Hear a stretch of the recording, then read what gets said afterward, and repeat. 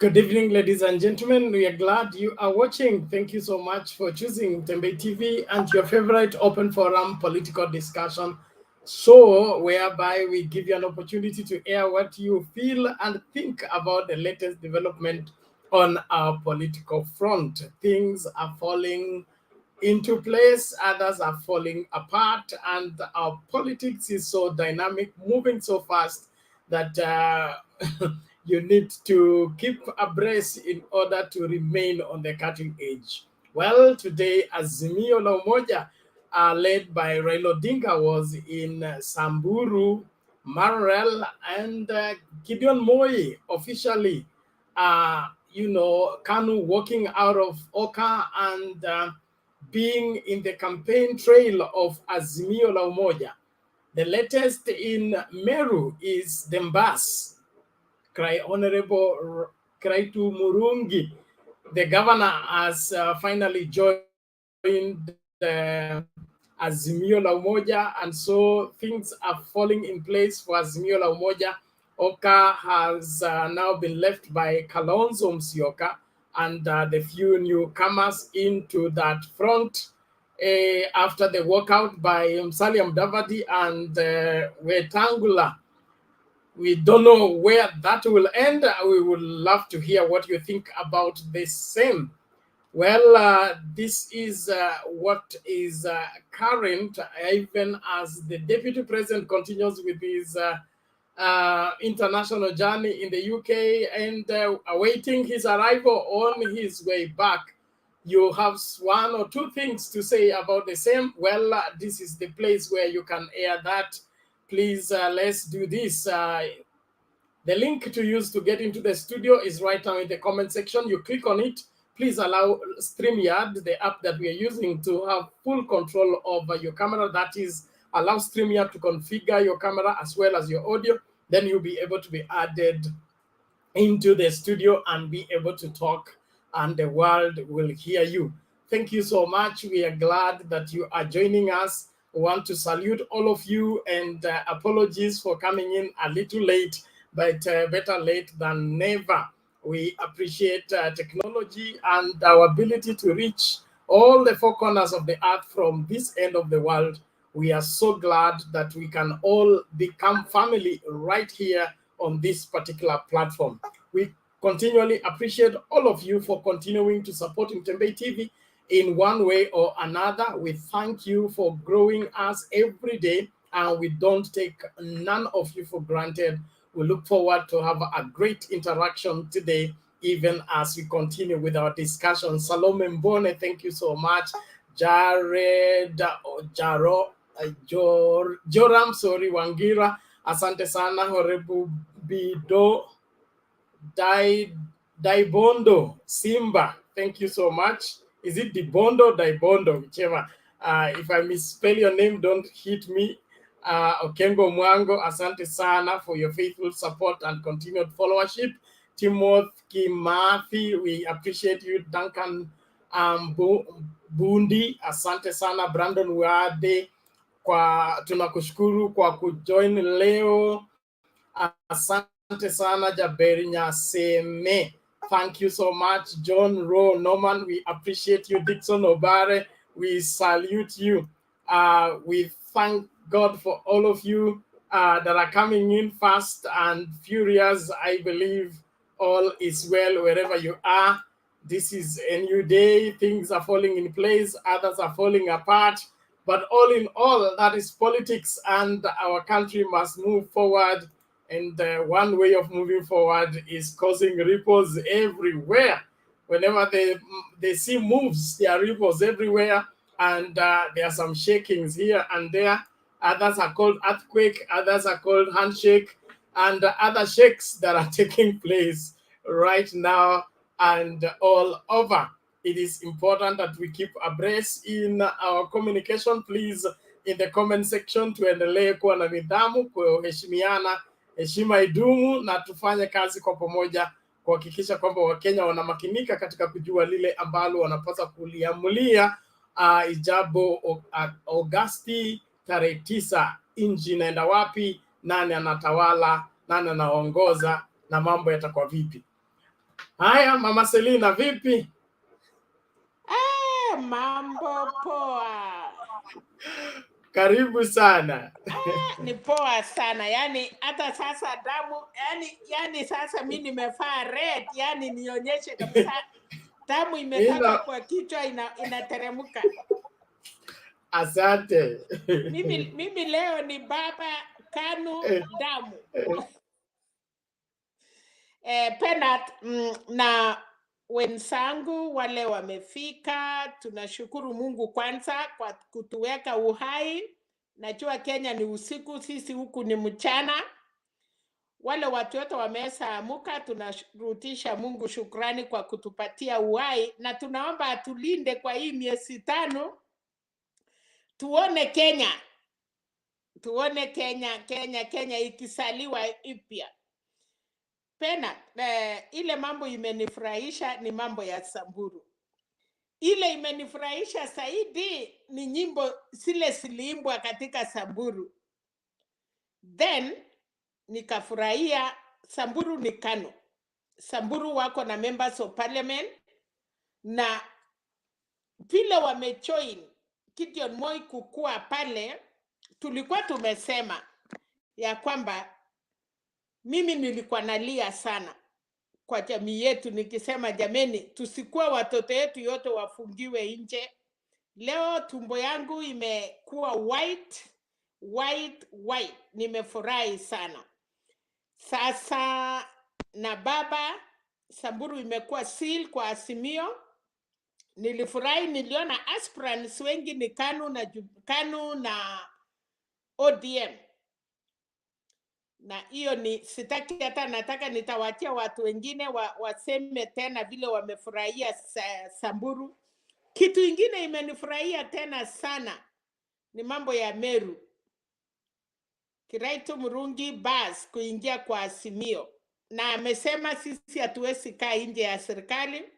Kwa hivyo wote wameona mahali serikali inaenda. Ingine ni mtu anaitwa Mituki Linduri.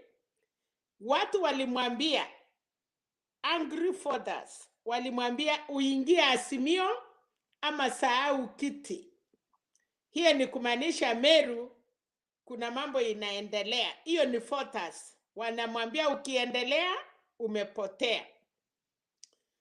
Hata mambo ya Mombasa leo hata sijataka kuona hizo vitu ya huko vile wanaendelea. Waendelee kupatia watu yetu chakula kwa sababu najua Mombasa is a seal case coast. So wacha tu Kenya KAA watembee. Wanasema kisuri cha kiusa kipaya cha chitembesa. Wacha wachitembese, wacha watusiane, lakini tayari tunaona msimamo mahali Kenya inaenda.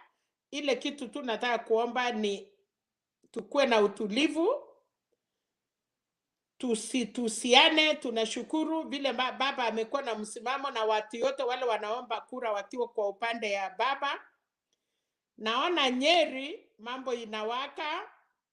Watu wengine wamekataa kuingia national politics, na wengine wanasema in case Mudavadi akuwe running mate wako tayari kujoin Jubilee. Kwa hivyo kumbe Jubilee haikukufa. So Pena, things are coming good well.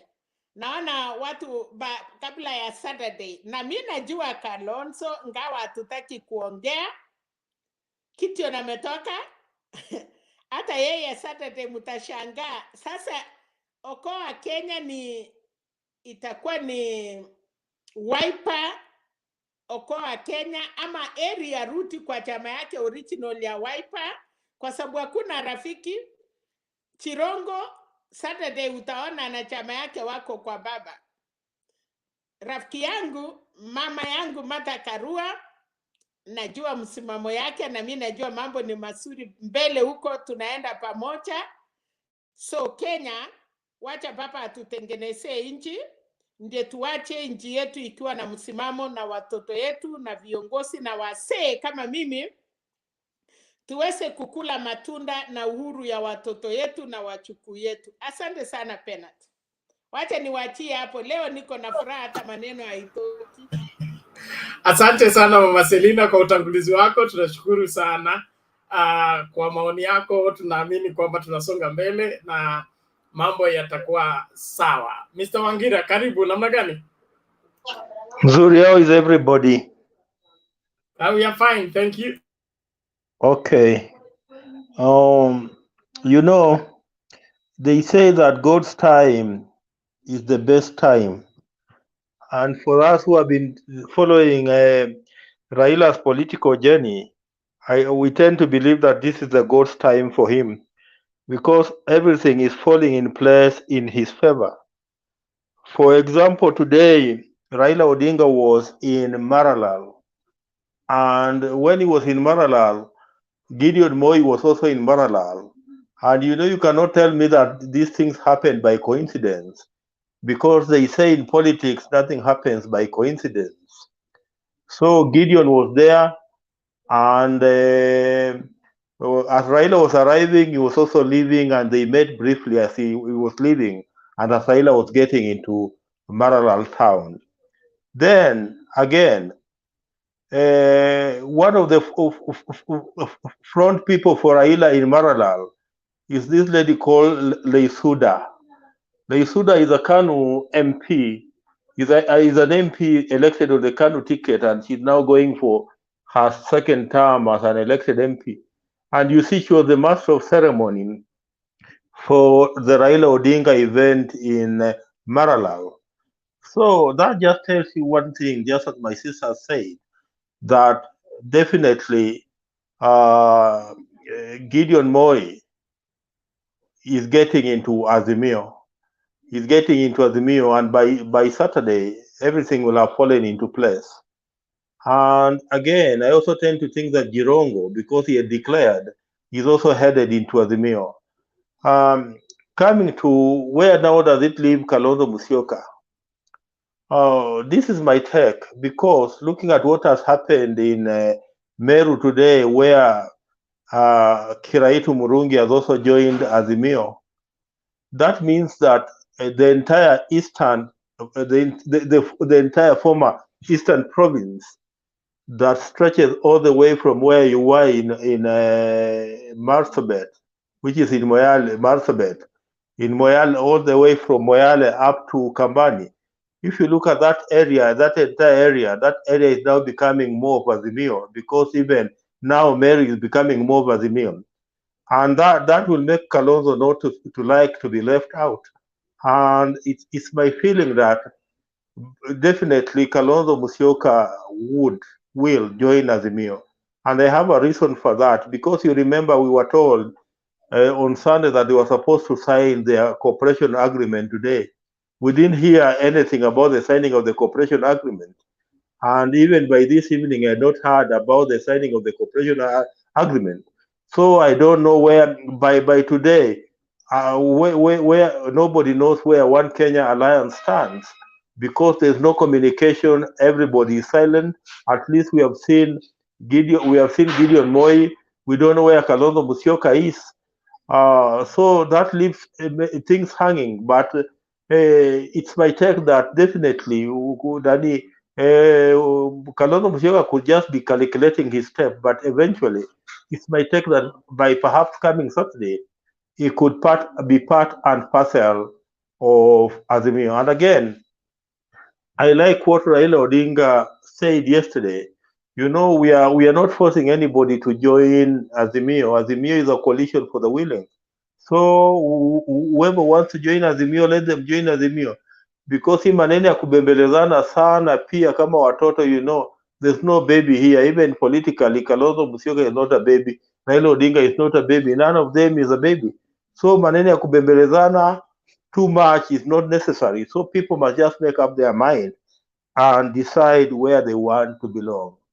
So as I finalize, you know, it was nourishing to hear Raila Odinga revisit their political journey with Kiraitus Mbus from those days in the 90s, in the late 80s and in the 90s, when they were fighting for the second liberation of this country, you see. So, you know, these are people who have a history and they know where Kenya has come from. And I tend to believe that the reason why Kiraitus Mbus has chosen now to join Azimio because, you know, if you look at that side called Kenya Kwanza Alliance, these are people with no history. Their history, there are people with no history. What history that that William Ruto have that is nationalistic? What history that Musalia Mudavadi have that is nationalistic? Wetangula, you don't even need to talk about him. He does not have any history. So I think now people don't want to be on the wrong side of history, because knowing where history has brought this country from the late 1980s to today, nobody wants to be on the wrong side of history. And that's the reason why, especially the much older generation are all now trooping towards Raila Odinga, because that they know that Raila Odinga is on the good side of history. And just as I've told you, looking at the signs, looking at everything, even the weather, you know, this is God's time for Raila Odinga. And come the 9th of August 2022, Raila Odinga is likely to be declared the fifth president of the Republic of Kenya. Bernard, leo hakukuwa na story moto moto because hatukusikia hata Ruto yuko wapi. Nimeona tu amepiga picha na defense minister wa UK, nikashindwa tu sasa ni mapicha, yani huko maneno imeisha, ni picha tu wanapiga. Sasa unaona ametupunguzia cha kuongea hapa. Wacha niwachie mtu mwingine aongee. Asante. Asante sana Bwana Wangira. Ni story na picha. Atuoli anaenda kukutana naye huko Tuesday.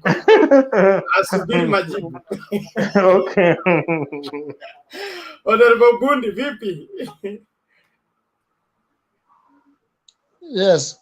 Good evening. Good evening to you. Welcome.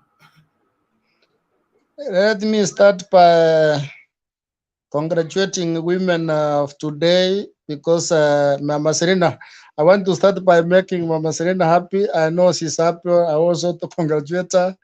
I went to forget what happened yesterday. Nilikuwa nimeonja kidogo. Mama pole.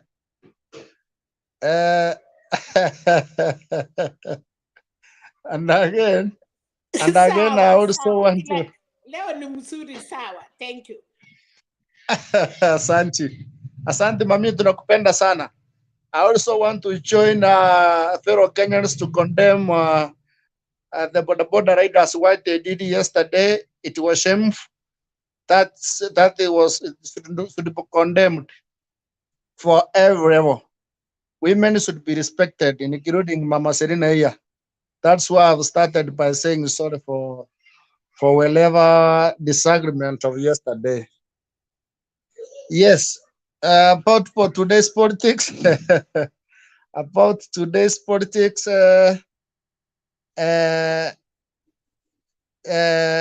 campaign, official campaign will start on, actually will start on 29 May. Campaign kamili kufunguliwa kiserikali inaanza tarehe 29 May. Actually, ukiangalia, we are quite far, and you can see a lot of campaign have already started from DP side.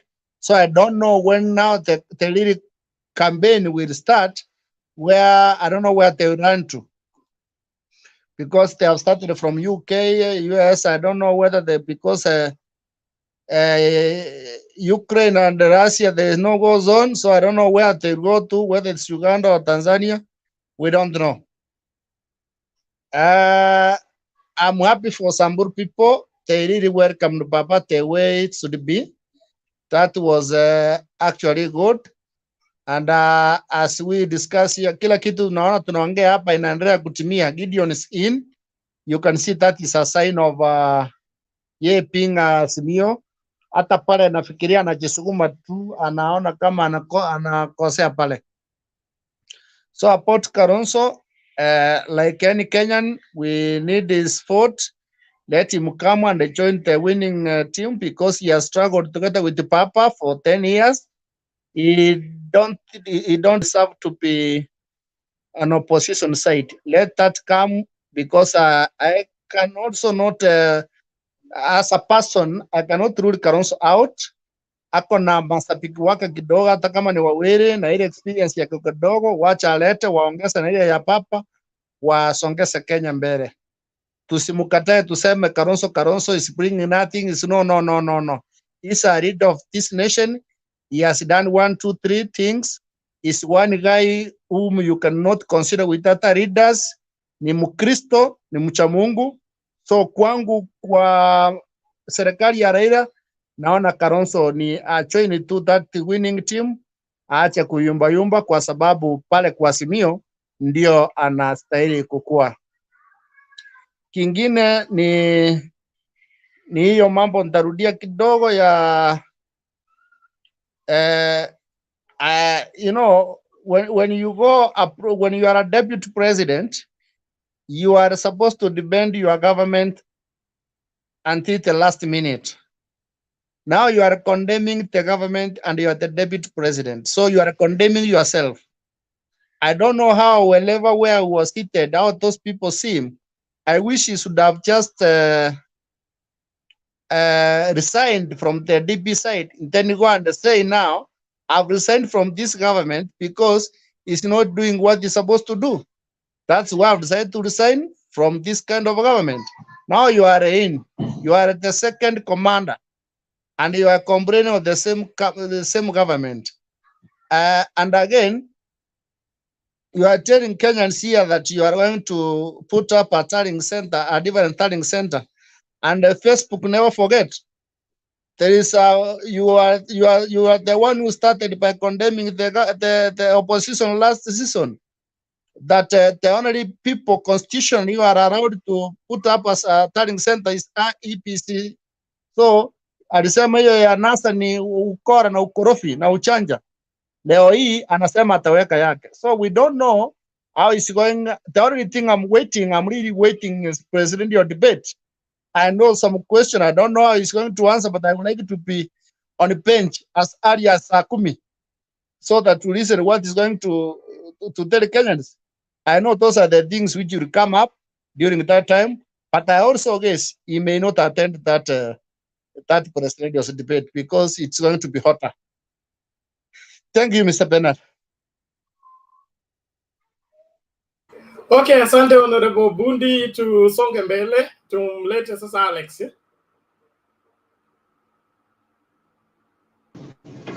Bernard, nashukuru kwa siku ya leo, and I want to start by saying Happy Women's Day, and because simu yangu inanisumbua, because of that I want today I'm not celebrating anything, and because of two things.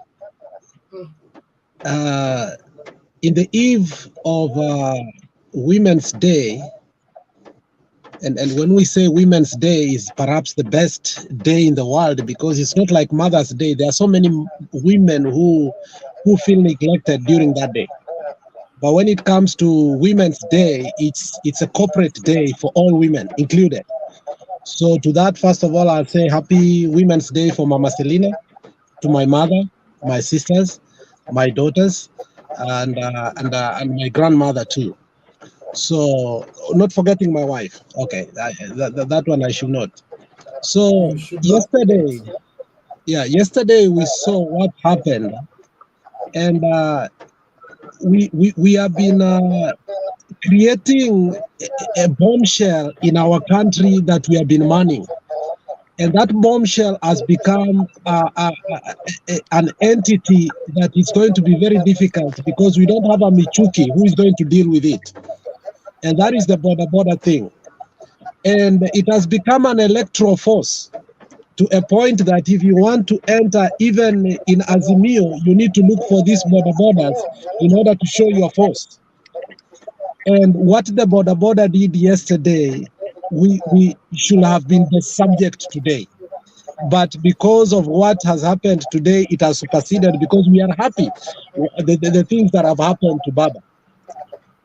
But we need to talk to Kenyans and tell them that Nigeria, Bangkok, Thailand, India was unable to deal with Boda for almost 30 years because they could not deal with it from the initial stage. To date, India is not able to deal with Boda and tuk-tuk menace. And that is what is creating the greatest problems in India right now, more than famine, more than economic problems because of the issues like Boda. Bangkok had to completely have an act of parliament to deal with borders because it had become a menace. So we are asking, even as we seek for votes from our border people, we find a way to regulate it. Bernard, I've been attacked by border for no reason.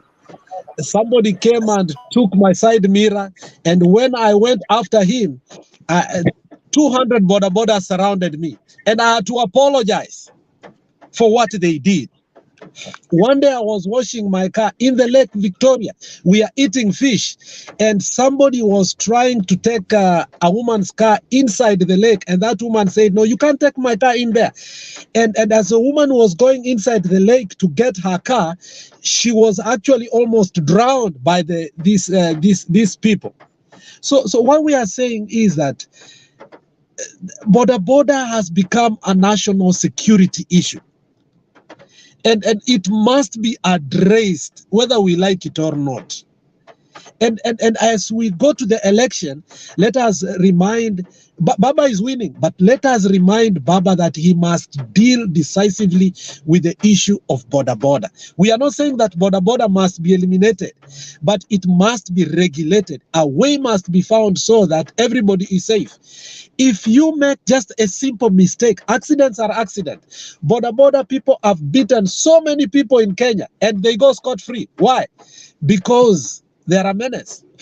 So we are saying this. What happened in Kenya yesterday should never happen again. Let it not be a one-day thing or two-day thing. Let us collectively say that border everywhere in Kenya right now, people are unsafe because the organizations that border have are mostly political, and therefore they have become very powerful. It's not wrong to empower them.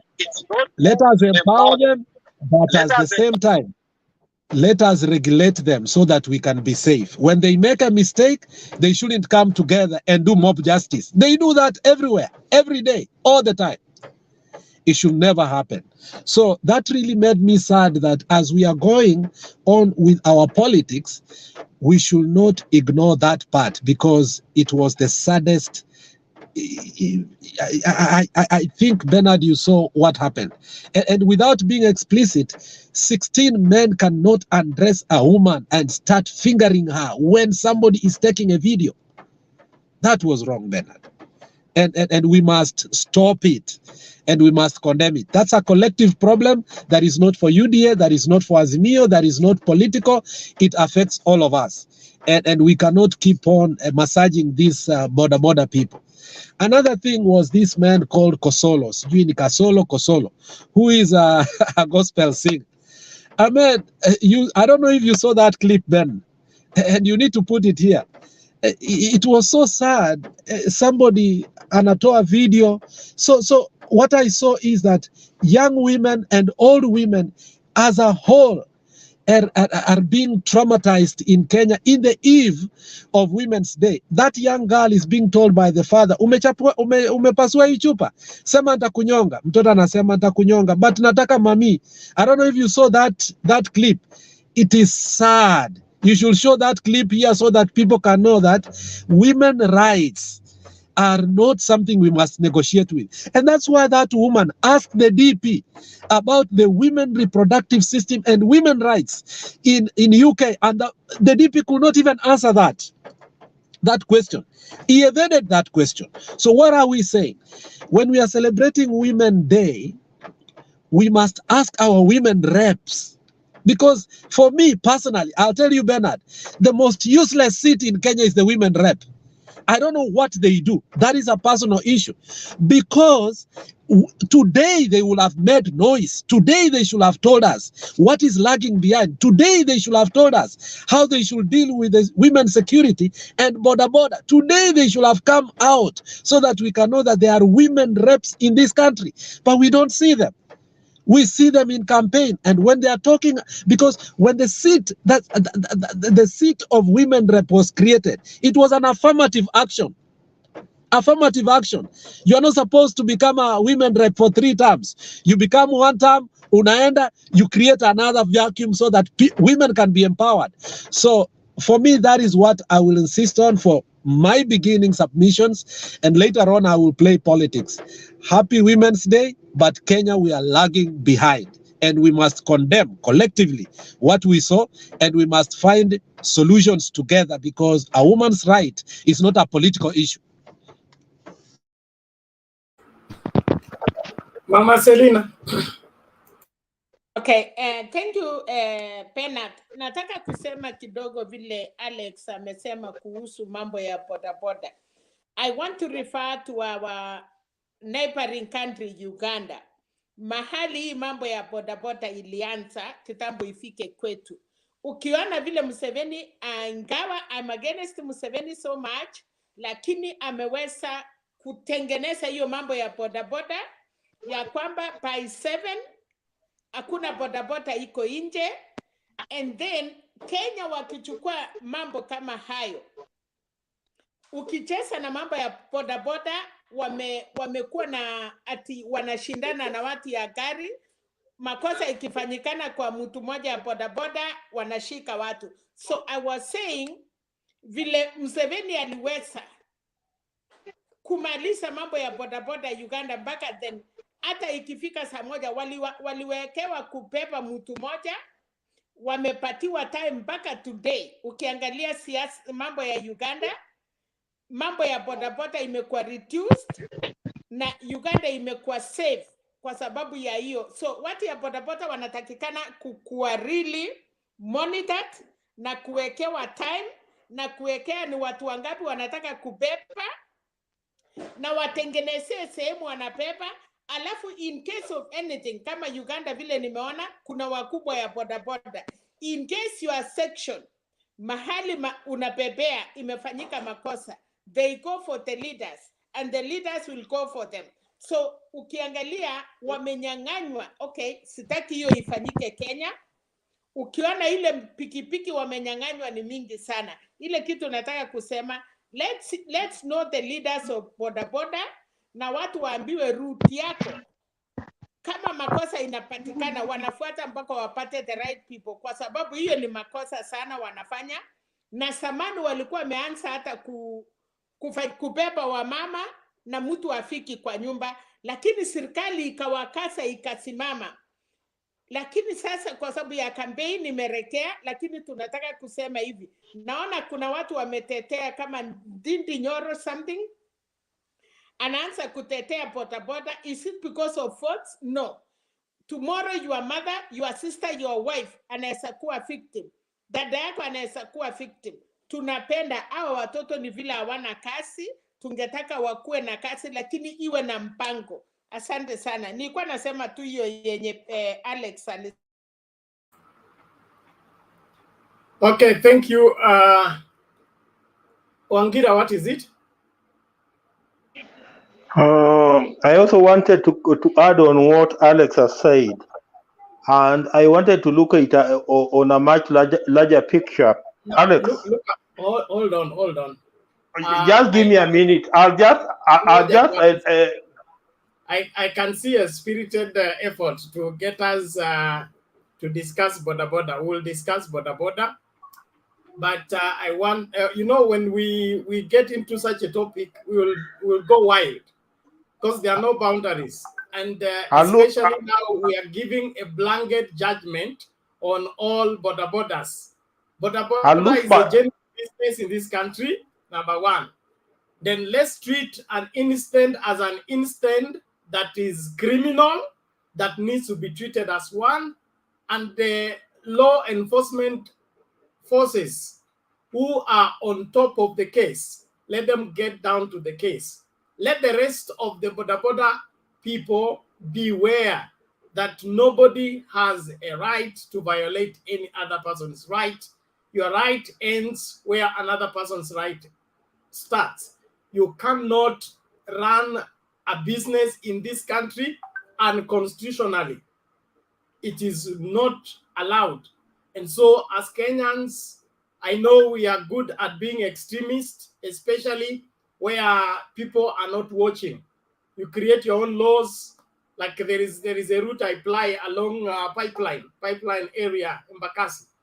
there is a definite Boda riding against the roadside, the wrong side of the road, and it's now become legal, okay, for them. They can ride on the wrong side of the road, and they even fight the motorists, okay, for harassing them when they are driving on the wrong side of the road. And it's not a small stretch. It's all the way from where? From the junction at the roundabout, all the way to Donholm. You know, it's not a short stretch. You just go on the wrong side of the road, and according to them, it is now legal for them to do that. Now, there is no way you violate traffic laws without causing accidents. But as much as we are in support of solidarity with the victims of this situation, I believe the Minister of Interior, the Minister of Transport have come in forcefully to address the matter. Let it be addressed, then we'll create time to discuss that further. Please, in the interest of time and in the interest of those people on the queue, let's not stretch that beyond where it is. Just give me a half a minute, then I'll be done. What do you want? Half a minute? I'll give it to you now. Okay, thank you. Just to add on what Alex is saying, you know, as far as I'm concerned, the problem is not the Boda sector per se, but is about the social values and the morals of the people of Kenya. You know, I was watching a clip about a truck that overturned on Thika Road, I think today, and the people who were looting bags of rice from that truck on Thika Road were not poor people. Some of them had cars, and you could see them running and picking sacks of rice and packing them in their own private cars. So to me, it's not about Boda. It's our social value, it's our social morals as the people of Kenya. You know, there's somewhere where as a society we have gone wrong. So we are only now highlighting Boda. Tomorrow it will be another sector. Tomorrow it will be another sector. So it's not about Boda per se. We need to re-examine ourselves as people of Kenya. Re-examine yourself and think whether you are in the right place, because majority of Kenyans are generally criminals by nature. And I call them criminals by nature because of what they do. You find a truck of bread as overturned. That's another blanket judgment. That's another blanket judgment. As much as we condemn the ills, we should not make it legal by saying we are all in the same. I am not in it for once. Kenyans are potential. I am Kenyan. Wangira, Kenyans are potentially Kenyan, and we are not that. Let's not stretch this matter beyond where it is. As an incident has taken place, it is to be condemned. It has been condemned. Let it rest there until the whatever law enforcement officers work on it. If we use wrong means to address a right matter, we get wrong along the way. Okay? And the best way to make an evil a right is justified by saying everybody is doing it. I'm a preacher. The moment you allow everybody's doing it, you have legalized it, and nobody will be removed from it. So let's accept, as a Kenyan people, we need to get back to our senses. And if you're in business, please do business, clean business. Stop doing business with dubious means, causing people's harm in the name of making money the shortest way possible. It's wrong. That money doesn't last with you. It doesn't make you any better, and you don't need it. Let everybody who is in Boda business be responsible enough. What is the purpose of those circles that they have of different sections if it's not to nap matters like this? So let the people responsible address this. We will create time and discuss this maybe tomorrow. I can see it's very hot, but I want to step on the brake as much as I can. Please, I beg. It's Women's Day, Bernard.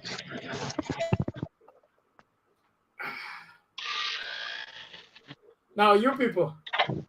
Hello? You have begun to push me too hard, too early. Oh, Bernard, don't allow that. Don't allow that. Nicholas, don't please. allow that. And I really appreciate you for trying to bring back the discussion to its right track. You know, Kenyans are very emotional, and when an emotional incident happens, they quickly turn it to the bond of contention of the day. And I think I'll join you in urging us all to leave that matter at that point, and maybe Bernard, you should consider creating a day. If tomorrow, then I'll be in for it. That topic is wide, and there's a lot we need to discuss to streamline that sector and other sectors too, like the taxi, that more or less have similar kind of incidences as the motorists. It's a hot matter, and it has evoked emotions in Kenya.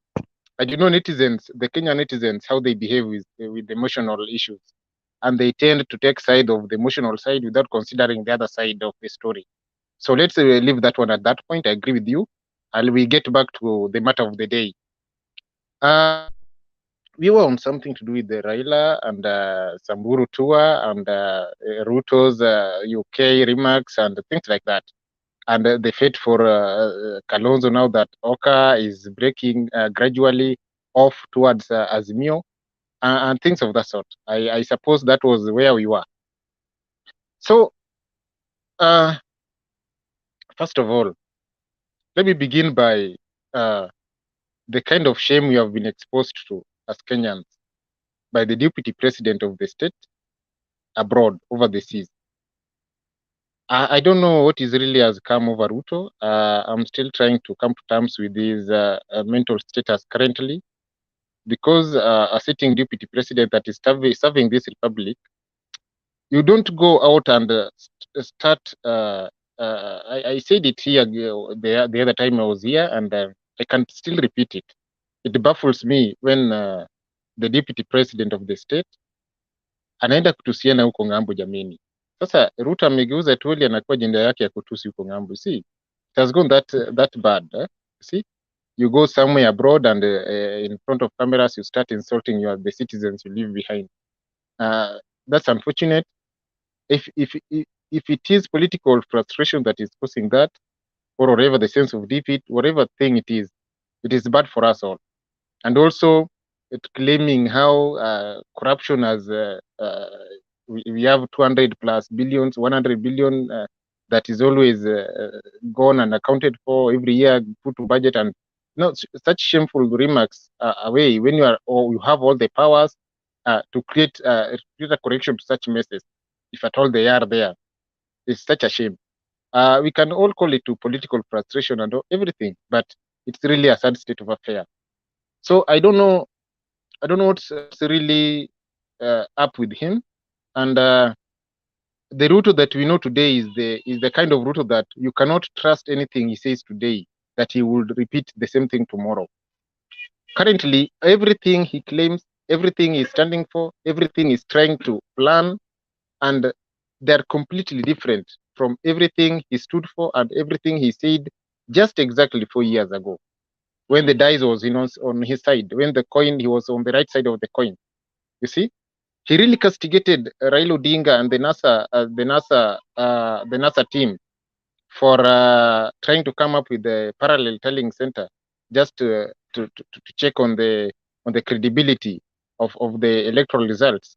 Currently, after accusing Kenya of planning to rig him out in the August elections, he is the one now trying to come up with the idea of having a parallel calendar, which he was really much against. So that's the kind of a person we have. He says this, the next moment he realizes, oh, that's really what I need to do. Then he comes back to that statement. And then when you remind him of what he said, he's like, you look like you're accusing him wrongly. Remember when he was being reminded at the Citizen television about his promises of the Stadia? He looked at Hussein and it was like Hussein was imposing onto him until some video clips of his statements were played to him. So it's somebody you cannot trust. It's somebody who will deceive you just at your face. So I don't trust him an inch, and he's not the kind of a leader we desire. Now, for Samburu case, I can see Kenyans are really happy about what is really happening. You see, when you are a country and your citizen who knows the right kind of a person you need to lead, and you see that almost every other citizen is now realizing the fact that a sober, well-thought, well-mannered, and integrity-oriented leader like Raila Odinga, then everyone definitely becomes happy. And it is only natural that we are all in the mood of celebrating the impending victory of Raila Amolo Odinga come August. What is now happening to Oka is that I would not want us to really castigate Kalonzo Musyoka so much, because we need to understand the dynamics of politics of the day currently in Kenya. You see, let's take an example of, say, Moses Kuria. Kuria, his political mathematics, political arithmetics are currently trying to work for him. He's sick abroad, he takes a month or two, then come back, he has a welcome, a homecoming party, then he strengthens his party, and then he's on a negotiative platform with this party, the small party that he created, that was termed by Ruto previously as village party, and caused havoc between him, a little kind of rape between him and Ruto. But right now, he's somebody who can bargain, right? And is considerably a co-principal that Kenya Kwish Alliance can really want to put into their side, hata kama hana numbers, but at least for the political perception. This is the kind of thing Kalonzo is trying to pressure us with in Azimio. So only that Kalonzo tends to always want himself to be seen as almost an equivalent partner with equivalent mind and equivalent political force that should be considered with the highest regard in any political negotiation.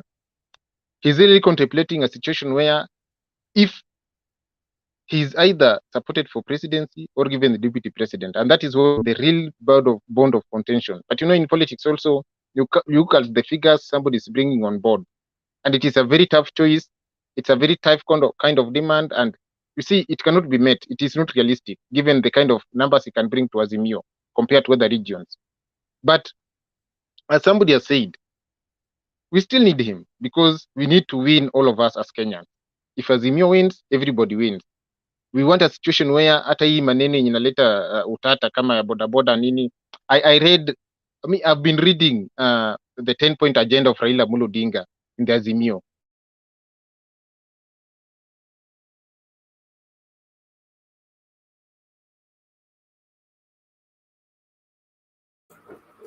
Okay, it's like Nicholas amekwama. Pole. Now, before I bring in Neni, I really don't want to allow interjections now, because I want us to flow. So kama uko na swali, especially Sam, wewe ndio unakuja after captain, okay? Anza na rebut, alafu ufanye submission. I'm deliberate on that. Secondly, it is important that when we come to this debate, we behave maturely. Most of you, if not all of you, have access to my personal contact, okay? If there is an issue you would love us to address, you can contact me in good time.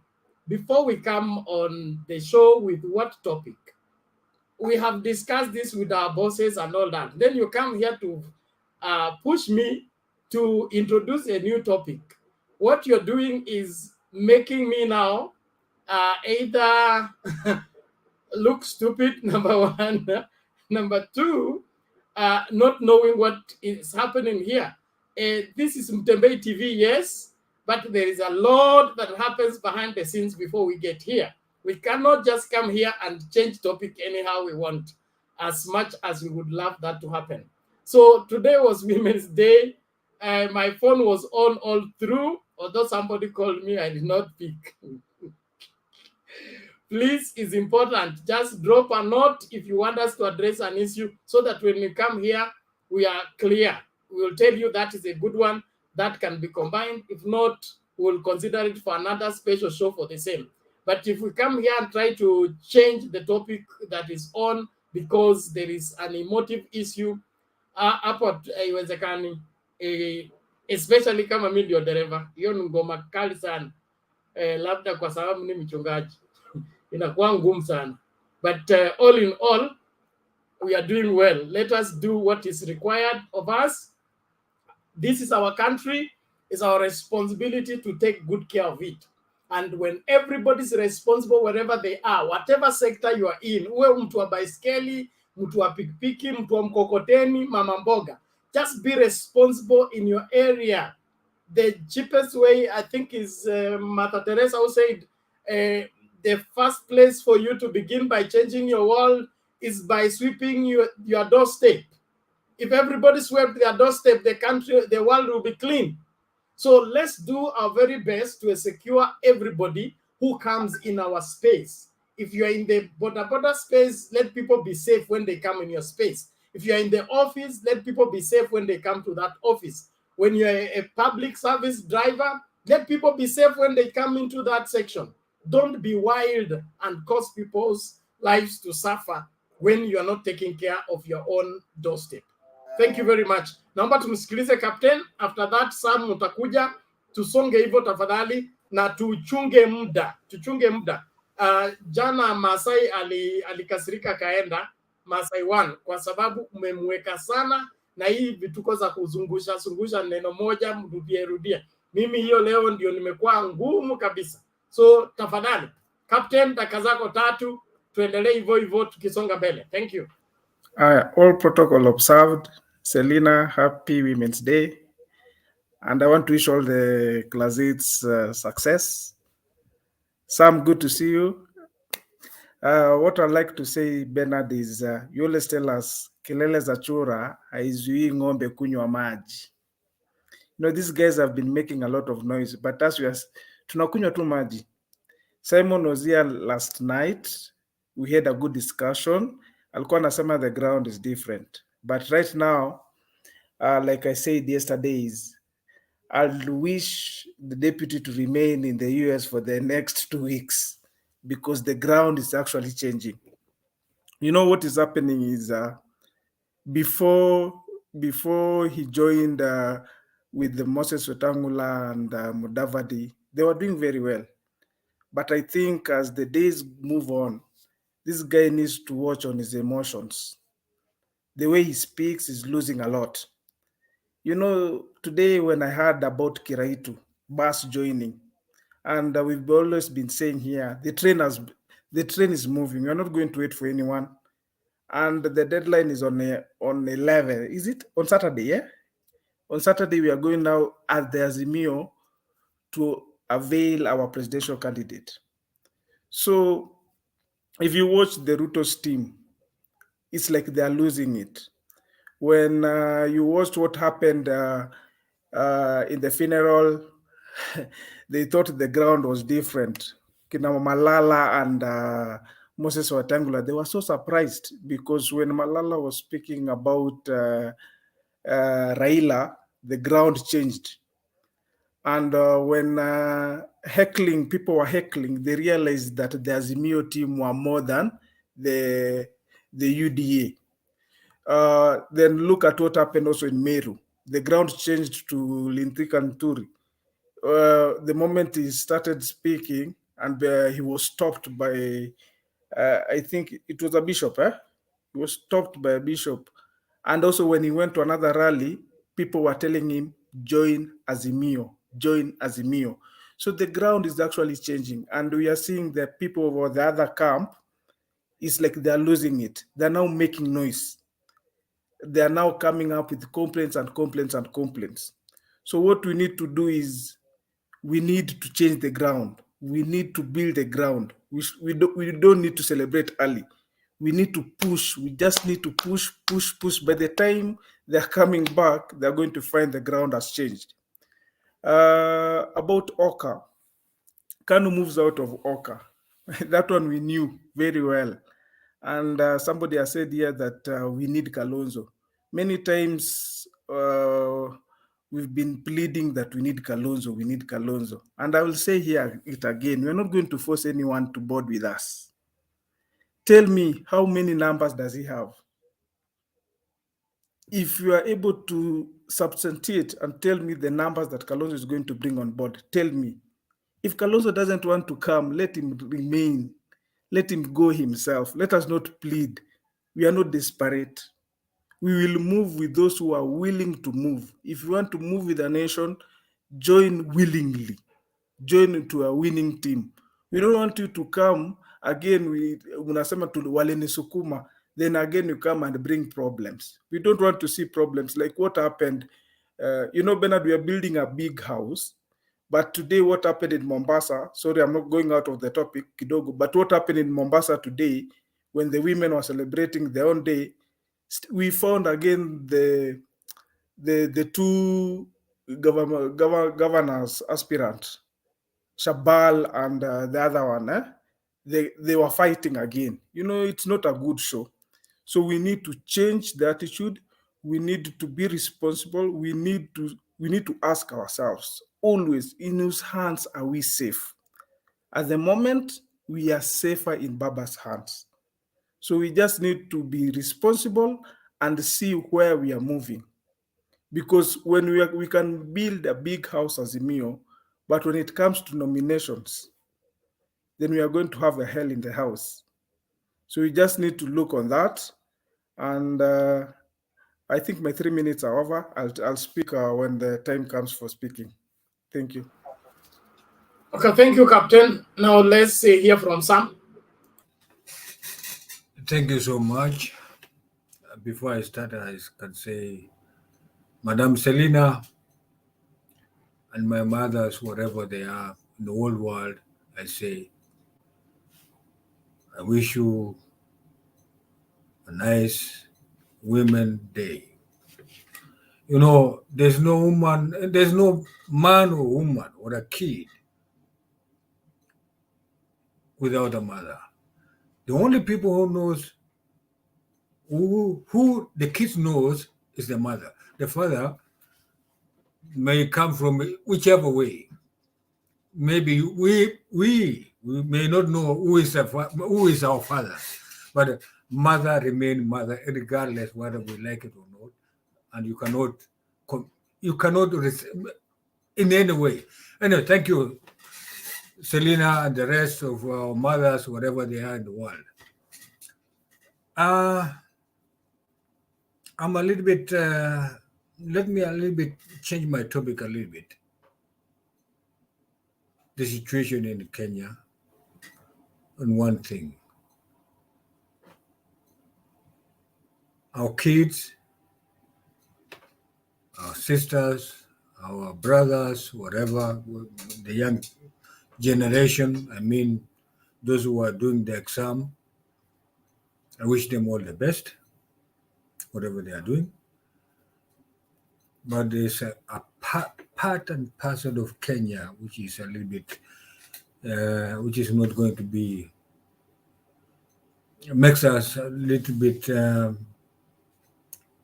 have tension. That is the triangle, that is Keriu, what do you call it? Pokot, Baringo, Mexa, and the Marape. I wish, and I suppose, before we carry on, I wish and I suppose this place, the insecurity should be solved by the government of Kenya. Because the security of a nation is more paramount than anything else. It's not only that. I don't know why, always whenever it comes in election time, they think of cattle wrestling emerge just out of blues. But anyway, President Uhuru and his cabinet and his security are going to make it that one. Hopefully, because those young men and women, they need their future from whatever we are doing. Well, let's come. There's something with my friend. How do you call it? Alex said that he said about something which happened yesterday when what DP Ruto was talking in London, when this beautiful young lady, not woman, the young lady was asking him about his role as in the government 2013 to up to now. I suppose, in my own assumption, I don't talk about you there. I don't talk about whatever DP talked about it. I'm going to talk on my own personality, personal way I analyze it. I think, and I presume and I think, without my benefit of doubt, whatever this young lady wanted to know, he wanted to know exactly if and when. She wanted to know if and when Ruto is involved in corruption. The way I listen it all the time, I've been watching this video more than 10 times myself, reviewing it to find out exactly. I said,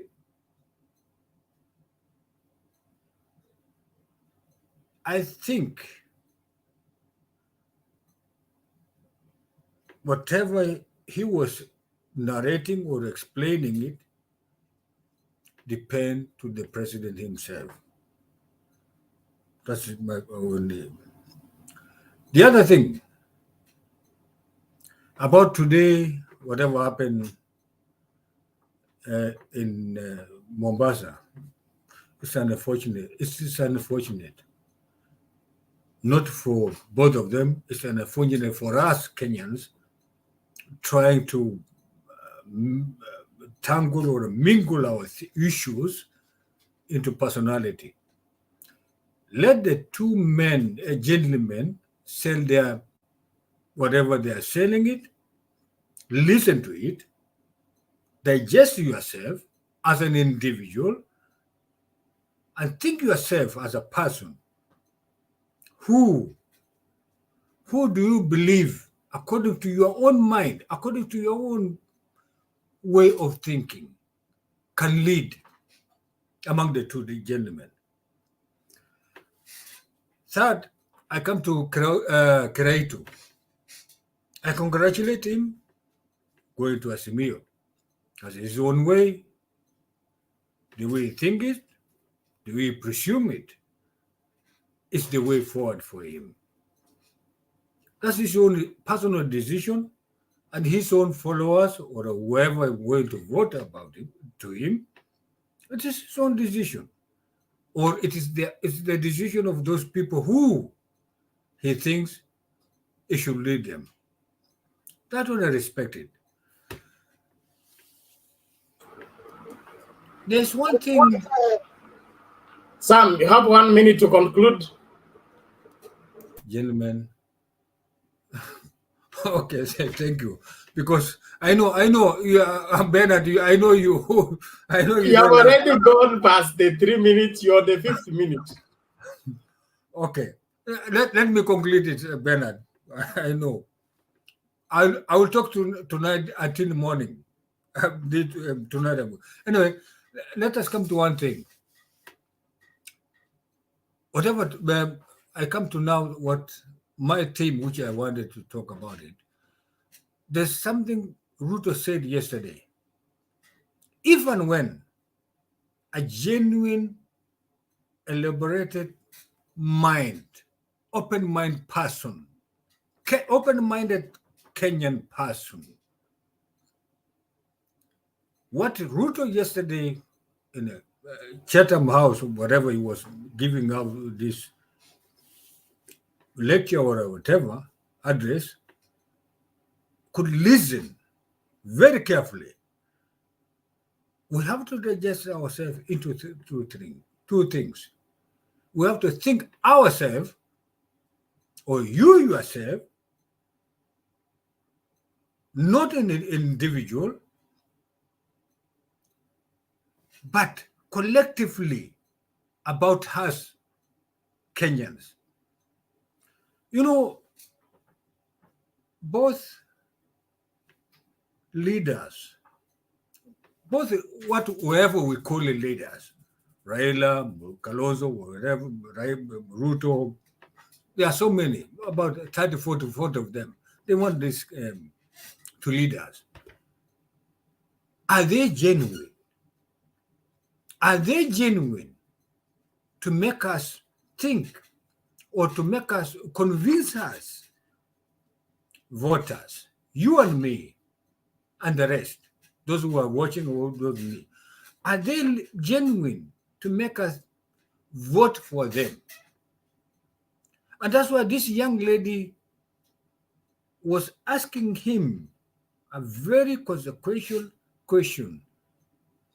You have been in the lead in this package of presidency for the last 9 years. Have you done anything, or have you anything that we are going to give us to make us vote for you next year? He tried to explain it. For those who understood it, well. For those who didn't understood it, to depend to individual. In my opinion, I can say it's you and me to think about it before we vote. Thank you. Okay, thank you, Sam. Thank you, Sam. Let it rest there. You will pick it from there later on. DP Ruto is a very interesting leader, if we could term him as a leader, because when it comes to matters corruption, anasema pesa iliwekwa kwa gunia, mtu akabeba kwa gunia, akaenda nayo. Then when it comes kufuata pesa, anasema tusifuate watu, tufuate institution. So hii pesa tutaipata saa ngapi? If individuals are the ones putting it in the sack and going away with it, then you say we should not follow personalities, we should follow institutions. Is it not aiding corruption in the process?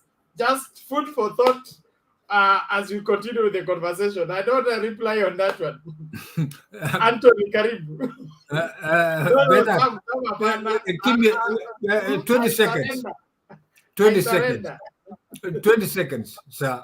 Excuse me, sir. 20 seconds, if you can allow me. Okay, what is it? Asante sana. You know, Bernard and the rest, there is the responsible institution which are or were given that responsibilities to make sure that whatever they are doing it independently without consequences from anybody. They are doing it on the consequence on themselves, if and when they are legible to distinguish in or with their own ability that this person is, or that this person was being or has been doing those whatever corruption is needed. Anyway, let us not personalize corruption, because when we go to corruption, Sam, it's okay. Your 20 seconds are done. Let's do this. We will end up turning this into a corruption debate again.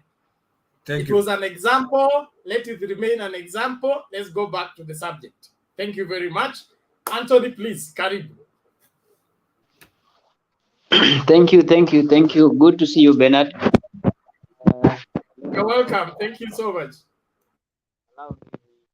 all women I can see in the house, Madam Selina, not forgetting my beautiful mother and my beautiful lady, and all women in the world. Let me wish them International Happy Women Day. Okay, to come to the point, I'm only going to talk about two major issues, about Ruto's visit and about Kalonzo. There is something very interesting about Ruto that I've never seen in any deputy president, which I'm seeing in Ruto.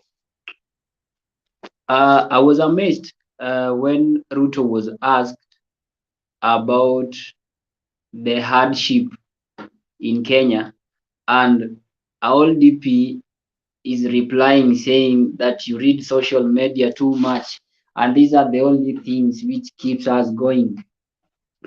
I think to Mr. Ruto and the team, of course his team, they knew very well that their visit outside the country would at least earn them some good points as they gang up to about this presidency thing. But unfortunately, it has turned otherwise. It has literally turned otherwise.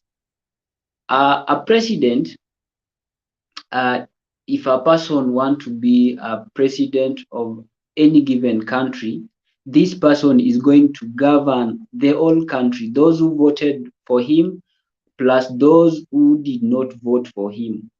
So if someone wants a seat, a president seat for that matter, and you go away from your country and start abusing the people whom you want to govern, it doesn't make any sense. Because when deputy president was calling Atwoli a stupid person, and this Atwoli also has got followers, this Atwoli also is leading an institution somewhere. This Atwoli has been in this country. It does not make any sense for a leader to go outside your country to start abusing countrymen. It doesn't make sense. And to Ruto, perhaps he has forgotten that maybe presidency is like a kingship. Someone should remind Mr. William Ruto that presidency is not a must, presidency is not a kingship, and let him not go like I must. The same person saying that other people are planning of rigging election is the same person tomorrow saying that no one can steal my votes.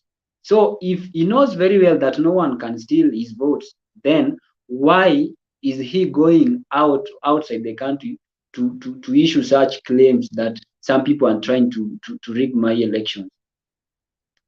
Ruto has already sensed defeat, and it is obvious that is like someone dying inside the river that is trying to catch everything, even that thing which cannot give him or her a support.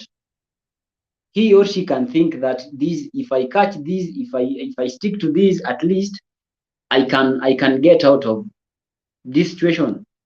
He won't. To Mr. Kalonzo, I think Kalonzo's game is very interesting as well, because you can compare what Kalonzo is doing like what we used to say when we were very young, that when I grew up, I would like to be like someone. So Kalonzo, as at now, is trying to be like Raila. And just like any other person can say,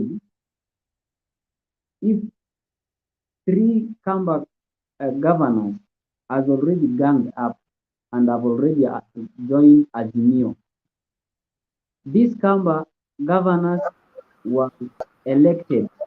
One moment, Anthony. One moment, Anthony. One moment. Thank you. All the people behind the screen, you are making the screen too dark. We are entering Operation Fagia Yote. So if you must stay behind the screen, you let me know in the private chat, and then we'll give you first priority. You make your submission and go, because we must maintain a clear screen for everybody to follow, those that are following on the screen at home. Thank you very much. Anthony, continue. Thank you, thank you. As I was saying, that Kalonzo should use minimum time possible to join Azimio. The other time when Mudhama was talking about Kalonzo, he said very well that UDA does not want Kalonzo. He mentioned very well that by the time he was with Kalonzo, perhaps he was the one who was looking for the coalitions. Maybe he was the one who was being sent to talk to other leaders on behalf of Kalonzo. And now Kalonzo is alone. Oka is now other parties, Kanu has left. We don't know about tomorrow. But in his backyard alone, ile tu kwa kikapu chake yenye anaweza sema okay, mimi nimekuja na kikapu changu and this is what I have. He has nothing there. He's getting totally nothing there. So the more he delays, the more he will miss a lot. So he should really think, he should really sat himself down and have a dialogue within himself and at least come to a conclusion, because the train has already left the station and the door will soon be closed. So let's win together. To other Kenyans, njia ni Azimio, and that is the only right way we are going, and that is where our children and our grandchildren are going to be safe. Otherwise, thank you, Bernard. I'll have another time. Okay, asante sana Anthony kwa maoni yako, tunashukuru kwa mchango wako. Megi huko? Megi?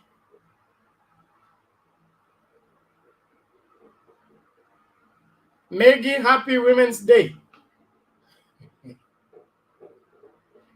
Okay, she seems not to be there. Let's hear Mr. K.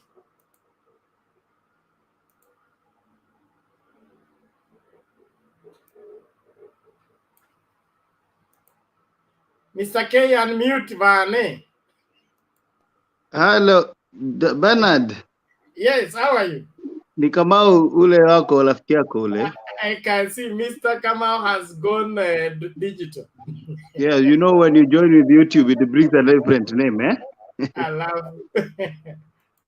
Anyway, I'm happy. I wish all the women again happy International Women's Day.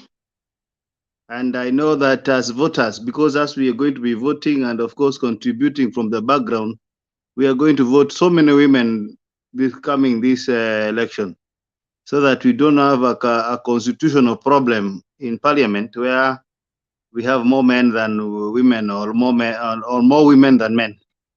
So I hope, and I beseech everybody, if there is a women rep, and particularly in the Azimio party, because we have to you can vote for the women. But even if they are in UDA, you know, sometimes it's good to realize that we can vote for the president, and if there's a woman there, you just and he has a good quality. Sometimes don't so much be confused with the party. But having said that, I want to contribute now and say, once upon a time, Mr. Uhuru Kenyatta said that siasa si sprint, siasa ni marathon. Na sasa inadhihirika kweli, kwa sababu tumeona mikutano ya Azimio imeanza kupata moto. Imeanza kupata moto kwa sababu ukiangalia vile kulikuwa Samburu leo, inakuhakikishia ya kwamba watu wa Samburu wameingia katika basi ya Azimio. Na hiyo ni mkutano ulikuwa mkubwa sana, wameenda mahali mingi, na kila mtu aliimba wimbo la Azimio. Ni kweli hata sisi tulianza tukua kwa UDA kwa sababu ile porojo tulikuwa tumepewa awali ilikuwa mingi sana. Lakini sasa hivi watu wengi wanajiuliza, na je, katikati ya hawa watu wawili ambao wanaosimama tuko safe kwa mkono ya nani? Kwa hivyo nashukuru sana kwa sababu kuona kabila zote, dini zote, Waislamu, Wakristo, kabila zote ziko mingi sana katika Azimio. In fact, I'm surprised by the support His Excellency Raila Amolo Odinga is getting from all the legions and all the sectors of this country. Businessmen are behind him. Young people are behind him.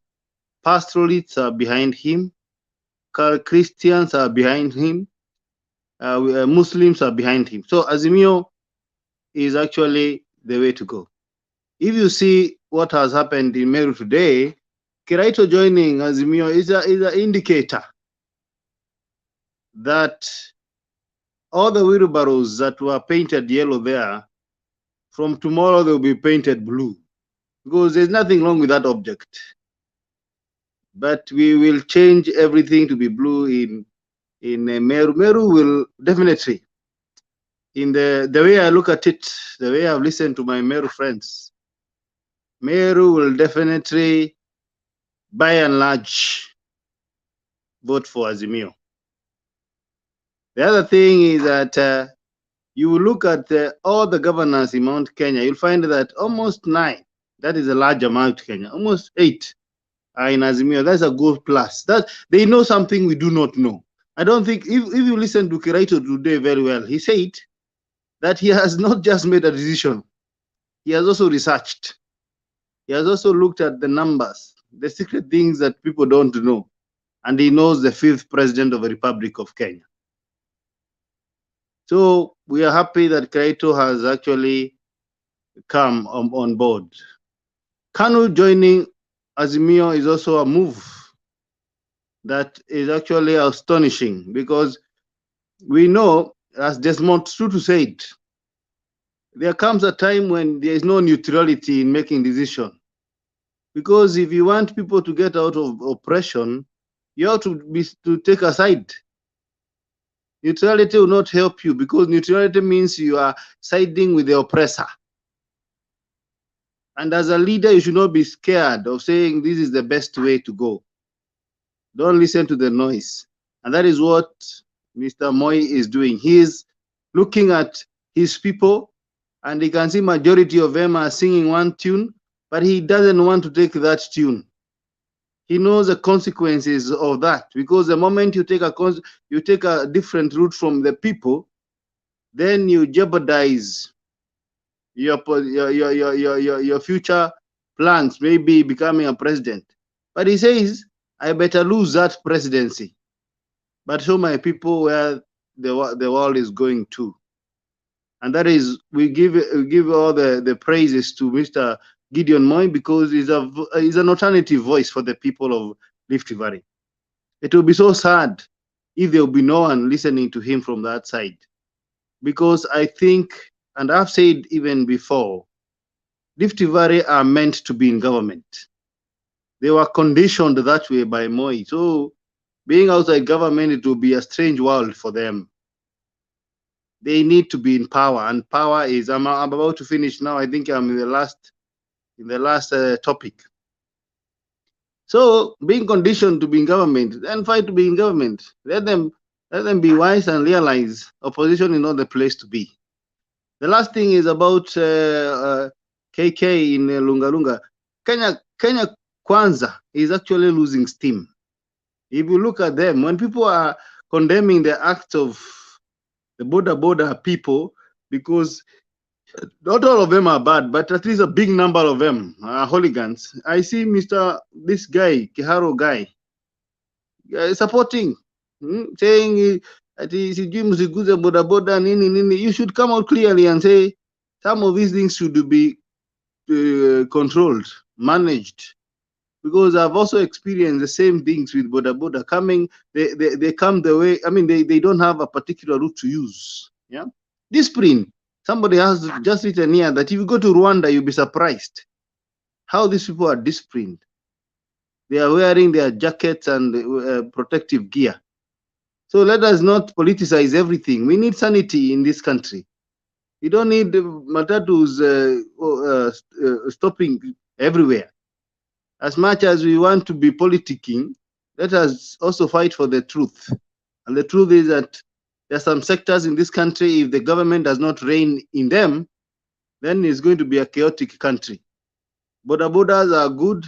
Some of my brothers and sisters are in that business, but I won't support insanity and people doing things according to their own mind.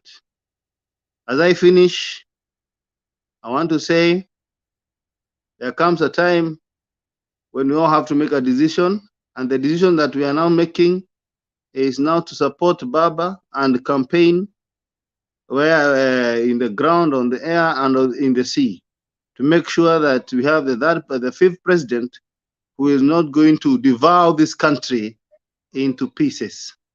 Today I did a very strange thing in the YouTube, in Google. I Googled corruption in Kenya, and everybody should Google that. You'll be so surprised the names you find there. Google cannot be wrong. We cannot be wrong. Corruption is cancer, and if we do not cure it, the problem in Kenya is not debt. It is not leadership. It's not institutions. It is not operating court, but it is corruption. We deal with it, and we'll be okay. Thank you. Asante Mr. Kamau kwa maoni yako. Naomba tusonge mbele. Tumsikilize Dan, then Murunga, then Douglas in that order. Dan, karibu. Yeah, thank you, Bwana Bernard. Kwanza wacha niombe msamaha. My background have some noise, so you bear with me please, because I'm outside. Yeah, nataka nishukuru nyinyi wote mko kwa panel, and the second thing is I wish all the mothers happy Women Day. So nyinyi watu wa maana sana. Bila mother singepatikana. So wacha niseme hivi. Nikianza point yangu ya kwanza niseme that Kalonzo asilasimishwe. Hakuna mtu ako supposed kulazimisha Kalonzo kwa sababu yeye si mtu anajisimamia na ile point anataka kumeka ama kufanya.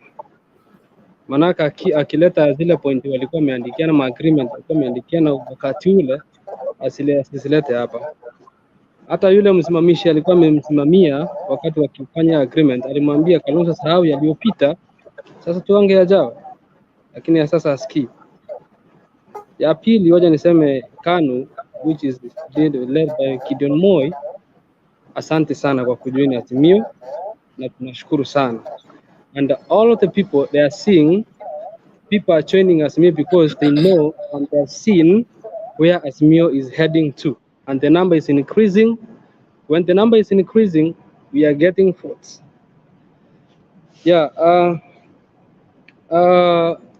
kitu ingine, wakati watu ama mtu anaposimama kuongea maneno yake, lazima atumie mambo zingine kujionyesha kwamba pia yeye anaongea. Na hiyo Bernard, wakati naingia kwa platform lazima niseme that tusisimame mbele ya watu kuchipiga kifua ndio mradi tuonekana sisi ni simba.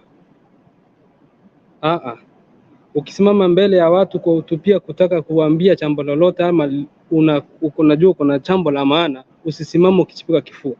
Wacha niseme Ndindi Nyoro kitu amefanya si nzuri kabisa. Kuna akisimama, unajua kutoka mwanzo tunasema kwamba hii UDA which is Kenya Kwanza haina mwelekeo. Manake kwa nini nimesema haina mwelekeo?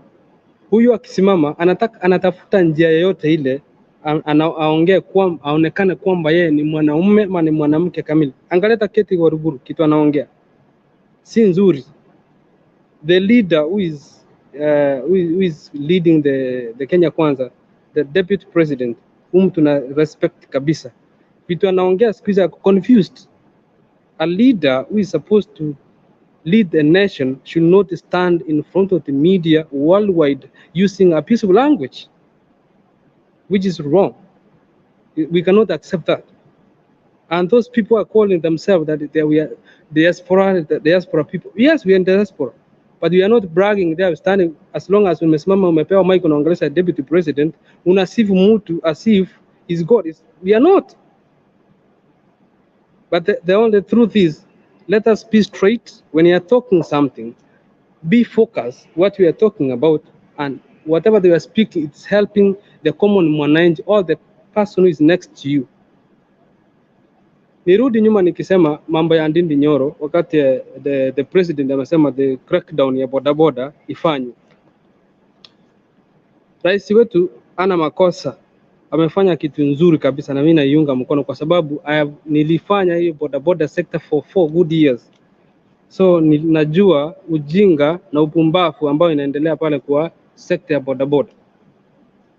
I was a chairman at a certain stage, but I cannot speak because I know there are some people even we used to fire from there, but we find ukiwafuta from here, wameenda wametafuta njia nyingine, wanaingilia, wanaanza kufanya mambo yasiyofaa.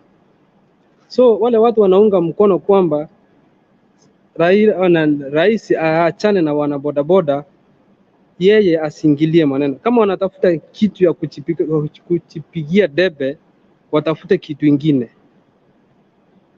Sekta ya bodaboda ni nzuri, imefanya wanaume na wanawake wengi wamepata ajira, lakini kuna the few elements wako pale ambao wamechafua chini ya bodaboda kwamba imekuwa ni mbaya, na tunalaani ile kitendo ilifanyika pale wakati ile accident ilifanyika.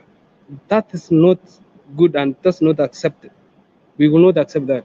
So what I'm trying to say here, when the president has said the crackdown should be done, this is a warning to all police officers who are going to do that, because some of them will use this disadvantage to embarrass, to misuse, or to take illegal money from these people and send them go. Kuna watu sasa watafungua vinywa, watafungua mifuko waweke pesa. So naomba tafadhali, mnapoanza the crackdown, nyinyi polisi, kuna wale mnajijua mifuko yenu haitaitosha pesa, mwache hiyo tabia. Si wako Kenya tunajua, tumesaliwa pale, tumeishi huko sana. So msitumie advantage kunyanyasa wale wengine ni wazuri. Bodaboda si wabaya wote, wengi wao ni wazuri, lakini kuna wale wachache wamekuja wameanza kuchafua China.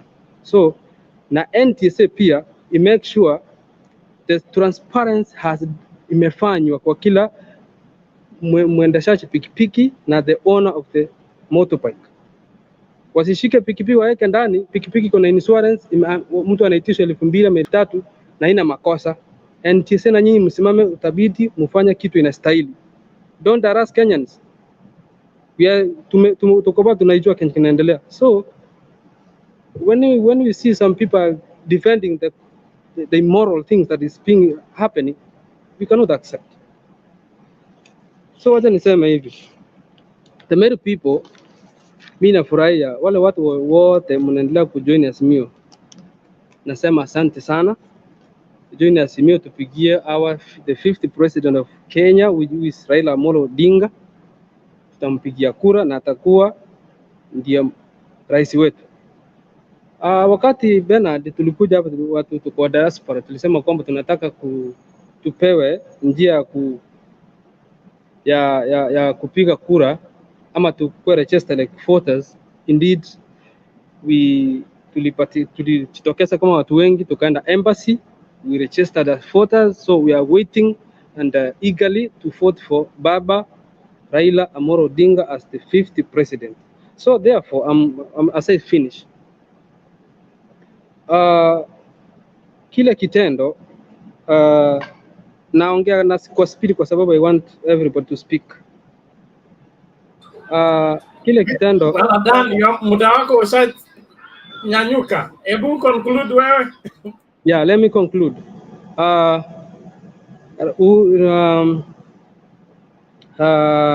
Ruto, who is the vice president of Kenya, the deputy president, tafadhali, this message goes to you. You are addressing the Kenyans, you are addressing the diaspora people. Usisimame mbele ukitukana viongozi wengine mahali wamesimama. Remember, wewe ni kiongozi umechaguliwa. Chunga mdomo na kuwa kiongozi thabiti. So usikuje kuleta makasiriko mbele ya kamera, ama hiyo sio familia yako. Kama unataka kuwa kiongozi, jua the whole Kenya is coming to be your family. So don't use that abusive language. We respect you. And if you respect the Kenyan, we respect you. Thank you. Yeah. Okay, thank you, Dan. Let's all ensure that we adhere to the standing orders. We said hot drinks are not supposed to be taken on the screen. Please, let's adhere to that. Nimepewa hapa fununu kwamba kuna mtu anakunywa kitu. Please, I don't want to fight anybody. Let's do what is required. It is against YouTube community. Si eti tunataka kuwalazimisha kuwa Wakristo kama sisi ama kuwa Waislamu. It is against the YouTube community. Bernard, nafikiri kuna mtu ameangalia nikikunywa cola. Sorry, nafikiri kuna mtu ameangalia nikikunywa cola akifikiri ni vitu vingine. Hapana. Jamani. Hatujasema ni wewe. Mbona unajishuku? No, mimi peke yangu nimekuwa nikikunywa hii. Hata mimi nakunywa hapa. Please, let's not use hard drinks on the screen. It is against the YouTube community rules. Let's adhere to that. Murunga, karibu.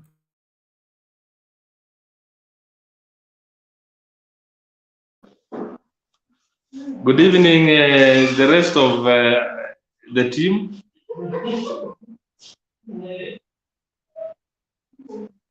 Nimesikia Ben, nimekubali. Good evening, you are welcome.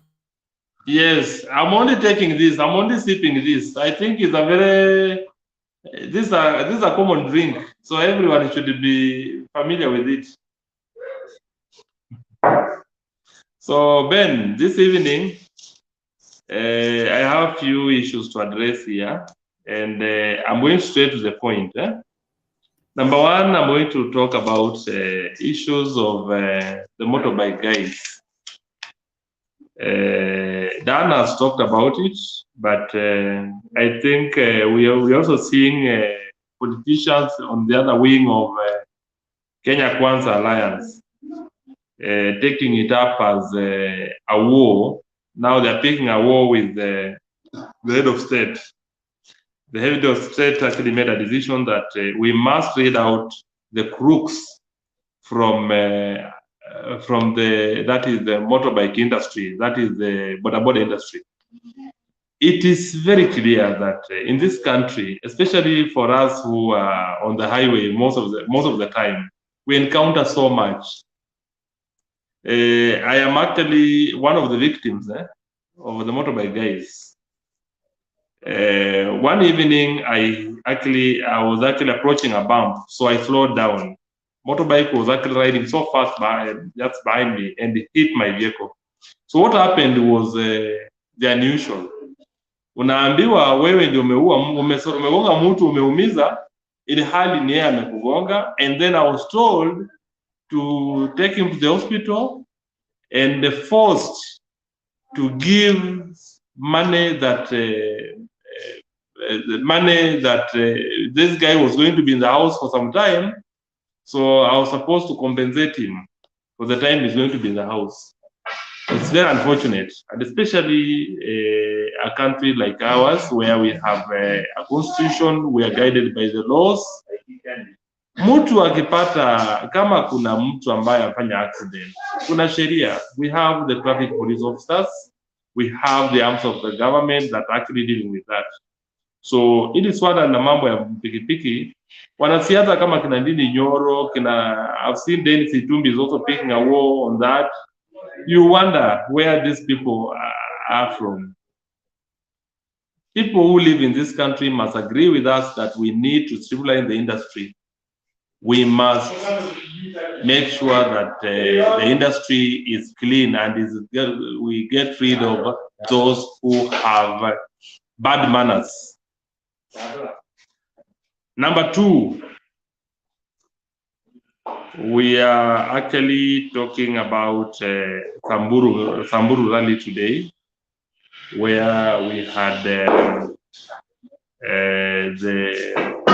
Azimio team, and it was very successful. Looking at the numbers, it's apparent that the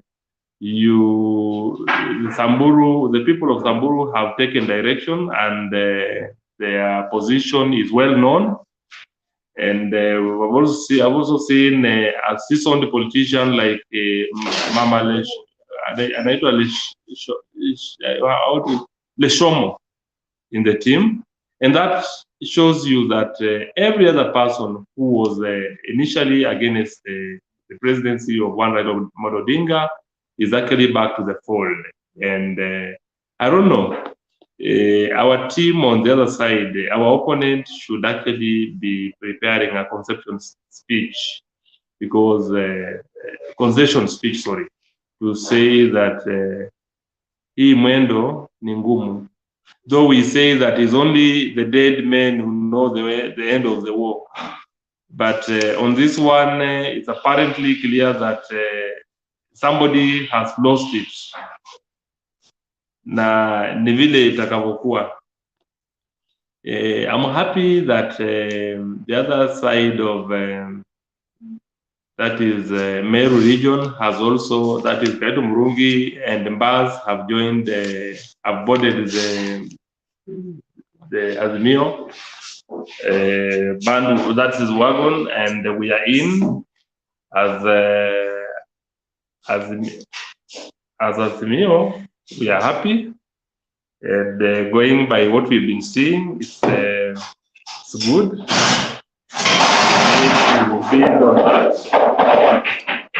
Kuhakikisha ya kwamba we bring in more people. I heard one of the speakers saying that Kalonzo Musyoka tumebembeleza sana. That is true. Kalonzo Musyoka tumebembeleza sana. Yes. Huko nyuma ama kuna nini? Kuna mtu anapiga makelele lakini nimemzuia, hawezi piga makelele tena. So what we are saying is this. Umetumia remote, hebu nini? Anza kutamatisha.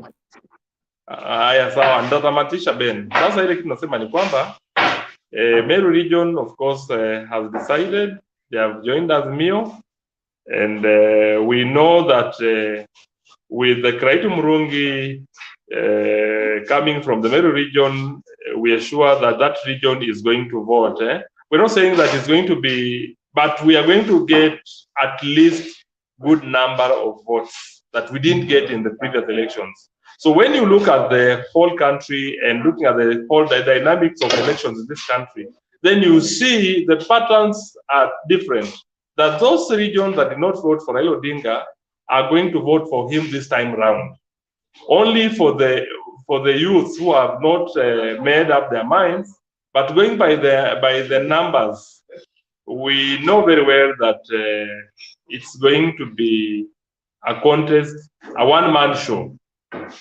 When we reach the month of June, because the other guy is already agitated. Na unajua huwezi fanya siasa kama uko na hasira, utaharibu kila kitu. So pale ile kitu tutafanya tu upande huu mwingine, wewe unachoma tu kidogo, and you know the president is a long range shooter. Anatupanga tu kidogo kidogo hivi na watu wanachanganyikiwa, na jamaa anaanza kutupa makombora ya kumuumiza yeye mwenyewe. So pia nimefurahi Gideon Moi is also joining the Azimio, but of course we knew from the word go. Gideon Moi ni kijana ambaye hawezi kaa mbali na Uhuru Kenyatta. Kalonzo Musyoka is also among those who want to be considered for serious positions. The reason why he came up with the document, he wanted to negotiate for a major position, which already has gone with the team that came in first. Huwezi kuja mwisho and expect to reap big. Thank you, Bernard. I'm in the studio. I'll be contributing once again. Thank you. Good evening. Sawa, thank you, Mr. Mrugat. We appreciate your perspectives and your givings on this particular platform. I believe Kenyans are well guided. Let's keep the conversation going. Sam, you're behind the curtain. Wale watu wote mko behind the curtain, tunawafagia. Hiyo ndiyo sheria mpya, because the people watching are complaining about black screen. So kama uwezi weka kamera, tunakuweka kando. Bernard, give me some 30 seconds, just 30 seconds, sir. I'll be on the screen. Just give me 30 seconds, sir, Bernard. Douglas, take it. Thank you, sir. Good evening, everyone. I hope you're all well. It's nice to meet again. Yesterday, I was not able to log in. I wanted to respond to Simon Dewa, but I couldn't log in. Nevertheless, let me go straight to the topic of today. I want to join the Kiraitus Mbus and Gideon seeming to be bolting out of Oka. Now, we must realize that we are in the valley of decision making, and tough decisions are being made. And the faster we make these decisions, the better for all of us. And we are in a place where we must realize that we need a pragmatic leader, a leader who is dependable, a leader that is decisive, a leader that is a steward, and a leader that is, above all, sensible and who can drive the country towards the prosperity that we want to achieve. And as the Right Honorable always says in the first stanza of our national anthem, that there must be plenty within our borders. And we cannot realize that when we continue always taking the country in circles and speaking things that cannot actually add any value to us, like the rally that was at Lungalunga, where in an unfortunate incident, you want to take it as a campaign tool, as a leader who is yearning to be a number two, seemingly, because that is what he is touted to be. That is indeed Inyoro. And then you want to speak about that thing trivially in a political rally like that, when people's lives are in danger, when some things need to be put in place. And the Mbus, the Kiraitus, and the Moi have realized that the only place where they can find all those qualities is in the Right Honorable Raila Amolo Odinga in the Azimio la Umoja. And we all Kenyans ascribe to that. And we must make those tough decisions if we want to pull this country out of the dungeon that it has been plunged into since 1963, where some Kenyans feel less Kenyans because they have not been included in decision making in the nation and in the nation building. We want a Kenya, we want a country where all our decisions are heard, all our hard work is appreciated, and we are able to receive development equally. And we cannot get that from none other than the Right Honorable Raila Amolo Odinga in the Azimio la Umoja. Azimio in Samburu, I am finding a very good working chemistry between the four gentlemen in the Azimio la Umoja caravan. There is Junet Mohammed, Ledamo Olekina, there is Kanini Kega, and there is this from Nairobi, Babu Wino. I like the chemistry. It's something is sparking wherever they go together. In the way they speak, they are able to ignite the crowd, and they're able to send some sense. You top it with us and Joe, they are able to drive some sense into people, and people are able to realize that we are headed somewhere, and we're going to make such a decision come the August of this year. I do not want to speak about Ruto today because I want to reserve my comments until he comes back. That is when I'll be able to speak about his decisions. But Gideon Moi meeting with Raila Amolo Odinga, it was not coincidence, and it can never happen as a coincidence. Something has been planned, and something seems to be working, and they are sending a signal to Kalonzo, like, look, man, we've gone. If you want to join us, run very fast and hold our shots from behind, because we're leaving you. So Kalonzo has to rethink, and he has to work extra hard to be able to catch up with the rest and join this train that has already left. It's only you to run and catch the only remaining seat, because we want to build a nation that is all inclusive. If Kiraitus Murungi, I didn't imagine that Kiraitus Murungi could finally join the Azimio, because of he has been breathing cold and hot sometimes, but he has finally joined, and that sends a message to the entire Meru, to the entire Mount Kenya. There is something is happening. There's something that is Kiraitus has seen that some of us have not seen. And as we go on, as the other said, in the month of May, June, we're going to see more defections, and more people are going to join the bandwagon. Let me observe the time, then I'll come back later. Thank you for the opportunity, and may we continue. Okay, thank you, Douglas. Thank you so much. Let's move on. Tumsikilize Kenywa. Okay. Thank you very much, Bernard. Let me say, just greet everyone. And Kenywa, just a moment. I think let's play that video. In case I run into trouble, you will be my lawyer. Okay, fine. You will also help us with the interpretation of the same. Fine, I will. Nĩ mũndũ wetwarire kuo no igua o mũndũ aragio ũrĩa kwenda akiona mũthamaki witũ wa bũrũri Mwai wa Kĩbakĩ angiuga nĩ tũthiĩ njĩra ĩno mũndũ wa mbere kũmũkararia no aitũ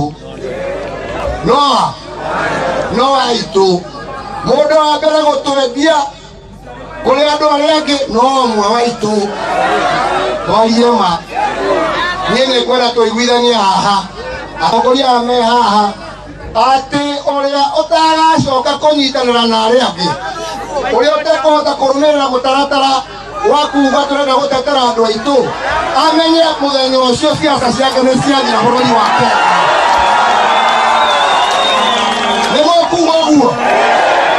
kuuga ũguo atĩ Mwai wa Kĩbakĩ angĩrũgama ũmũthĩ atwĩre kwenda tũthiĩ left nĩ tũgathiaga left nĩguo o ta ũrĩa Ruto eraga andũ ake mathiĩ right magathiĩ kĩ nĩguo atongoria nĩ mekũigua ũguo meonere mamenye ũrĩa wĩciragia nĩwe wetwarire kũu ũyũ nĩ mũingĩ wa Mũrang'a na nĩ mũingĩ wa rũrĩrĩ rwitũ rwa Gĩkũyũ na nĩ woiga tũgũcoka gũciraga cirorĩkũ tondũ tũiga tũtikoragwo na tũtikahũrwo rĩngĩ nĩ ũndũ wa gũkagayũkana gwa atongoria aitũ nĩ twaiguithania ũguo twakĩona ũrĩa ũkaima raini nĩma tũkamũkorwo kinya gwake mũciĩ tuge ũyũ nĩwe aratwendia ũyũ mũnei ũyũ nĩ ũreka atĩa nĩ mwĩtĩkania atĩ tũrute wĩra twĩ kĩndũ kĩmwe.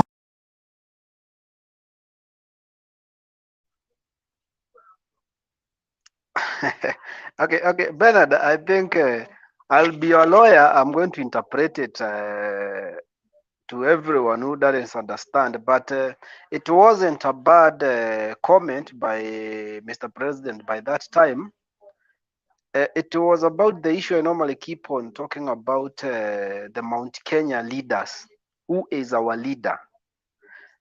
What Mr. President was trying to he was telling people from mountain is that when we must follow our leader. If our leader like Mzee Kibaki say we are going this way, we should follow that way because that he was our leader.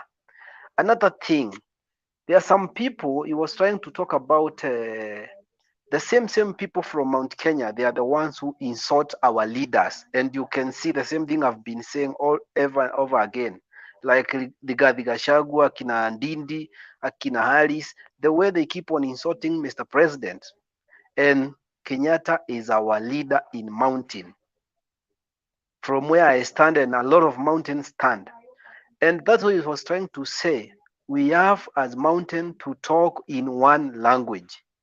If we go left all of us. If it's right, we go right all of us.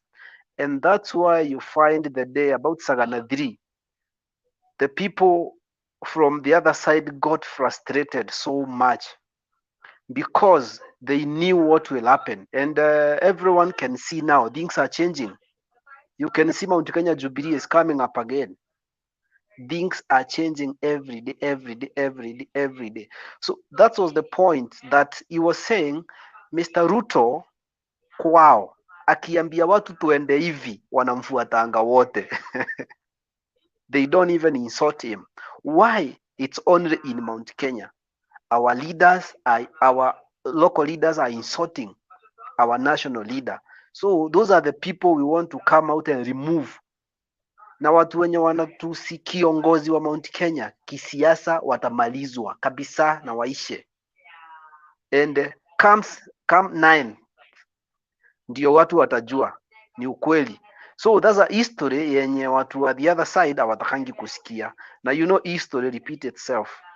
Things will turn against them. Thank you. I think that can be understood very much well. Thank you. Thank you. That's clear enough now. Go to your submission quickly. Let me just go to my submission. One thing I feel sorry for the lady who was mistreated by the Boda guys, those rogue people. I'm very sorry about that, and it was a bad picture, and we have to condemn it in the toughest term that we can have. And today, Mr. President directed that the crackdown of all borders, starting from Nairobi, they should be registered again. And you know, Mr. Kenyatta didn't say that all border guys are bad. He said the rogue. And you know, because all our borders, you cannot differentiate who is bad and who is good. So you have to fetch them all so that you get the good and the bad from them. And I think now he said very well, some people will use it as a political tool. And you see, within 1 hour in Mombasa, akina Ndindi was still using it. Within an hour, walikuwa shanza kutumia iko political tool. And that's very bad. And I would say, mtu kama Ndindi Nyolo, I wish it's bad, but angekuwa ni dota yake, ama sistaki, ama bibi yake, I think haezi kuwa kisema kitu kama hiyo. It's very bad to lower the dignity of our women in this nation. So we need to condemn that thing. Let me just go to submission. Azimio in Samburu, that was a fire. And things are coming up very well. I think Kenyans have started understanding the meaning of the word Azimio. Even they are going back even to BBI Kenyans. They are trying to look even, what about this BBI we were rejecting? People have started to know something, to notice something. And the Azimio in Samburu was very fine. And I'm 100% sure in Samburu, Azimio will be leading there. So for that one, I'm very much okay. About Kiraitus Mbus joining Azimio. Let me tell you, this Kiraitus is a wise man. Kiraitus has never been in a losing side. Hiyo miaka namjua kwa siasa hajawahi kuwa pande ya kulose. And that's why Kiraitus was very silent, trying to do a research to know the winning path. Na Kiraitus ni mzee, already he knows the winning side. And Kiraitus haezi kuwa mahali watu hawatashinda. So for that one, it's a good thing.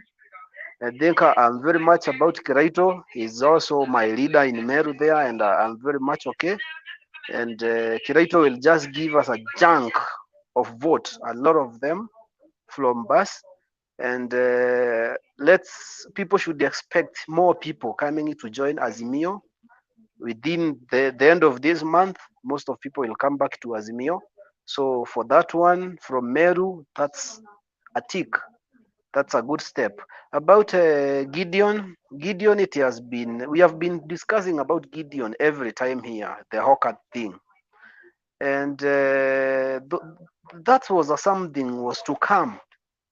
Because you remember at the NDC, the day Mr. Raila was in, not even NDC, the day he was launching the presidential bid, the one at Wally said, usitufungie huyu mzee alisema huyu kijana yetu tusimweke nje. You remember? So from that time, it has been there. The Kanu will eventually join the Azimio, because the Azimio is the government that is the party that is coalition is forming the next government. So for Gideon, it's a matter of time. He's trying to wait for Kalonzo and the other people to see whether they are ready. If they are not ready, Gideon Moi will come. So KK ni Lungalunga, I didn't follow about it, but I just found about Dindi Nyoro talking about the issue of Boda, but nikaona tu ni upuzi, ni mtu ajielewi, ni mtu mgeni kwa siasa, he doesn't know politics. And as I said, their leader ashawafunza kuongea uongo. That's why you find everywhere the lie they talk in Nairobi, they say the same thing in Mombasa, the same thing in Western, the same thing in Eastern. So I think they have been trained to talk lie. If their leader can talk lie, just do a research and you will not find anyone from KK not giving the true thing. They always lie and propaganda. And you know, we cannot buy propaganda. We have time to research. They gave us that time for 4 years, and we know them very much well. And the likes of Gachagua and Dindi, they are there with the DP for their own, not for the Kenyans, for their own benefits. They want to fetch what they will get. They don't mind whether DP will be president or not. So for those people, you don't have to listen to them. So Bernard, thank you very much. Any question, I'm ready to answer. Thank you.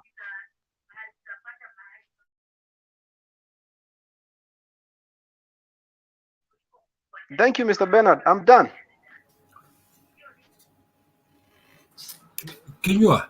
Thank you, Mr. Kenyua. We appreciate some. I told you, please wait. We are coming. Your turn. You will rebut. I don't want to fight here. I'm not fighting. Whatever it is that you want to bat, I'll give you time to do that. I'm not fighting, sir. I am saying exchanges. That's why I say, sir, no. I'm not fighting. I just want to ask Kinyua a little bit of. That is what I'm saying. Not now. Thank you. Live from wherever. Your name is too long to be read. Come in, please. Hey, my friend, that's not my name. That's my city, where I am right now. Okay. Yeah.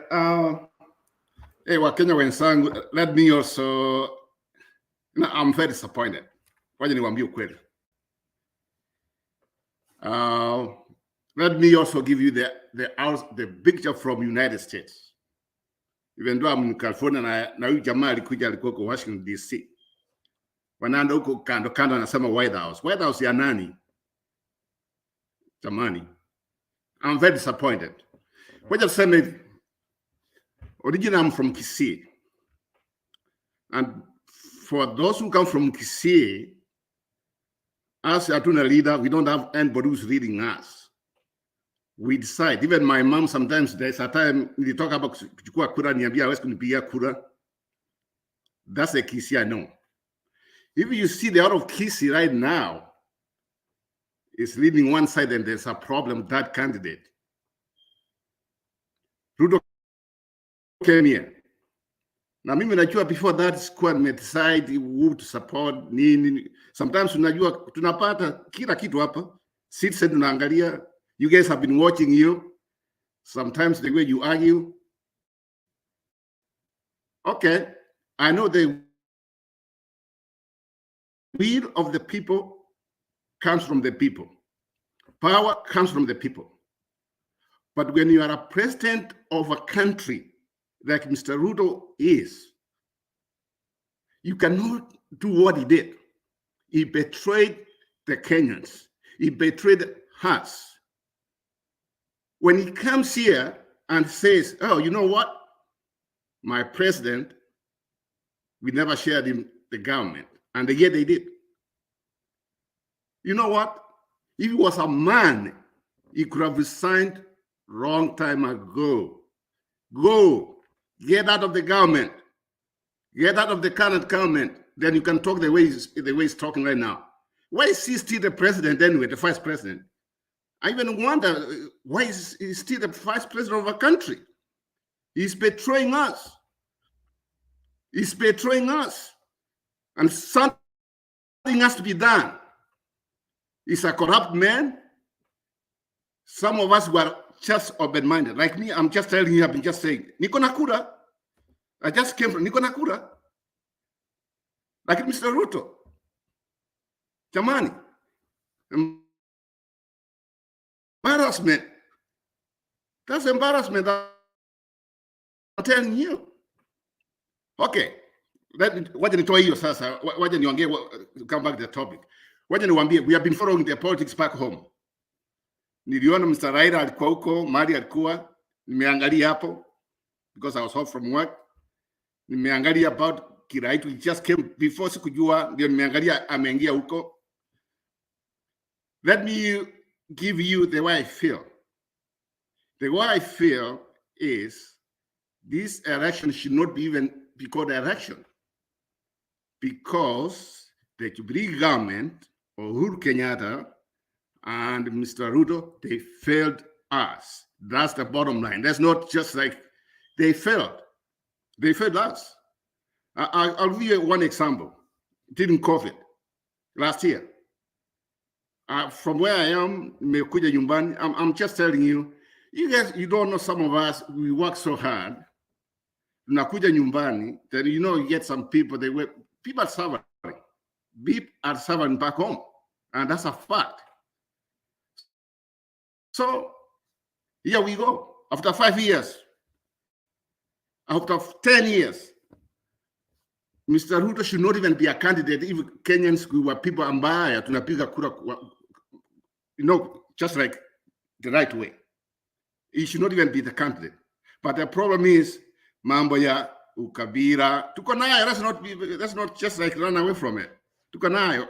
Kama Ruto angekuwa from where he comes from, he could not even stand the election because they have done a very poor job. That's the bottom line. They have done a very poor job. So to go forward, this is where I sit from where I sit. This is the way I sit. Come election day, if Mr. Ruto wants someone to advise him, let me give him advice. If I was him, I would just say, come election day, the following day, if it's defeated, I'll just call everybody. I'll call the president, I'll call Raila. We sit down, we go over morning prayer, we pray, we unite the country. He's going to lose. He's going to lose. That's all I got, man. I'm emotional. That's all I got. He's betraying us, man. He's betraying this. He's betraying. You remember, people from here, they expect us. Neighboring countries, Tanzania, Uganda, it's just Kenya. Your democracy has gone very far. You are doing the right thing. But now come Ruto. Somebody just called me, hey, you're vice president, you're going to go DC and what's going on? He's our vice president, but he's not my vice president. He will never be my vice president. He will never be. I'm not proud of him. He's not. He can want to betray whatever he wants to betray. And the people from whatever, from left party where he comes from, fought against him. We go on. And Mr. Raila, give me Peter Munywa as the running mate. Give me Peter Munywa, and we move on. Thank you. Okay, thank you. Kwa maoni yako, naomba tufanye hivi. Tusonge mbele tafadhali. Sam, nimekuambia usubiri, tunakuja kwako. Let's listen to this video first and then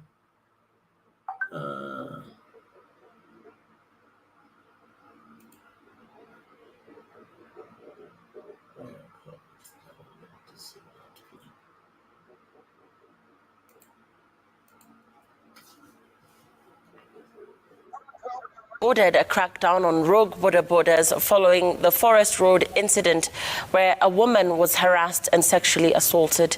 Speaking during an event to mark International Women's Day, the president directed that the crackdown be carried out in all parts of the country to ensure criminal elements are brought to book. While warning against politicization of the issue, the president ordered the multi-agency teams to facilitate the fresh registration of riders.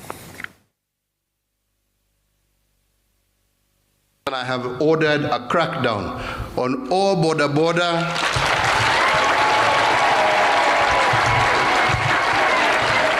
operators starting here in Nairobi and moving across the country.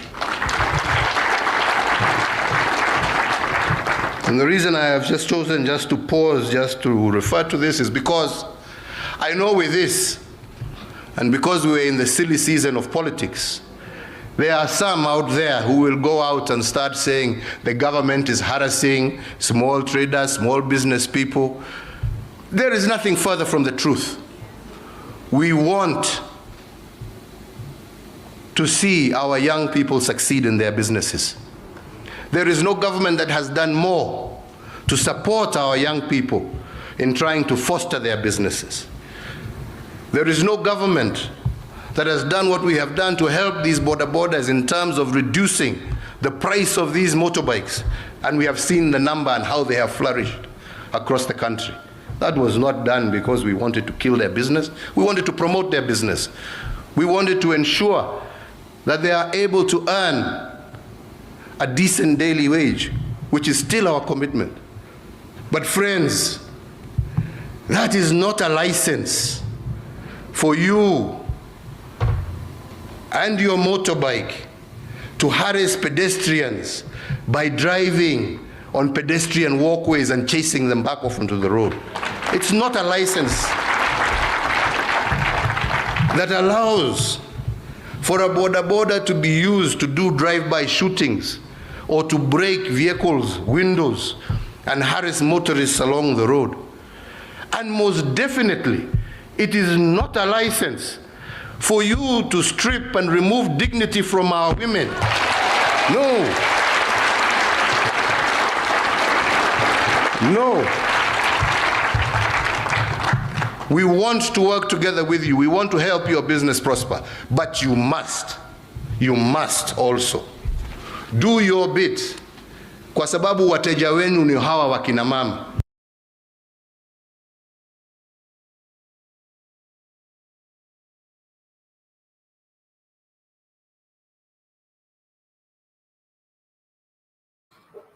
Let's hear from Olara.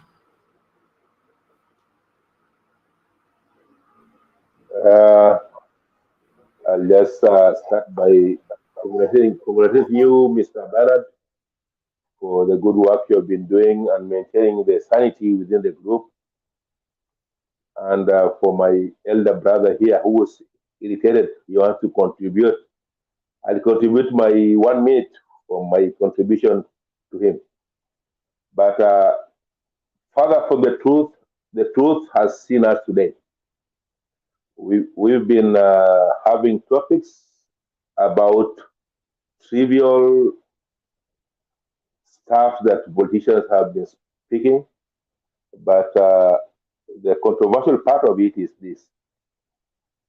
Last 2 nights, I think the incident of that woman being assaulted, I think it happened in March 5th or 6th. It's not necessarily yesterday, but that was an epitome which was actually registered. And for what's part of it, this is if you look at the pyramid, this is the dust of the pyramid. The dust of the pyramid. The pyramid is still standing. And we here were struggling, finding out a solution for not actually the pyramids. We are on the dust. You know, if any of you went to Sphinx in Egypt, that pyramid, the way it stands, there are millions of years of abuse of what is there. what happened. I'm using this chronology because I want to just to relate it to the topic of today. I'm using the chronology of that woman. I want to use it for the topic of today because I know Bernard is very keen to listen to what I'm saying. I'm saying the training video of that woman being, I don't want to use that that word which was actually was used. I want to use it to the political situation now. If you can understand me now, this is the philosophical climb we have to climb together. Because I want to be patient with you and you should be patient with me. That woman being abused, then you see a clearly marked Red Cross rice relief to other people. That irony between those two incidences, which one was responded to forcefully and the other was not responded to as forcefully as enough. I didn't see anyone from the panel here condemn it to the, because I think maybe it was purposefully that video was released because I know feminine movements are all over the world, even in the Western world now. You cannot be president if you're not feminist enough to. I don't want that disease to come and affect our systems now. Looking at that angle now, we have, I can assume, either of a coalition is an Azimio or whatever, Kwanza, whatever it is. Use that same situation, a rice for relief is being ransacked with people with out of range vehicles. They open their boot, they put that rice inside there, and then condemn a border who was having a situation, maybe it's wild times. I'm not okay, happy international human. I know some feminists will come and fight me, but I want just to make that chronology. Because if you cannot start it at the bottom, we cannot square that angle up there to the presidential or elections. And our conscience should be, let's start here. Let's start here. Because God is with us, those incidences happened in the same time. One woman abused, the nation stand. Millions whose rights were abused somehow by that symbol of that trailer falling down. And don't look at the some 200 sacks of rice being ransacked. Look at beyond that. Elevate your thoughts now. Go now to KEMSA. Go now to millions of we borrowed on our Commonwealth. We are still paying as we speak. We are still paying on that. Look now on. So I want you to elevate your thoughts, not on that.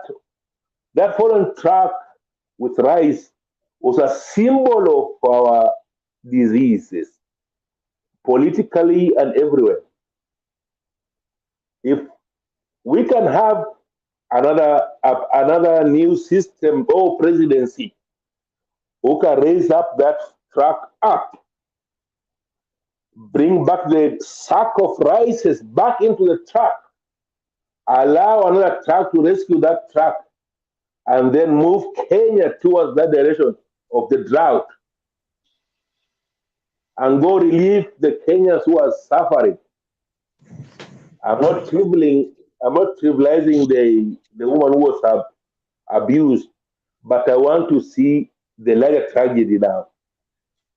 The larger tragedy is the symptoms is just there. You can see it, Mr. Bernard, my pastor, I respect you. You can see it as a preacher. You have philosophical vision on that. And God loves us. He gave us two incidents a week apart. But our leadership, blind leadership, not visual leadership, took an action on one, but never cracked down on those guys who stopped their cars and ransacked that situation. And before I conclude,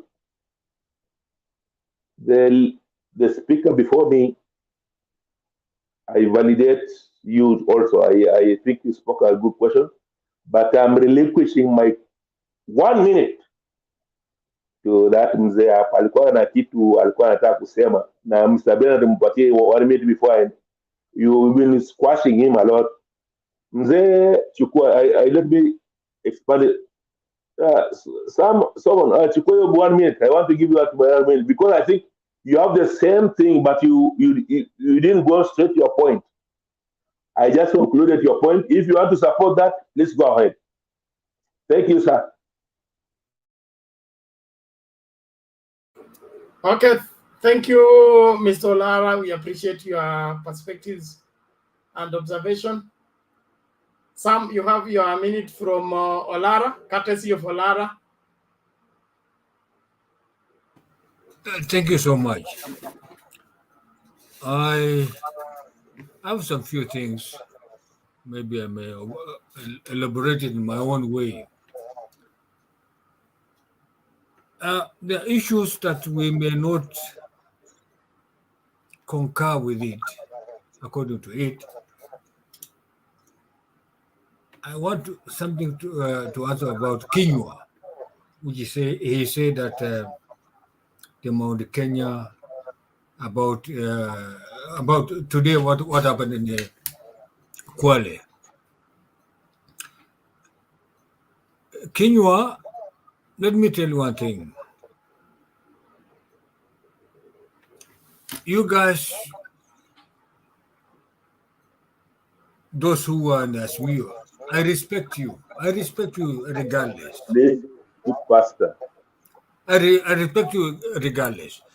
But whatever Didinjoro said, he said one thing. He said, I respect the way the president ordered that knee, whatever he ordered it, but he should not, the president should not criminalize all Boda. He said, those are individual criminals.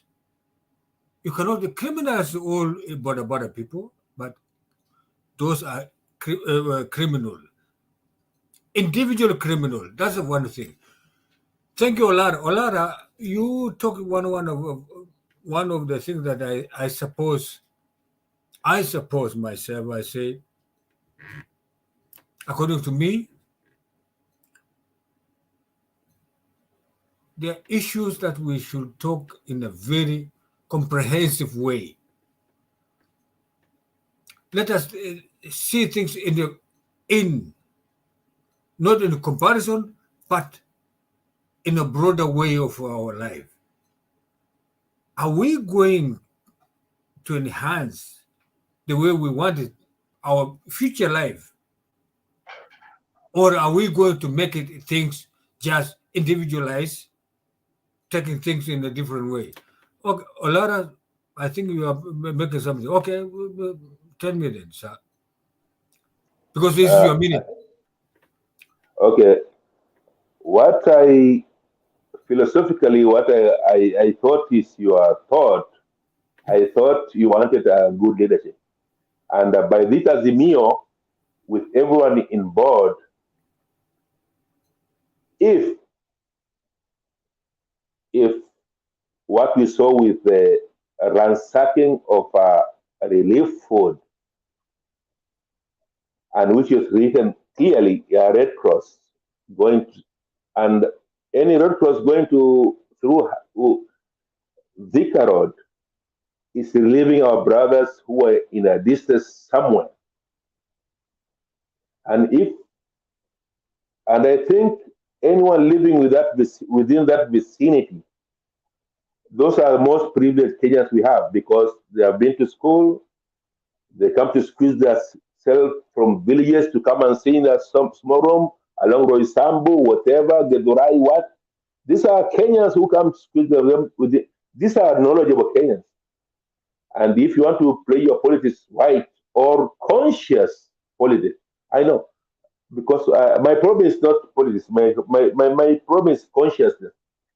If you want to express yourself consciously, if you're going to sleep, if you think that one sack of rice will save you for that 1 week, then leave you poorer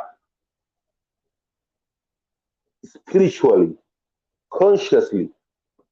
And worst part, we're in political system, then somebody can just come and just bribe you with one sack of rice, which is around, I don't see 500 there. That sack is 500, and which is symbolically, what will you bribe with? Because your agent will be given 50,000, then mko hapo vijana kama 50 mjitengeneza, then that guy will give you that 50,000, and they get your IDs and ballot it one time. Bernard, control this conversation. I think. Thank you, Lara. We appreciate your perspectives and contribution.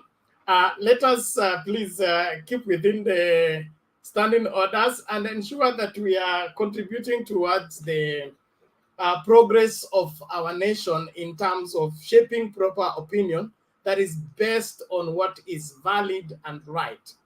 The president's directive is a welcome call, and just like any crackdown, mtego wa panya uwashika waliomo na wasiokuwemo.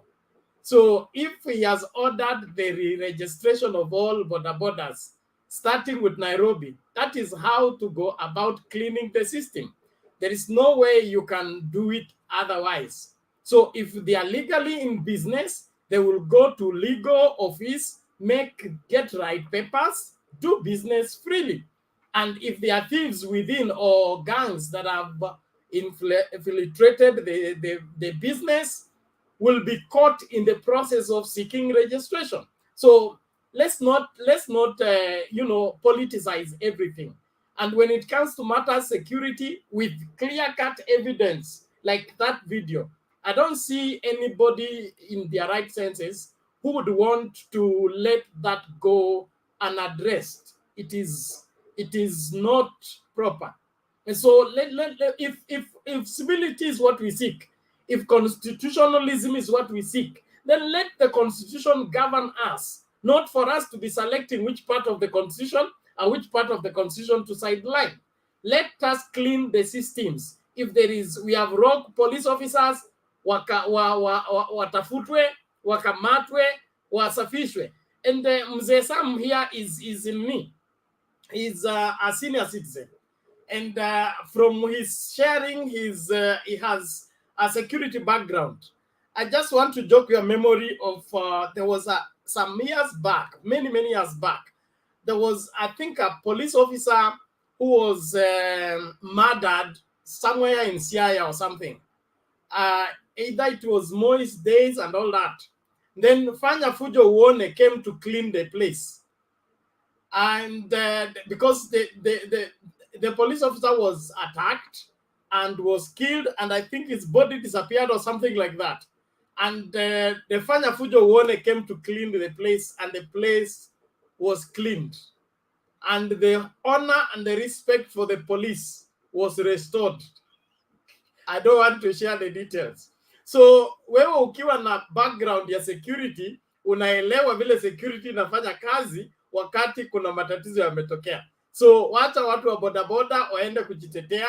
Kama unafanya clean business, you have nothing to fear. But if you are in this to rob Kenyans and mistreat Kenyans, you have everything to fear, because our eyes are on you and the government is on your trail. Thank you. Asante sana, Bernard. Bernard, yes. Thank you so much for elaborating. It's the Thank first you. time that I can hear that you talk about the security. Kuna kitu moja bado naongea kidogo tu, security of the Kerio Valley. This cattle rustling. I'm really disgusted.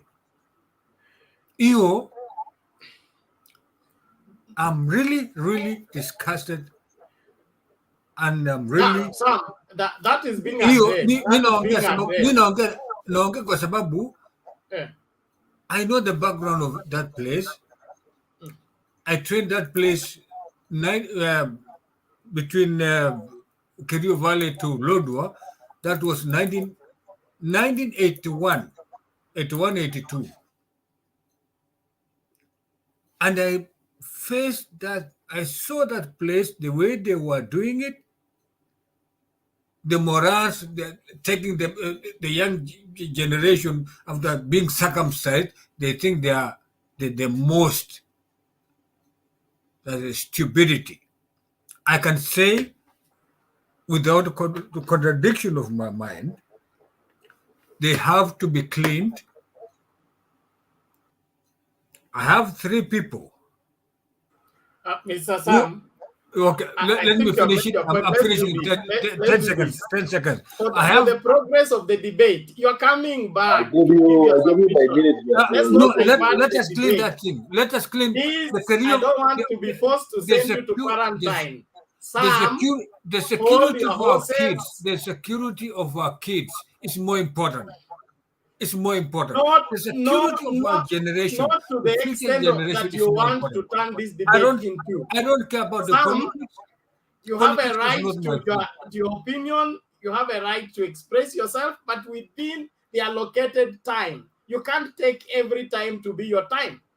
Sawa. And you are a senior citizen on this platform. You know how we operate. Let's not push each other. Thank you. Let's bring in Jared. Thank you, Bernard. I hope you can hear me. Yes, you are here clearly. Karibu. Okay, thanks. The panelists, Sam, Douglas, Kinyua, Olara, Serena, and Honorable Bundi. It's good to have this distinguished panelist here. I know that I don't see the topic of Boda today, but I will not put much more to say about Boda because I don't have full details of what happened. There is always a two-sided story, and I try to limit myself to have the full side, both sides of the story, so that I can comment on it. But one thing I can say, based on what has been secreted, it's not a good thing. The only side is that everything starts with politics and ends with politics. We have elevated the Boda people from being the normal Kenyans to be a special class. Everybody, you go in any meetings, everybody is alluding to Boda. And they have felt like they are a special class, not like any other. And this is because of politics. I'm not a fan of waiting for something to happen, then you start reacting. Will we wait again, they do something, then we start reacting. Why this was not seen at first? The same thing my friend Sam is talking about, all this Kelly Fire and all this. We should not be saying something after we have seen things happening. We should be proactive. We should be preventive than going for the keyword. There are so many things which some government policies brings in, but they fail to see one, for example, when we said education, it's no idea, but nobody saw that with the teachers, we need more classes. The same thing with this Boda is in, but nobody saw the danger to now. I'm surprised that they need to get that. Last thing,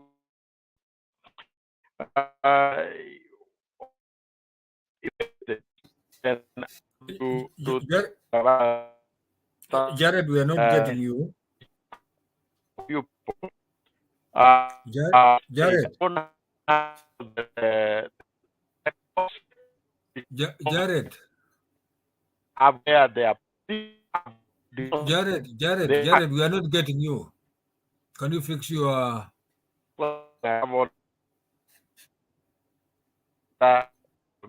Jared? The leadership of Boda have some kind of societies. They come out and quiet. It was rude to interrupt me, but go ahead.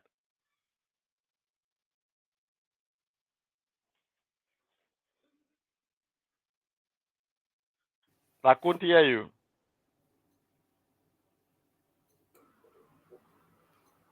Sorry, okay, is Jared okay? I got an interruption from Sam, but I can't hear what he was saying. So anyway, No, I said we couldn't get you clearly because of I think of your network. That's why I say repeat it again so that we can hear you clearly, sir. Okay, can you hear me now? I can get you, Jared. Okay. So what I was saying is that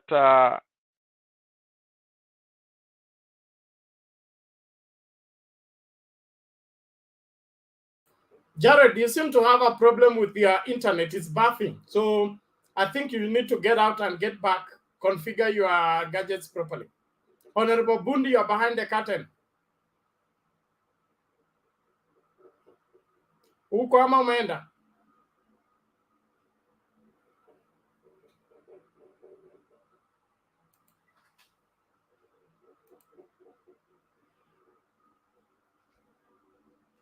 Okay, now let's Jared, you're mute.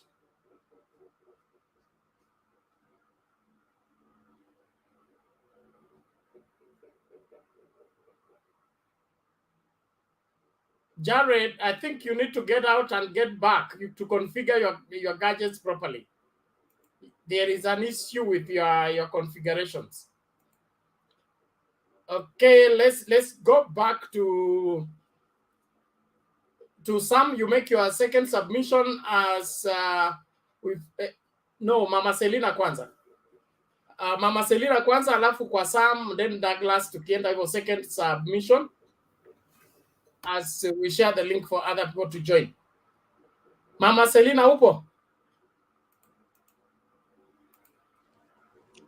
Oh, yes. There is somebody here news something is demanding that we give you opportunity to speak. Oh my God.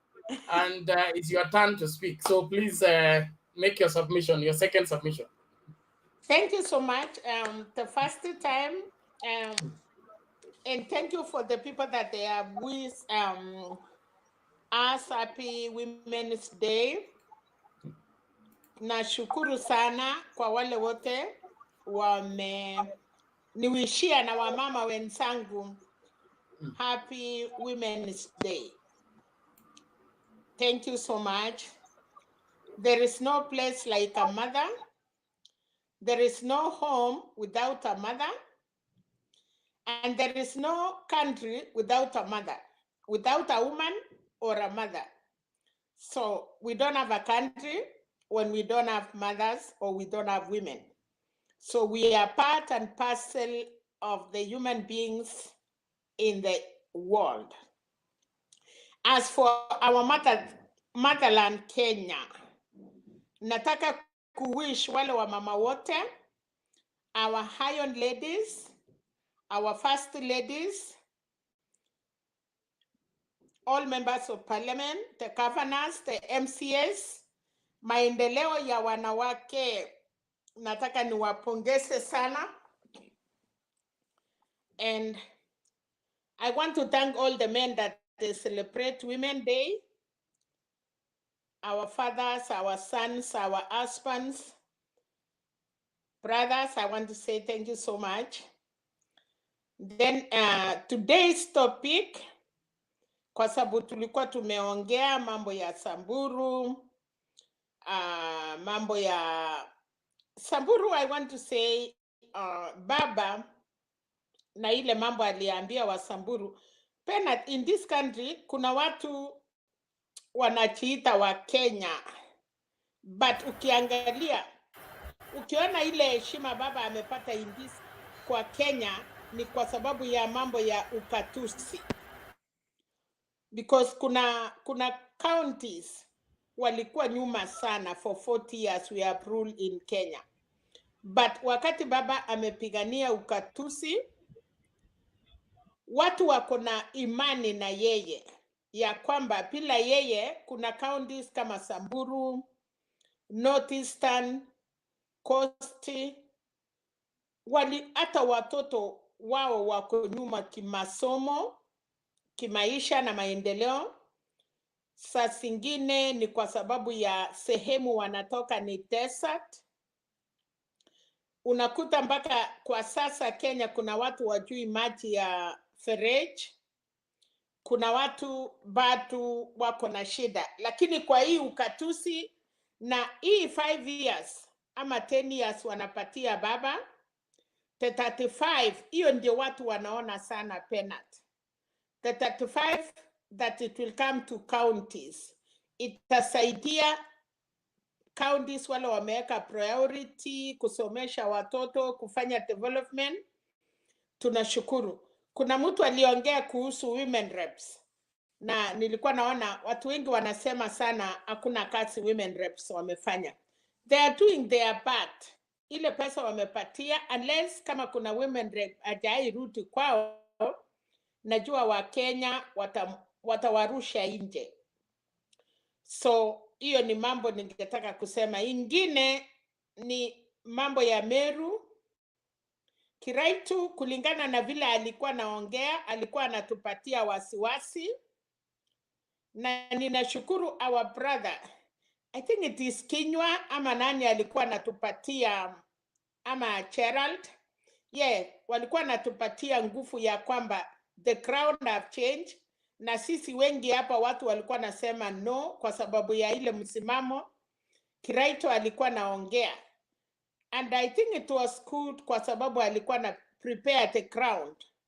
Hili watu, unajua hii mambo ya kukimbilia vile Musalia na Weta walikimbia na sasa wamefungiwa nje. So other leaders are very careful.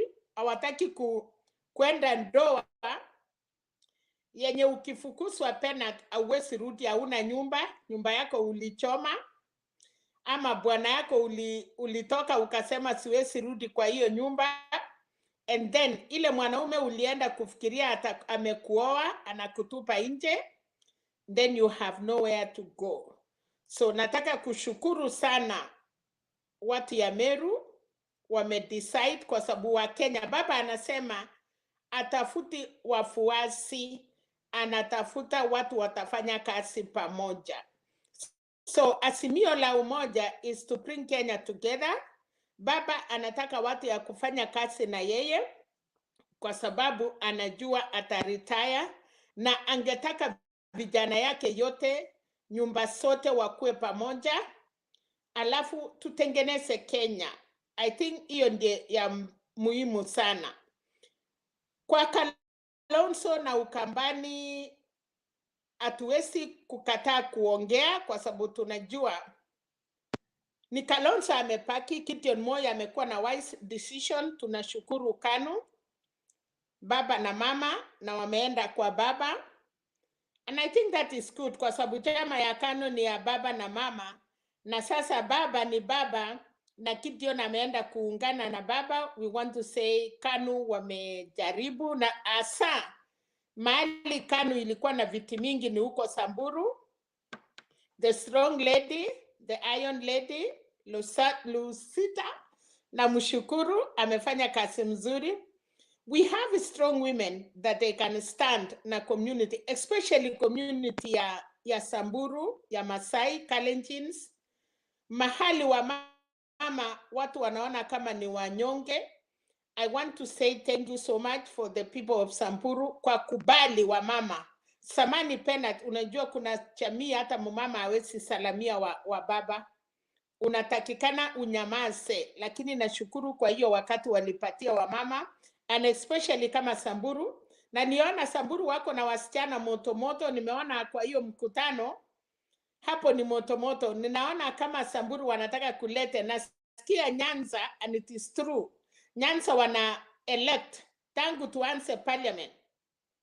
Nataka kupongeza watu ya Nyanza because they always elect doctors, engineers, lawyers.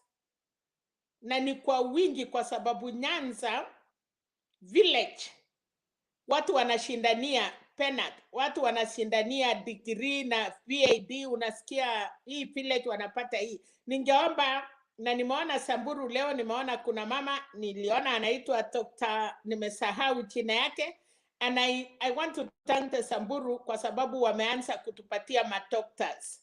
Tuko na Dr. Sally Koskei, Professor Kamar, na tungetaka kuwa na maprofesa wengi kama Kalenjin wa mama. Wake up, tushikane na wamama wengine, tuache kwenda kuchakua watu wanaenda kutuonyeshana marinda kama ile wamama naona kwa Yuda, hata kama watu watasema nini. Kama mtu angekuwa profesa wangejua chenye wanafanya. But anyway, room 35 wakitoka ng'ambo itakuwa imefungwa. Alafu sasa tuanze kuona kitu ya kufanya. 35 ni yangu 350. 3 what? Thank you Alex. Asante kwa kurekebisha mama. Room 350.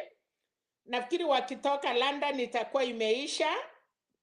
Waruti wakae nyumbani, waangalie Kenya ikienda mbele. KK wanalalamika, okoa Kenya, Kalonzo atachiokoa. I think hata hiyo China sijui kwa nini walisema okoa Kenya. Ama okoa, hiyo China waliita. I don't know walikuwa na save nani. Kumbe mwisho ilikuwa inaenda kubaki na Kalonzo. Lakini ninajua kama brothers wametoka sehemu karibu na Kalonzo. Tumwambie Pastor Bernard. Mapastors muko na shida kwa sababu ukweli saa zingine inaenda mpaka inawaruka. Nafikiria Kalonzo amekuwa mwaminifu, akakuwa na sura mzuri. Unajua wasichana wale warembo wanakataa kuolewa kwa sababu wanasema this time round, you know, I'm still there. Kalonzo amesema mimi ni mwerefu, msichana mzuri sana. Oh my God, amekuwa msichana mrembo mpaka ameseeka. Sasa ameshindwa kuolewa na itakuwa ngumu sana. Na ndio hiyo ni kama ile wasichana wanakataa kuolewa. Kwa sababu atasema niko na kesho niko, lakini baadaye rika yake imemwacha. So Kalonzo tafadhali, kama kuna moja msee analia ukaribie. Hata sasa si kuolewa. Can you try to have a come stay ila anaweza kusustain kidogo. Otherwise, mimi nataka kuambia tuombe Kenya. Mimi nataka kuambia wa Kenya tupike kura. Kamau tunataka atuambie vile mambo inaendelea sana. Nataka kusikia Mountain wanasema nini. After all this na Kiraitus Murungi na vile ametuambia ameangalia vizuri sana na macho mbili.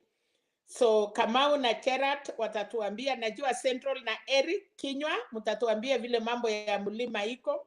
We trust you guys. Mimi kwanza mama kama Selina nimefanya kazi, nimekuwa Nakuru, ninajua kura ya Central vile imekuwa. Najua nyinyi hamkimbilii, hata nyinyi mnajua kupima, na ninajua mahali kura yenu mnaweka, ama hiyo itaweka tu mimba mara moja na mtoto anatoka. Asanteni sana. Asante Mama Selina kwa kutamatisha, tunashukuru sana. Sasa naomba hivi, Jared, have you connected? You can let me know if now you can hear me. Yes, that's now clear. Please make your submission fast. Okay, thank you. So I will not go back to Boda. I was saying I hope that the Nairobi organization denounced what was happening.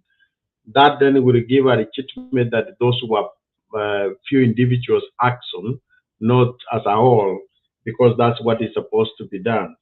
Other than that, as I said, it was not a good act, and I hope that the government can be able to regulate the industry before it goes out of hand. And none other than this government should be able to do that because of politics.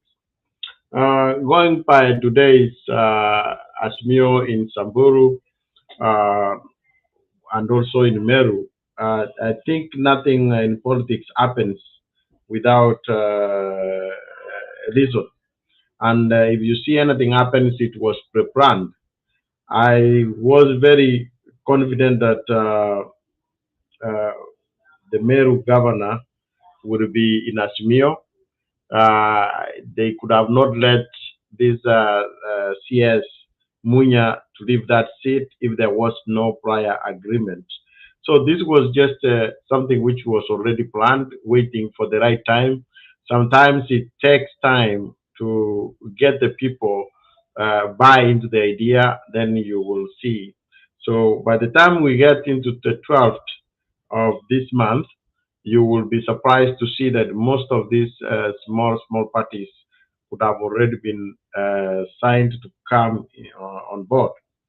Also, I'm very sure that it was not accidental that Baba met with Kanu. You have to understand that as till we speak, which has been a situation in Hoka, Hoka only signed an intent that they will have a coalition government or whatever coalition agreement, but Kanu was already in a coalition with Jubilee. They have not, by maybe I don't know, as of the latest, they have not denounced that coalition agreement with Jubilee. So there is no way you can be in two coalitions at the same time. And that, I think, is part of the legal juggernaut which they were saying they were trying to go through. But what is happening right now is that Kanu is telling Kalonzo that for us, we're already in Azimio. It's up to you to see how you can join. And I did see how, it's very funny that if you add Kalonzo what he was saying, he wants a three-legged stool where there is Oka, there is Azimio, and there is Jubilee. So I don't know if Azimio and ODM is one and the same, and there is Jubilee and then Oka. I don't know why they will have Oka and Jubilee as a party itself, but and Azimio. So I didn't understand that when he kept saying that we will have Jubilee and another statement with ODM and Oka. Why these ones are being political parties with a coalition already? It didn't make sense. Why would he not say, I want Azimio, which we already know that Jubilee and ODM are the prime members or the partners, the principals on Azimio? Why would he not say, we want Azimio to have an agreement with Oka? So there was something sinister there. But now when we look at the Political Parties Act, which was passed, what was the intent of that? The intent was that if you want to have a presidential candidate from a coalition. It has to be a coalition party, so it will not just be a coalition. So it's taking us back that we would have, let's say, for the sake of it, if Kalonzo is from Oka and Raila is from Azimio or wherever, we would have one from this party and the other one. So it has to be a political, as a political coalition, political party, or a movement as a party. So they will have to come as individuals. That's my take on that. But I think the writing is on the board. By the time we get into 12th, Kalonzo will be also lining up to sign, even though there is nothing he's going to get. But it's already there. Coming up to, I don't know, I didn't see any information that Kanu has moved out of Oka officially. I've not seen that communication. Maybe I missed it out. And if you add what Gideon Moi was saying, he was very keen on his wording that we are there. He didn't say clearly that Kanu is in Azimio or Kanu has joined Azimio, unless I missed something. So he's there, but he doesn't want to say clearly. So I have not seen anywhere where that they have worked out of Oka. But that is the route which is going to go. Everybody will come as an individual party, and we know that is just buying time. On the side of Lungalunga, I honestly don't know if I have much to comment on something which adds no value to anything. I don't think it will add any value to this discussion, so we might even not do that. Maybe we will talk something else rather than talking about Lungalunga. Maybe I've tried to struggle to understand what is the bottom up, and I came to find out what exactly they mean by bottom up. So the only thing is the implementation, which I don't know, which they have been saying this other side is about to change the constitution. Now, when I hear the explanation of bottom up of what the deputy president is saying, that they're gonna take money and allocate it to the less fortunate or wherever they will allocate to it. And I started asking myself, okay, already we have a constitution which the money is collected through taxes to the consolidated fund. Then from the consolidated fund, the members of parliament are the one who will actually allocate those revenues, whether what is going to the counties, so he has to change the constitution so that he can get the money instead of going to the consolidated fund to go to Sugoi Bank.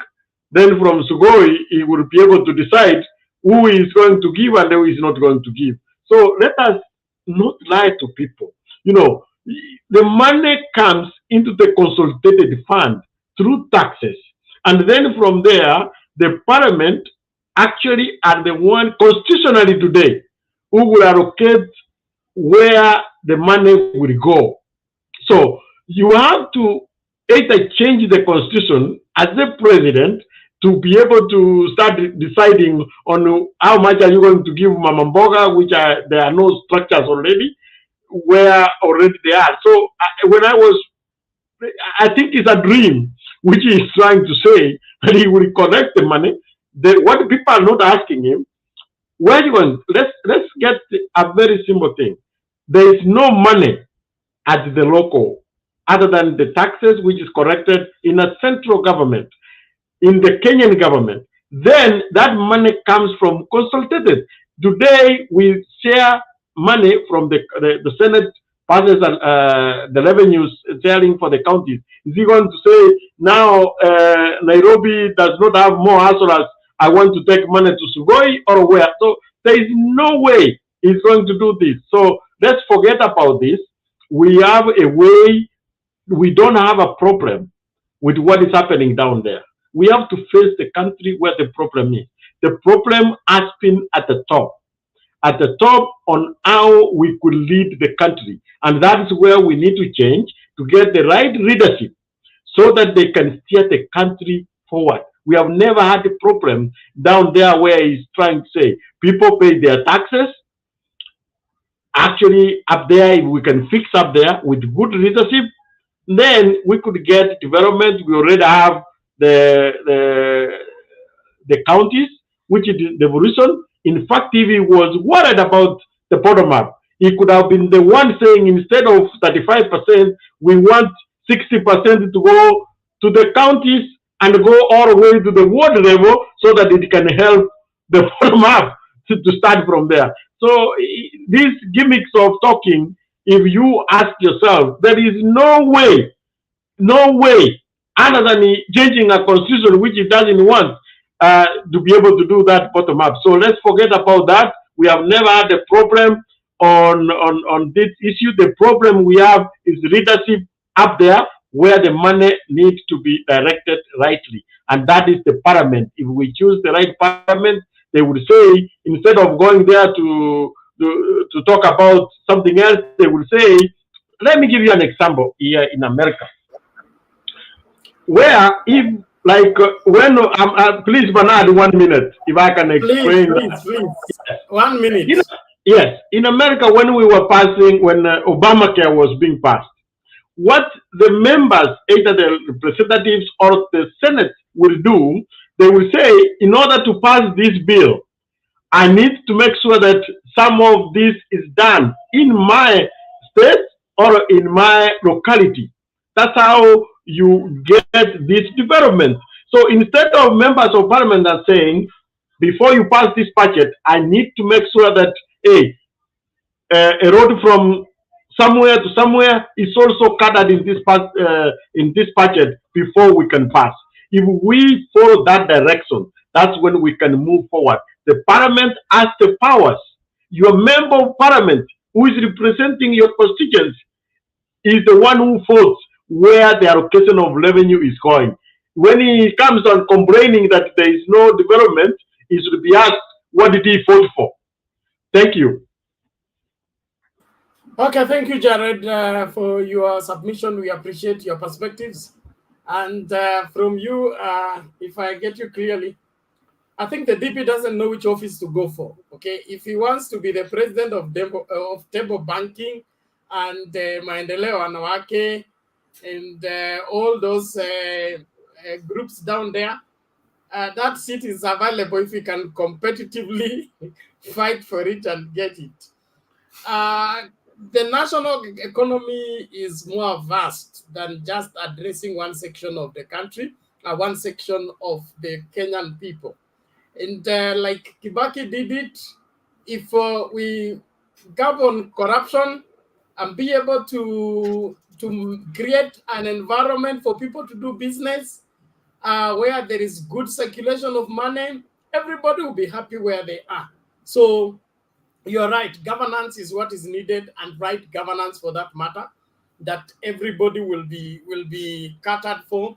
Agriculture will be fully revamped and made productive. Our farm products will get to the market without problem, and the market will be spread to ensure that the supply and the demand don't cause exponential change of prices like it's happening right now. You go to the shelves and the sugar is down 20 shillings. Then you go back the following day, it has gone up by 50 shillings. Those fluctuations is because there is no much management and governance that is taking place as far as the circulation of our products is concerned. One area has too much sugar, the other area doesn't have sugar. And so some artificial scarcity that is being created for the people to make a deal needs to be addressed. And that way we will recover our economy. Otherwise, naomba hivi, Alex uko nyuma ya curtain, ni sheria, mnavunja sheria na Mr. Kamau na Fred. Kabla niwafagie tafadhali, show your faces. If you must stay behind the curtain, we give you permission, you make your submission and go, so that we keep our screen clean for our viewers. Sawa. Now that we have heard from Jared, I want now to mix because there are people who have been waiting for long. we are going to mix the people doing their second submission and then one person who has done their first submission. We have Fred has not made the submission, so we'll hear from Sam. After Sam, we go to Fred, then we go to Kenya as we proceed. Sam, karibu dakika zako 3 na kupimia saa hii ni ngapi? 4 minutes after. Mpatie Fred kwanza. Najaribu ku-analyze yangu vile Jared ameongea. He talked about something. I have to put it in context. What Jared has said. Fred, Jared kwanza. Dakika zako 3. Amjambo. Hatujambo, namna gani? Mimi niko fiti bwana. Haya. Sasa mimi na make submission ama ni disagree na what Jared said? Both. You begin with disagreement, make your submission, just manage your time. Okay. So first, I disagree about Jared the way describing bottom up. Actually, deputy is clearly saying that bottom up is where, for example, we have a lot of money we put in Kenya Airways, like Kenya Airways, na hakuna isaidii common mwananchi, na hatuoni hizo pesa zinaenda wapi. The other thing, kuna certain silock sikuwa na interest zina affect common mwananchi. Sasa uwezi kopa kwa hizo silock na ufanye biashara sikuendelee when u develop. So debit anasema hizi pesa like tunaweka kwa Kenya Airways, it's like almost 200 million tuseme. Hizi pesa hakuna haja tusiweke kwa hiyo kampuni kubwa na isaidie common mwananchi. Ni vizuri tusilete huko nje kwa common mwananchi. For example, maybe a pay as kwa loan but in a low interest. The other thing, like we have Fuliza. Fuliza has an interest about 6% per day. Na ukikopa hiyo pesa ikusaidii. So bottom up tuache ku disagree about bottom up. Na ambition zake as me on my side siko sawa. Kwa Azimio mimi na disagree na hizo maneno zao. Cause wanatuambia tutapata 6,000. Hivyo wanaenda kutupea handout. Hawatupei direction venye tunafaa kupate kazi. Najua kuna vijana wengi tumesoma huko, hatuna kazi. Saizi wanakimbiza watu wa bodaboda, wanataka waende wapi? So mi sioni Azimio kuna mahali tatupeleka. Mi naenda against about it. Mi na support Kenya kwanza. So okay, yangu ni hiyo. The second round tunakuja mimi ngoja kwa. Now Fred kabla ukuje second round niko na swali kwako. Okay? Umesema Kenya Airways. Kenya Airways ni biashara ya serikali, si kweli? Ni government. Yeah. Government has shares in Kenya Airways, eh? Just like they have shares in Kenya Commercial Bank. Yeah. Si namna hiyo? Namna hiyo. Tunaelewana, nataka unijibu. Tunaelewana, ni government business. Yeah. Tukifunga Kenya Airways, okay? Okay,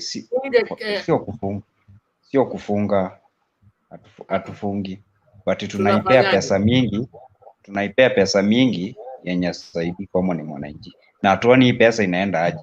Every year tunaiwekea budget.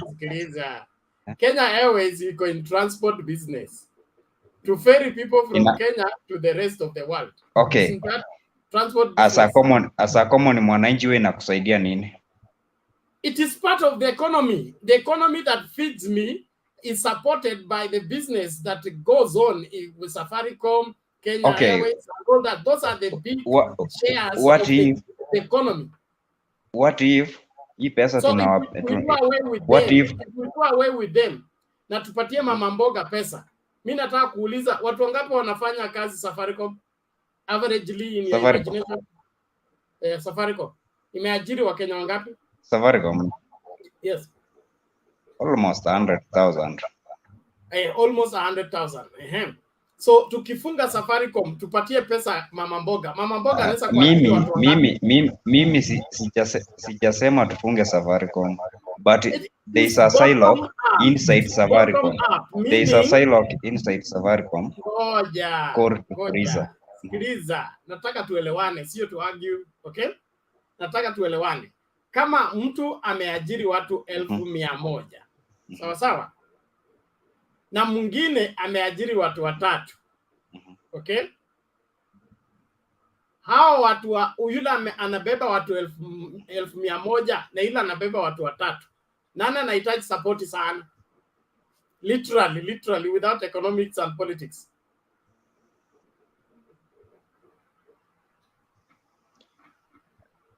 Okay, ni kuanza direct ama ni kupea an explanation? No, ni jibu tu. Kama wewe unalisha 100,000 families, okay? Na mimi nalisha 3 families. Who between the two of us needs support? Okay, huyu mwenye ana employ watu wengi, lakini kuna issue. Mi sijakata na Safaricom, but the silo iko inside Safaricom, ndio na disagree nayo about Fuliza. Interest yao iko high na haiwezi saidia common mwananchi kama ameboro pesa. Kama wewe nataka usupport William Ruto vizuri, lakini umsupport kwa ukweli, okay? Kama kuna story na Shylock ndani ya Safaricom ama elsewhere, William Ruto ako na wabunge wangapi? Ametuambia 160. Hiyo ni swala la sheria, sio swala la pesa, ni swala la sheria. Sheria itungwe bungeni inayosema kama unafanya biashara ya Shylock, interest yako isipite hapa, okay? Ikipita hapa tunachukua license. Tunaelewana? Hiyo ndio anasaidia mwananchi. Lakini kama yeye a minute Bernard. Tulikuwa na Ikuro court, alikuja na punguza mzigo. Raila is the first one say hiyo ni upuzi. Akakuja na BBI yeye akasema ni sio upuzi. Sasa hii BBI inasaidiaje kunini 35% to the county, na tunasema MP they have powers ku implement hiyo role kwa parliament waipitishe 35% iende direct. Kwa nini wasiifanye sasa iende direct? Tu wanaongoja BBI ndio hiyo 35% iende. Si unaona hapo tunachezwa? Mimi ndio naenda against punguza mzigo from one issue to another. Can we settle one issue before we go to another? Sio tunaruka. Sikiza bado nilikuwa nimemaliza kitambo. Relax. Wacha ni mjibu. Yes, hebu mjibu Jared. Okay, my brother Fred, I see where you are coming from, and I cannot blame you, because some of the people who are propagating these things have never moved out of. Actually, they moved out of Sugoi to Nairobi and then back to Sugoi. Let me tell you one thing: the government is not for profit. So whatever the government does is not to make profit. That's why we ask what is the expressway? Why do we need to put a tarmac road in a rural area where 2-3 people have vehicles when majority don't have vehicles? If we were to go a different way, then we don't expand. Let me give you an example. There is maybe you can go and Google this one. There is a Joe Donde, I think it's Joe Donde Act of banking, which was to limit on how much interest the bank was to act. When they did that, the international community came back and said, no, we want the market to regulate itself by what we call demand and supply. Nobody puts a gun on your head for you to take a freezer. They don't send you money that, hey, use it now. You go there because of the need, because the same politicians you are supporting have made you to make sure you are poor. You only be taking handouts until you go. Now you go to freezer on your free will, and now you're blaming Safaricom when it comes to help you, or any other bank on your free will. The market has to regulate itself through the demand and the supply. Let me tell you the 6,000 you're talking about. Today, instead of taking 30 freezer, if you didn't have anything, what Bapa is saying, because he understands that this is done all over the world. There are people, and I'm very sure if you are very honest yourself, you know somebody from your village. Nobody in their family is working because either they don't have anybody working or they have not got a job. We are saying those people, before, as we are going to look for a way of creating employment, how do they survive? Do we want to create jobs to help people who are dead? We want those people to survive. We will be giving them 6,000. 6,000 didn't come from a guesswork. It is based on how much a person needs to spend for survival, for the lowest survival per day. That's how the 6,000 was arrived. That by you, Fred, instead of going to freezer, you will get the 6,000 while we are trying to create the economy, which will create the jobs for you.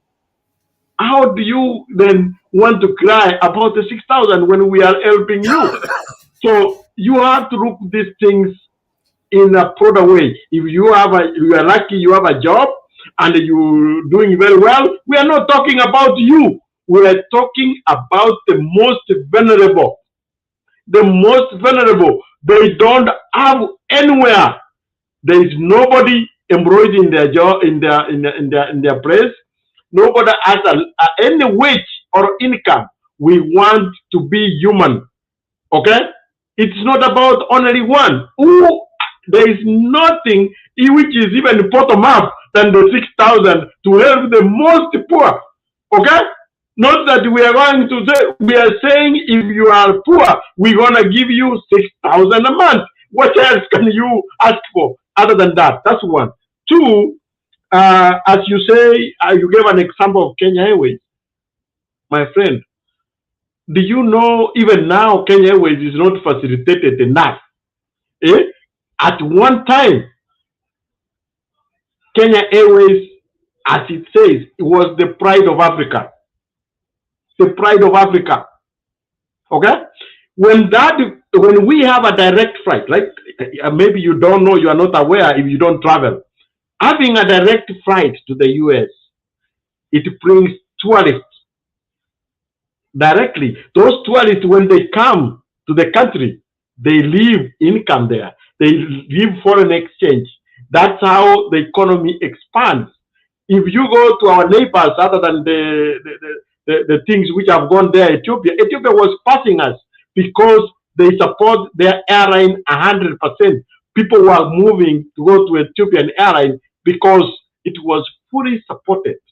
So some of the flagship projects which are done, and that's where I have said here before, that the way after Uhuru Muigai Kenyatta leaves the power is when you come to realize that he was one of the best presidents, because he has not looked at this small politics you are doing. He's looking to make sure that Kenya is competitive.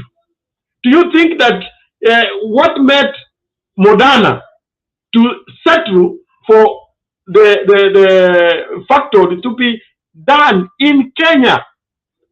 There are many African countries who are gunning to have the processing, the factory to manufacture medicine in Africa, but Kenya was chosen. It's because of infrastructure, beef, which is there, and the way we are moving forward. So sometimes ours might be looking at the village, but as a president is looking to make sure that Kenya is on the map on Africa. That's why you are told Kenya was number, I think, 12, now is number 6, and we are moving to be number 1.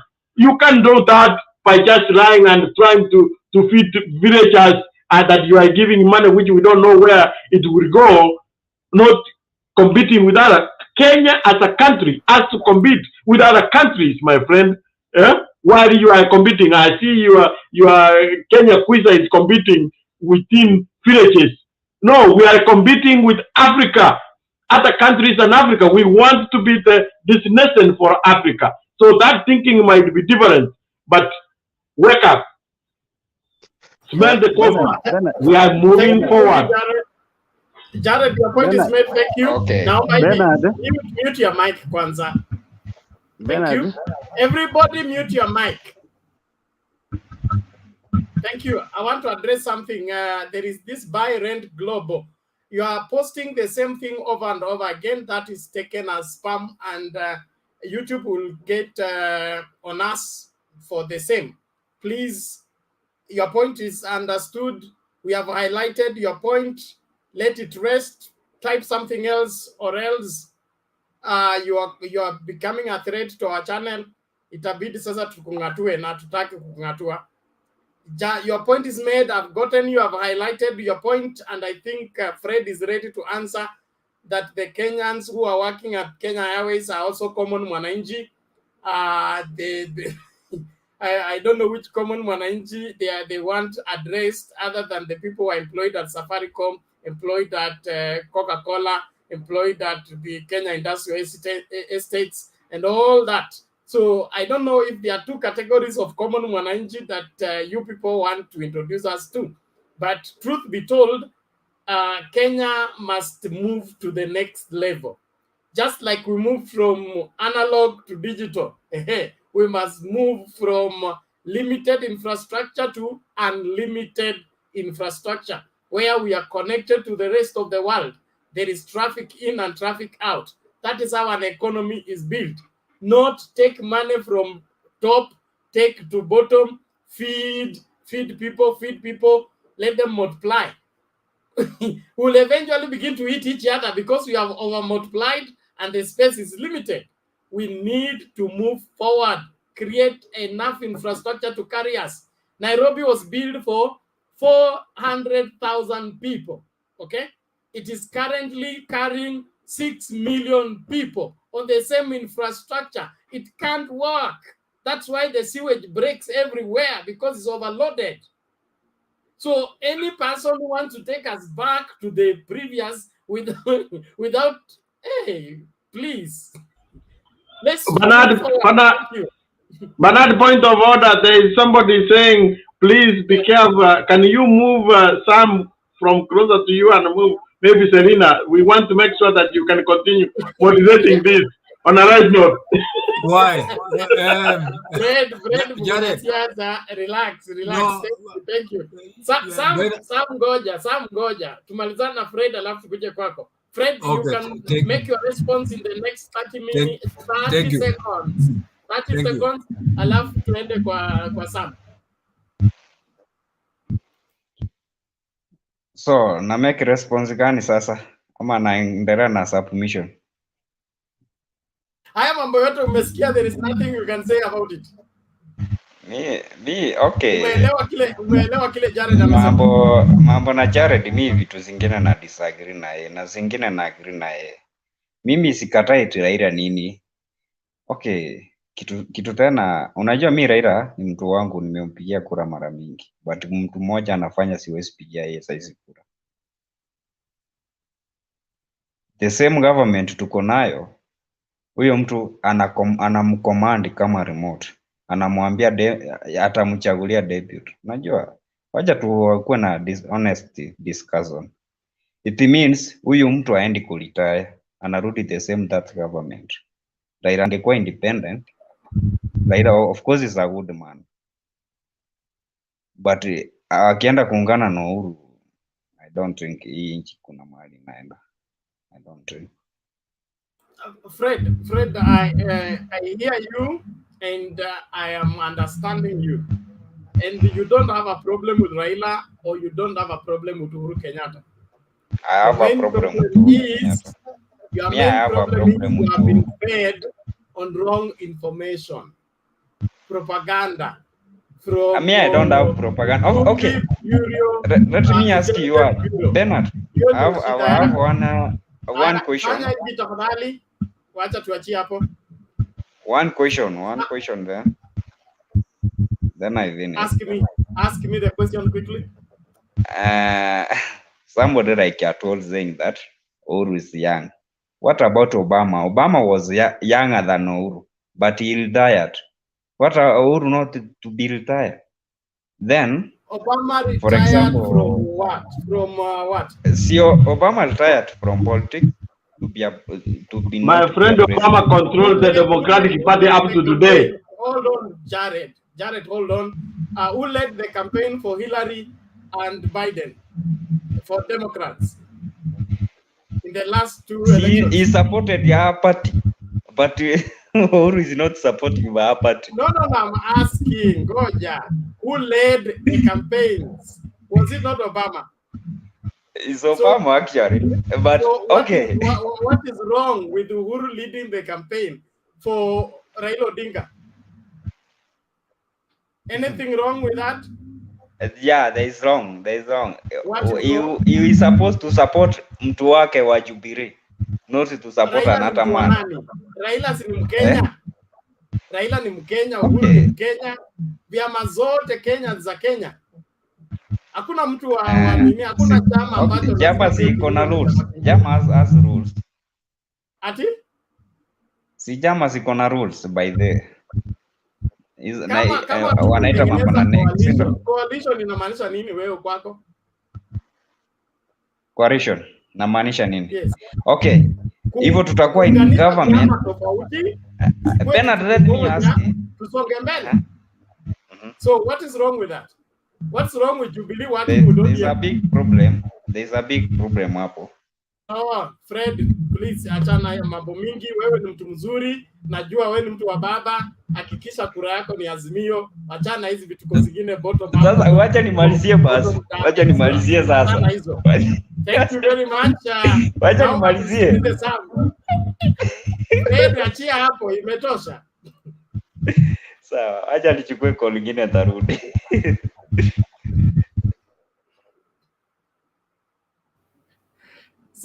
Sam coming. Mama Selina nilikuona lakini wacha Sama ongee kwanza kuje kwako. No, ikiwa kama Mama Selina yako na swali anazouliza. It's your day. Mom, it's your day. Mom, it's your day. Mama Selina ni siku yako leo, unaweza kuongea vile unataka. Aya, Mama Selina, go ahead. Okay, thank you so much. Nilikuwa nataka kuuliza Fred, nasikia anajaribu kutetea sana. Na akasema mambo ya Shylock. Bernard, nataka utuambie hiyo choiwa, hiyo imefunjika na nje iko na first lady ya UDA. Wana charge pesa ngapi because it is so bad doing bad. Hiyo ni moja mko nayo.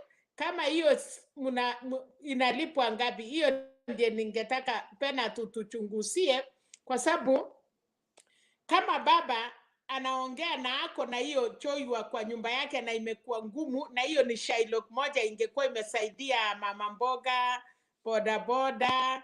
So Fred, saa ile tunachunguza hiyo kwanza, hiyo ndiyo iko mkononi mwenu, hiyo choiwa. Tujue imesaidia kina mama aje na inafanya nini kwa boda na imesaidia nini wa mama ya mboga, ndio tujue you guys are serious na mnataka kutusaidia sisi watu ya mboga na boda. Hiyo tu nilitaka kuuliza kwa sababu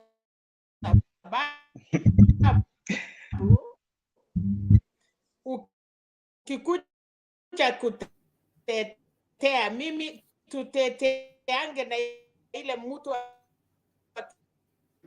tuuliza maswali unaweza, kwa sababu tunataka kutengeneza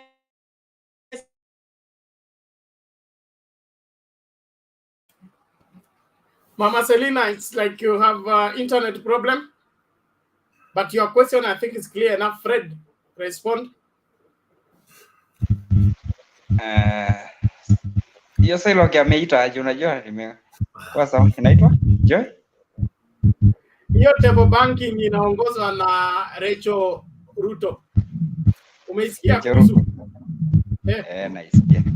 Naisikia. Management yake inaendeleaje? Imesaidia mama mboga wangapi wakakuwa millionaires?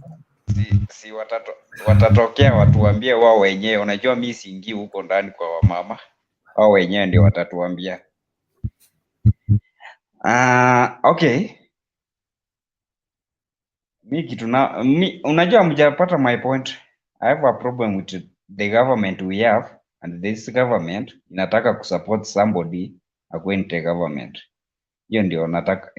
Unajua, wacha tukue na honest discussion. Uhuru ametuumiza. Si eti mimi sijasema eti Raila ametuumiza. Uhuru ametuumiza honestly. So, it's not a time tunafaa kumpea chance akuwe the next government ndiye anakuwa control and that government. Wacha sasa wewe Fred will be aside. That's what I'm against with. Na hiyo ndio itafanya mimi siwezi kuja Azimio kula. Kuna mwanaume ana control mwanaume mwingine kwa nyumba yake. Wewe unakontroliwa na mwanaume mwingine kwa nyumba yako. Why are you saying those things? Unajua hivi vitu zingine hiyo speech Isaka anaongea nini? Kwani sinamaanisha nini? From there mjinga tu anasema Uhuru still ako young, hafai kuretire. Fred, mind your language or we get rid of you. Tafadhali. Atoli ni mzee. Okay? I'm a Luya. And in the Luya culture, we don't insult elders. You are a Luya? Yes. We see Luya bwana. Tafadhali. Don't go there. Secondly, Uhuru is going for retirement, not from politics. He's leaving his office because constitutionally he cannot be president. Will he have influence in the government? Yes. Why? He's continuing to be the party leader of the Jubilee Party. And as long as he's a leader of the Jubilee Party, he will run the Jubilee Party from your home. There is nothing wrong with that. Wewe huwezi kusema Uhuru amewaumiza, alafu unaruka kwenda kuleta Ruto ambaye amesaidia Uhuru kuwaumiza, ukisema Ruto atakusaidia. Sasa wewe, kwani wewe unaonaje? Assistant wa Uhuru ni nani? Ni Ruto. Alafu unasema Uhuru amekuumiza. Alafu unasema sasa Ruto aliyemsaidia kukuumiza atakuja kukusaidia kutokana na ile kuumizwa, umeumizwa na Uhuru. Hiyo ni kutumia akili sawa kweli? I personally, the reason why I support the man ni agenda zake. Agenda gani? Fred, tuachie hapo tafadhali. Hata watu wanateta kwa comments. Tumekupatia muda wa kutosha. Thank you. Nimewachangamsha. Watu wanateta sana. Wacha tuachie hapo. Nyinyi niulize bwana. Hapana, imetosha. Yes, Kenya. Mr. Bernard, wacha tuacheni kushindia mahali pamoja. This guy Fred will make us stay in one place, tuishi hapo tukiongea back and forth. We need to move on with the... And one thing, wacha niambie Freddy, kurudisha Ruto kwa president ni kama kuchukua loan kwa M-Shwari kulipa Fuliza. Replace Uhuru na Ruto. It's like getting a loan from M-Shwari to pay Fuliza. So you don't have to go back and forth, the same thing. So Bernard, I think you can give me time I submit because I want to hide myself. After Sam. Thank you. Okay. Thank you, Bernard. Thank you, Fred. Jared I think he's on the background. kuna kitu Jared anaongea juu ya those we are electing, we are electing them, wala tunachagua kama ni wabunge ama wakilishi wetu kama raia. Hapo aliongea neno ambayo kawaida huwa normally, sorry, Kiswahili imeanza kupotea kwangu mimi mwenyewe. Normally, I never like what Jared always talking. But tonight,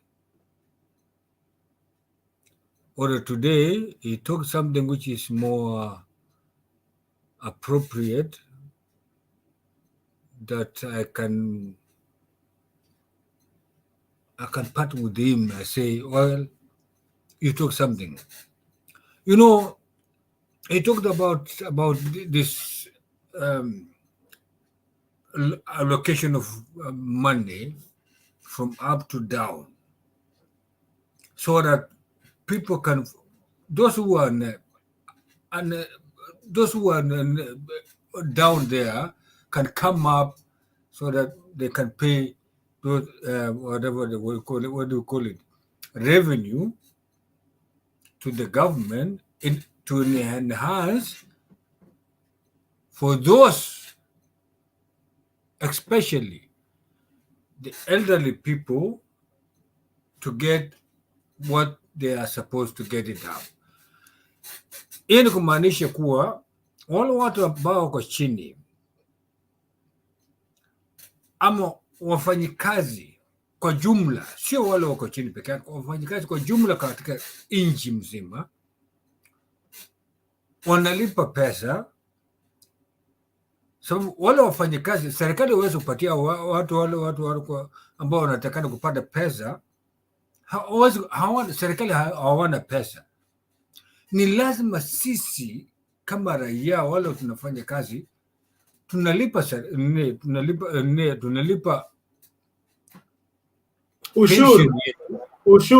ushuru ama pension yetu mwaka ujao, wakati tutaretire. Tunapolipa pension yetu, ili kumaanisha tunalipa wale watu ambao wameretire. That's a fact. We pay our what do you call it, pension for those. We pay our pension so that they can pay this pension we are paying it. They pay those who are on pension. It goes from generation to generation, from time to time. Unaona? That means the more people are employed, the more the people are being paid. Those who are retired to be paid pension. What do you call it? Pension or pension. That's the most important thing. For me, to me, I concur with the what do you call it, Jared, because we both, me and Jared, we are living outside. We know how the governments, not even the government, the system of the various countries is undergoing, or their system. So, to me, I concur with Jared on that. Okay, thank you, Sam. I've never finished. I think you take too long to land. Okay, time interest. Yeah, but I've never even talked it. I thought you gave me to submit, man. You just give me. But you've taken 3 minutes to submit one point. You know what? You have to explain to people so that we can understand. No, the reality then, sir. But within the time limit. You have to. You have to explain to people, those who don't understand it, for them to understand it. Come on, sir. Order, please. Order. All the people behind the curtain, naanza kuangoa, tafadhali. Sam, wewe tuko na wewe hapa mpaka tufunge station. We relax, utaendelea kufanya. Okay, sawa. Wacha Kenywa afanye submission angatuke. Thank you. Kenywa, make your submission please. Okay, thank you very much, Bernard. And I'm grateful. I'm listening to everyone. But I think there is one thing I would like to explain a little bit about the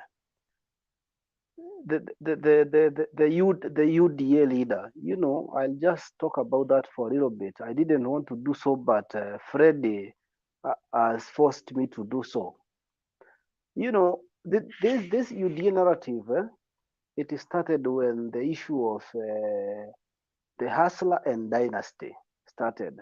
And that their aim was to split between the rich and the poor, to divide.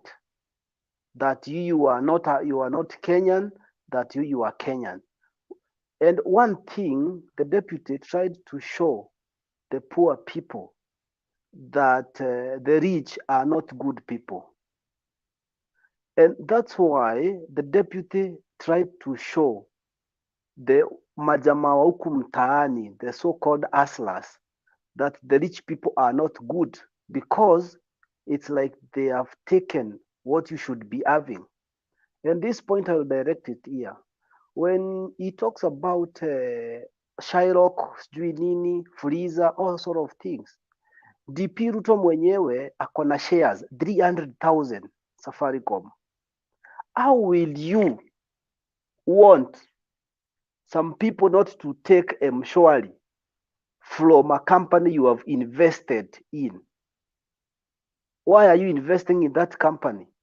You invested there so that these people you are calling hustler can borrow money from that place and you gain. And that's why I said DP is a person who wants the poor to remain poor so that he can manage to control you. After every 5 years, he comes with the issue of hustler, with this. He give you some coins, then you vote her back again. You will remain poor. That's the DP reasoning and idea. And that's why he is trying to fight every rich person. You can see in mountain where I come from, he tried to make sure the rich and the poor are not in the same page. And the same issue affected me at my workplace. One of my workers took that direction of deputy president and decided to disrespect even me, mwenye nampea kazi, because the people who have are not good. You understand? So that narrative, wale watu wako huku chini ya kina Freddy ndio wataki kuelewa, and the earlier they understand, the better they will be saved from this issue of hustler and bra, all those sort of those things. Fred, if you want to be on the right side, kindly avoid anyone who hates a rich person. I'll advise you at your village, if you are surrounded by poor, you never see anything beyond there. But if you are surrounded by a rich and you don't have something, trust me, you gain a lot from them. Because when they are fencing, when they are fencing their compound, yours will be also secured there. So if you chase away them, you will live in forest and no one will come for rescue. And DP Ruto, that's what he's trying to do to young people, calling them hustlers. And I think the young people have started reasoning and knowing these things. You can never fight the people who helps you. And in mountain business, people have followed the direction of the government. They know where the government lies. They know where everything will be okay. You can never fight or bite the hand that feeds you. You can never. And that's what DB is trying to show you, Freddy, to do. And that is very wrong. That's very wrong. My friend, think. And I've told you, ask yourself why DP has got 3,000 shares in Safaricom na yet ataki mchukue mshwari huko. Uniambie what the mind anawasoma nini? Anaonyesha nyinyi mfai kuchukua mshwari, lakini yeye amenunua shares huko. Yeye ni mjinga, ni nyinyi wajinga. Sisi tu wenye tuko huku tunamsikiza, ni sisi wajinga. We need to deal with him once and for all. Thank you, Bernard. Mimi nimemaliza. Let me give someone the stage. Thank you, Kenywa. Thank you, Kenywa. I want us to move fast. Guru, are you there? Yes. Okay. I want you to make your submission now. Yes. Alex, are you there?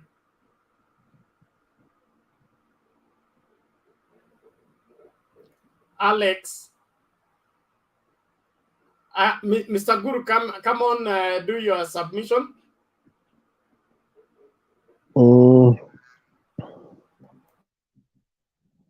Now, Donald, today I see the manda ile iko ni kwamba mzee wetu Kiraitu mwishowe amechukua position, which is a very good thing.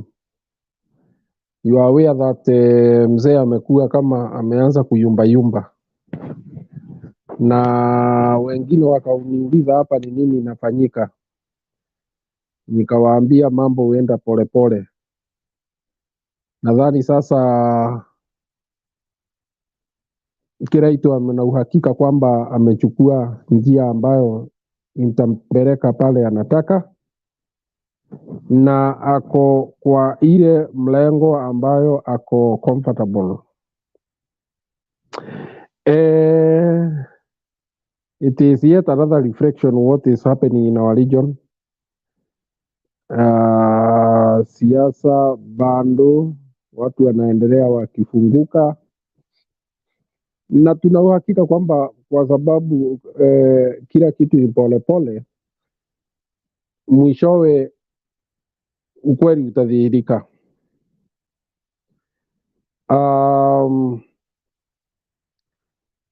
Baba trip yake pale Samburu inaonekana kama ilikuwa ya kuridhisha sana. The community looks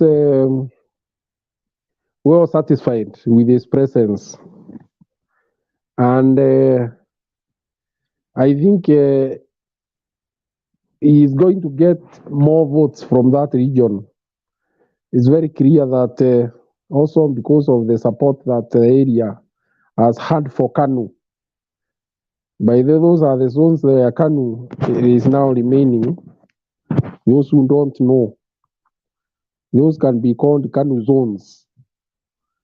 Nadhani with the Gideon family saying he is leaving Oka to join Azimio, then Baba has added another feather. Kwa hivyo Bernard, kusema kweli ni kwamba nadhani yule jamaa mwingine akiingia hapa after the debacle of the trip atakuta maneno imebadilika kiasi, kwa sababu yake ni kama imevifia. Nadhani wale aliachia kazi wameshindwa. Nilijaribu kuona pale Rigathi amepeleka campaign pake pale nyumbani, unaona hata watu wako wachache na wametulia tu. Nikaona kwamba maneno si vile tunaambiwa. Kuna mama hapo amesimama, walimuibia kura wakati ile mwingine ya nomination ya Jubilee. Mama mkongwe wa miaka 76, lakini anajulikana sana juu amefanya maendeleo kadhaa kwa hiyo region. Na hata wa sasa kuna wale wanasema atakibiza Rigathi Gachagua sana, kwa sababu ni mama anakubalika na eneo lile anatoka ya Mathira ndio ina watu wengi. Kwa hivyo on that account Rigathi could be headed home despite following Ruto everywhere. Kwa hivyo kisiasa ni kusema kwamba Jubilee inaendelea ikiinuka na kuna mengi imeanza kufanywa hapa. Kuna blooding ambayo imefanywa. Unakuta ukienda kila pahali utakuta billboards kukumbusha watu kwamba chama bado iko. Kuna town hall meetings zinaendelea and many other activities. Kwa hivyo nadhani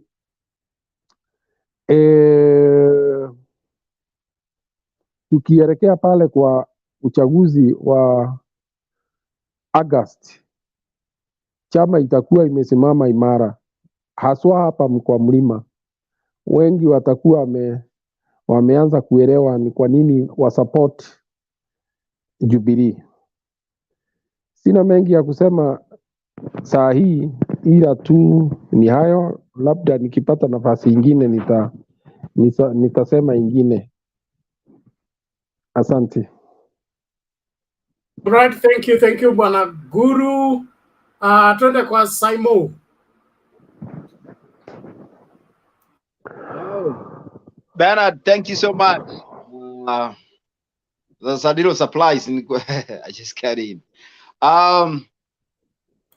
I wanted to mention a few things, and one of them was my prediction about Kiraitus Mbus. I said Kiraitus Mbus a few days ago. I said he's just studying the ground. He has to make sure he is with the ground, because siasa za Mlima na most of the other places, they are actually leaders. Although we know very well, being a leader you have to read, but ile msemo imesemekana ati you have to listen to the ground. It's also true. You have to also see what your people want, and the moment you saw, wakati uliona CS Munya amekataa kucompete gubernatorial. This thing a lot of us may not be able to know, but hizi ni vitu zinaongelelewa. If Munya was to go and compete na Kiraitus, that is a battle of giants, na ingekuwa ugly, and there's a chance pengine hata Kiraitus angepata. But I'm leading a situation whereby Munya may be going for a very big post, either a VP, DP or something close to that. Because you can see the president, how he has talked about him in very, very good terms. So the matrix of the mountain is actually changing more faster than what people really think.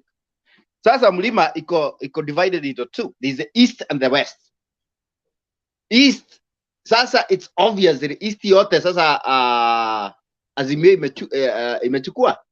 Sasa imebaki west, whereby we are talking about Nyandarua, Nyeri, and some parts of Kiambu and Kirinyaga.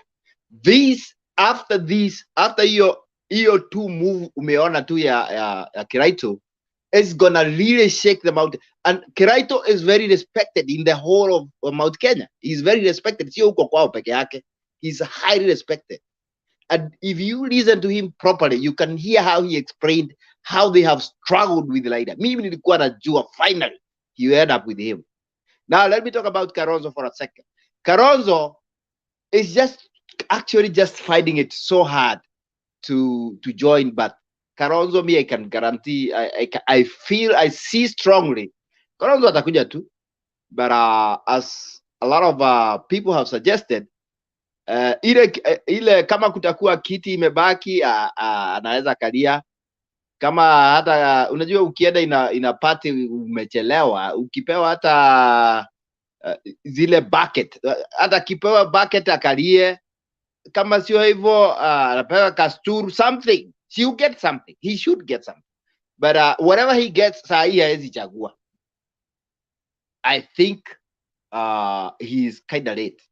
And one thing that people should, if you talk with the Kambani people, they will tell you, Kalonzo is a statesman, but he has issues. Amesaidia watu wa Ukambani na nini? If you think about it, amesaidia watu wa Ukambani na nini? If you ask the watu wa Ukambani, wamesema ni kitu moja tu amefanya. Alijenga prison kule Ukambani. That's the only thing that is known Kalonzo has done.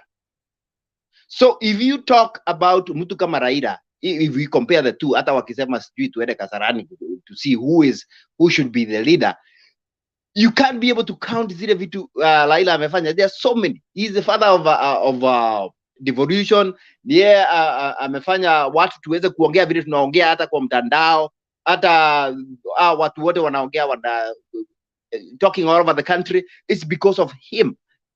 Hata yeye ndio alisababisha section 2A ilipiliwe. So many things.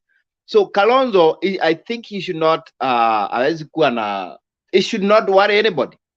Me, nimesikia huyo kijana alikuwa anaongea hapo, I can't remember his name, talking about the UDA and saying that the president Uhuru Kenyatta is the one behind atakuwa ndio anaongoza or something of the sort. This man, I don't know. There are people, when they are fed with information, they don't see it. They don't actually look at the facts. Vile wanaambiwa wanachukua tu hivyo. If you have to dig the history of these people before you can even talk. Kwa sababu ukiangalia Raila Odinga amekuwa kwa siasa when Uhuru Kenyatta was a student. So how can you say that he's going to be the one atakuwa kiongeza yeye? How can you say that? There's no, and the same thing, the same parameters wamekuja wamesema he's yeye ni project. How can Baba be a project of anybody? Mimi, my submission ni kwamba kusema these people, some of them they will change. Wale like if you belong to a certain cult, hata ukiambiwa nini huwezi change. Hatutajali, but I know some of them will listen na they will change. Na Baba, mimi nasema tunataka Baba awini kuanzia 70 na kwenda juu %. Ndio country iwe moja. That's what we want, and that's where it's headed. Goja Central, Goja Mlima itakuwa 80%. That's my submission. Okay, thank you, Simon. Now, by those people staying behind the curtain, you cannot do that, please. That is why I'm forgearing. Mama Selina, tunarudi kwako. Internet ilikatisia wewe wakati unafanya submission. Please quickly come in and then we can go to Penny before Duke. Penny was here and dropped out. Mama Selina, are you still there?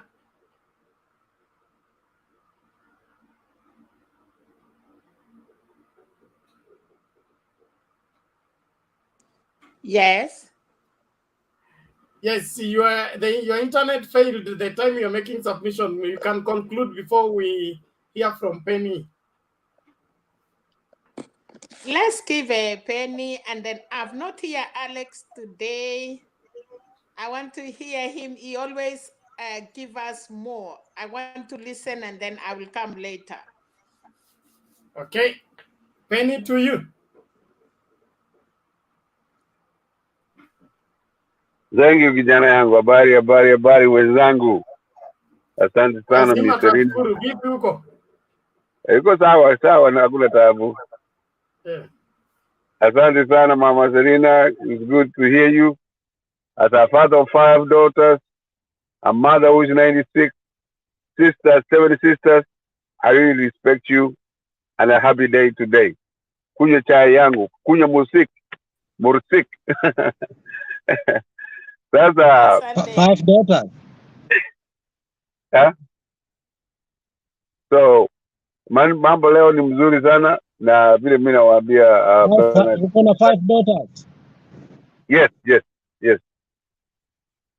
They're all graduate school students, Boda to Baylor to Yale, so there's no problem. Uliza your uncle, they will tell you. But mambo ya leo ni mzuri na Olo anataka msichana mmoja. Pea Olo awaje kutukana wewe. Hapana, mimi sijali kijana. Mimi ni mzee. Sasa hiyo you have to be prepared for that. Na unajua mzee Olo ndio atulie chini asiambie wewe ni Cook Sugoi. Alex, wewe ndio ulikuwa advisor wa King Solomon, eh? Akiwa na shida na mtu anaenda kuoa huko, sio? Thank you, Alex. Sasa mambo ya leo ni mzuri sana. No, so kama some speakers have said, sisi hapana kichwa mbaya. We are very very normal, except we have just a different opinion. Ya kwamba vile nani Ruto ametembea hapa, ameenda England, hata speech amepati hapa National Institute of Strategic Studies ilikuwa mzuri sana. Security, I'm sorry. Amebeana Chatham House ni mzuri sana. Those are the big time think tanks, and we should really commend them for going there. And I'm very sure when Raila goes to England, he will have to go to Chatham House. So mambo ni mzuri, wacha tuangoje tu in 5 months. Alafu ula atashinda. That's it. There's no problem. Tuweze kugombana mingi. Mimi Bernard, I challenge you that let us do another help somewhere. Iko mingi kina Alex mko kisi mnajua tunasumbuka ile tunasumbuka. Mimi ndapata shilingi 5 niwatumie. So that is the essence. Show yenu mimi naipenda sana kwa sababu you are young people and you are really engaging. Igawaje, most of the time mnatulima, that's part of the game. Hakuna taabu, si hatujali, lakini kutukana hiyo ni kuonyesha ya kwamba una akili. So kama ni mtukana yoyote wauda ametukana, I really ask you for forgiveness, kwa sababu elections are not about fighting. Kupigana ni ule anaguza mtoto yako, mama yako, anybody. Hiyo ndio mnapigana, lakini ni kuzungumza tu. Kwa hiyo tuzungumze vizuri kama vijana yangu kina Monda, kina Alex, kina Patriot. Sijaona Patriot in a minute. Hao ndio when the elections are over. Bernard, ngoja niambie huyu Alex ya kwamba lazima tuone every Kisii school sorts za Kisii kutoka Jamila na Kisii tuwe permanent. Nyinyi mtachanga pesa, tutauliza watu hapa, kina Joe Biden watatusaidia. So let us think positive and let us be happy. Thank you very much, Bernard. Okay. Thank you, Penny. I'm happy for your submission and your support. You are welcome to support us. In fact, one of the things I found in Marsabit was there were people willing to give me land if I can take school to them. So I will come to you people to give me money. I go and build school in Marsabit because the only way to help the future is train the children. In my opinion. I'm number one in that, Bernard. Thank you. Na hiyo tutaweka limit, yani ile ya chini kabisa. Hakuna mtu analipa 20, 10 na hako outside Kenya. Thank you. Asante Penny. Naomba kabla tusikilize Duke to watch hii video kwanza.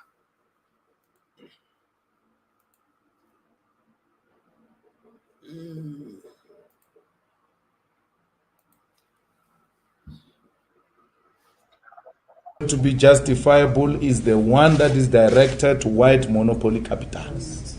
Will be there. I'm not going to be part of stoning my brother, stone an own brother, and then going from the car and say these people are selling drugs, and then you steal things from them, and then I must come and join that. I'm not going to do that. Someone says on Twitter, no, leave this thing, we want you to be president, this thing is going to cause votes. I'm like, you can go with those things for president. I must be a president of thugs, of criminals. who beat up people. When you are done with Nigerians, when you are done with Mozambicans and Zimbabweans and Zambians, you are going to go for Shangans from Guyana. I have to stop you now before you come to me. Now some of us can't even talk your language. They are going to ask us to make certain pronouncements in their language, and we can't pronounce Wow. Back to Limpopo. We are going to be victims. Celebrate and be happy. And say the nonsense you are saying about foreigners and Nigerians. Go on. When they are done, they are coming for you. They are going to say, no, the reason we don't have jobs here is because of these Zulus. They must go back to Natal. We don't have jobs here. Is this Xhosas? They must go back to Eastern Cape. We don't have jobs here. It is this Pedis here. It is these vendors. Back. Because there will be no foreigner to fight. But poverty will remain. Hunger will remain. The inequality will remain. I said the other time, bring all the buses. Let's put all these Nigerians and Zimbabweans in buses. Let's take them back. And let's see if you will get an employment tomorrow.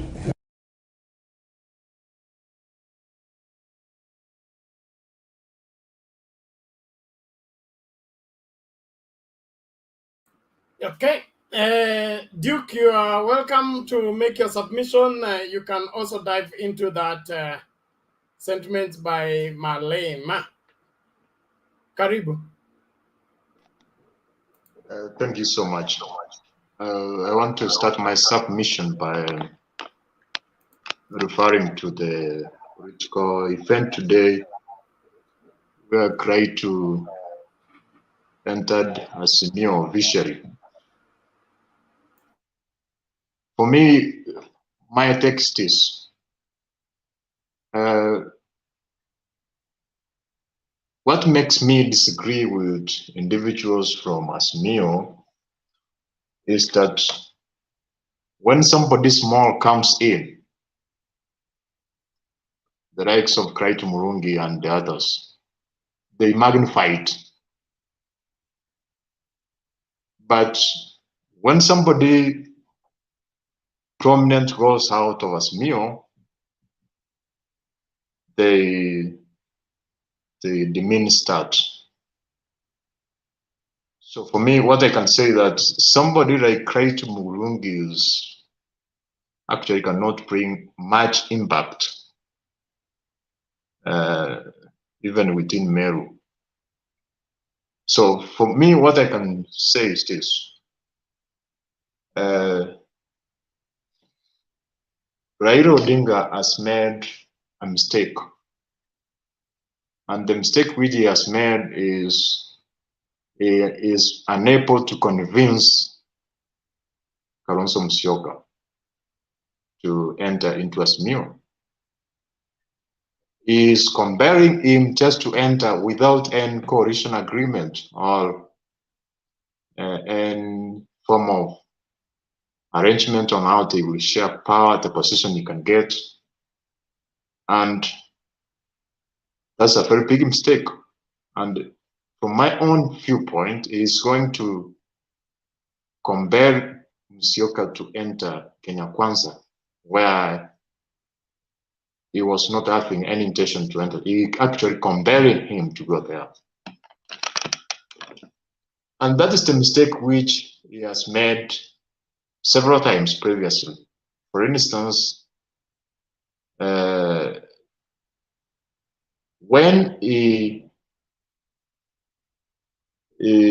demoted or removed William Ruto from the docket of the minister, he never anticipated the support, the political muscle that William Ruto was having from Rift Valley. So he's trying to do the same mistake. He's trying to underestimate very serious politicians and trying to think that he can create influential principles. He can actually elevate very small individuals to the level Musalia Mudavadi to the level of Kalonzo Musyoka. So it's like trying to say that if Kalonzo moves out, he will not bring any change. Really? The same way he was saying that Mudavadi going to Kenya Kwanza has no much difference. So for me, what I can say is this.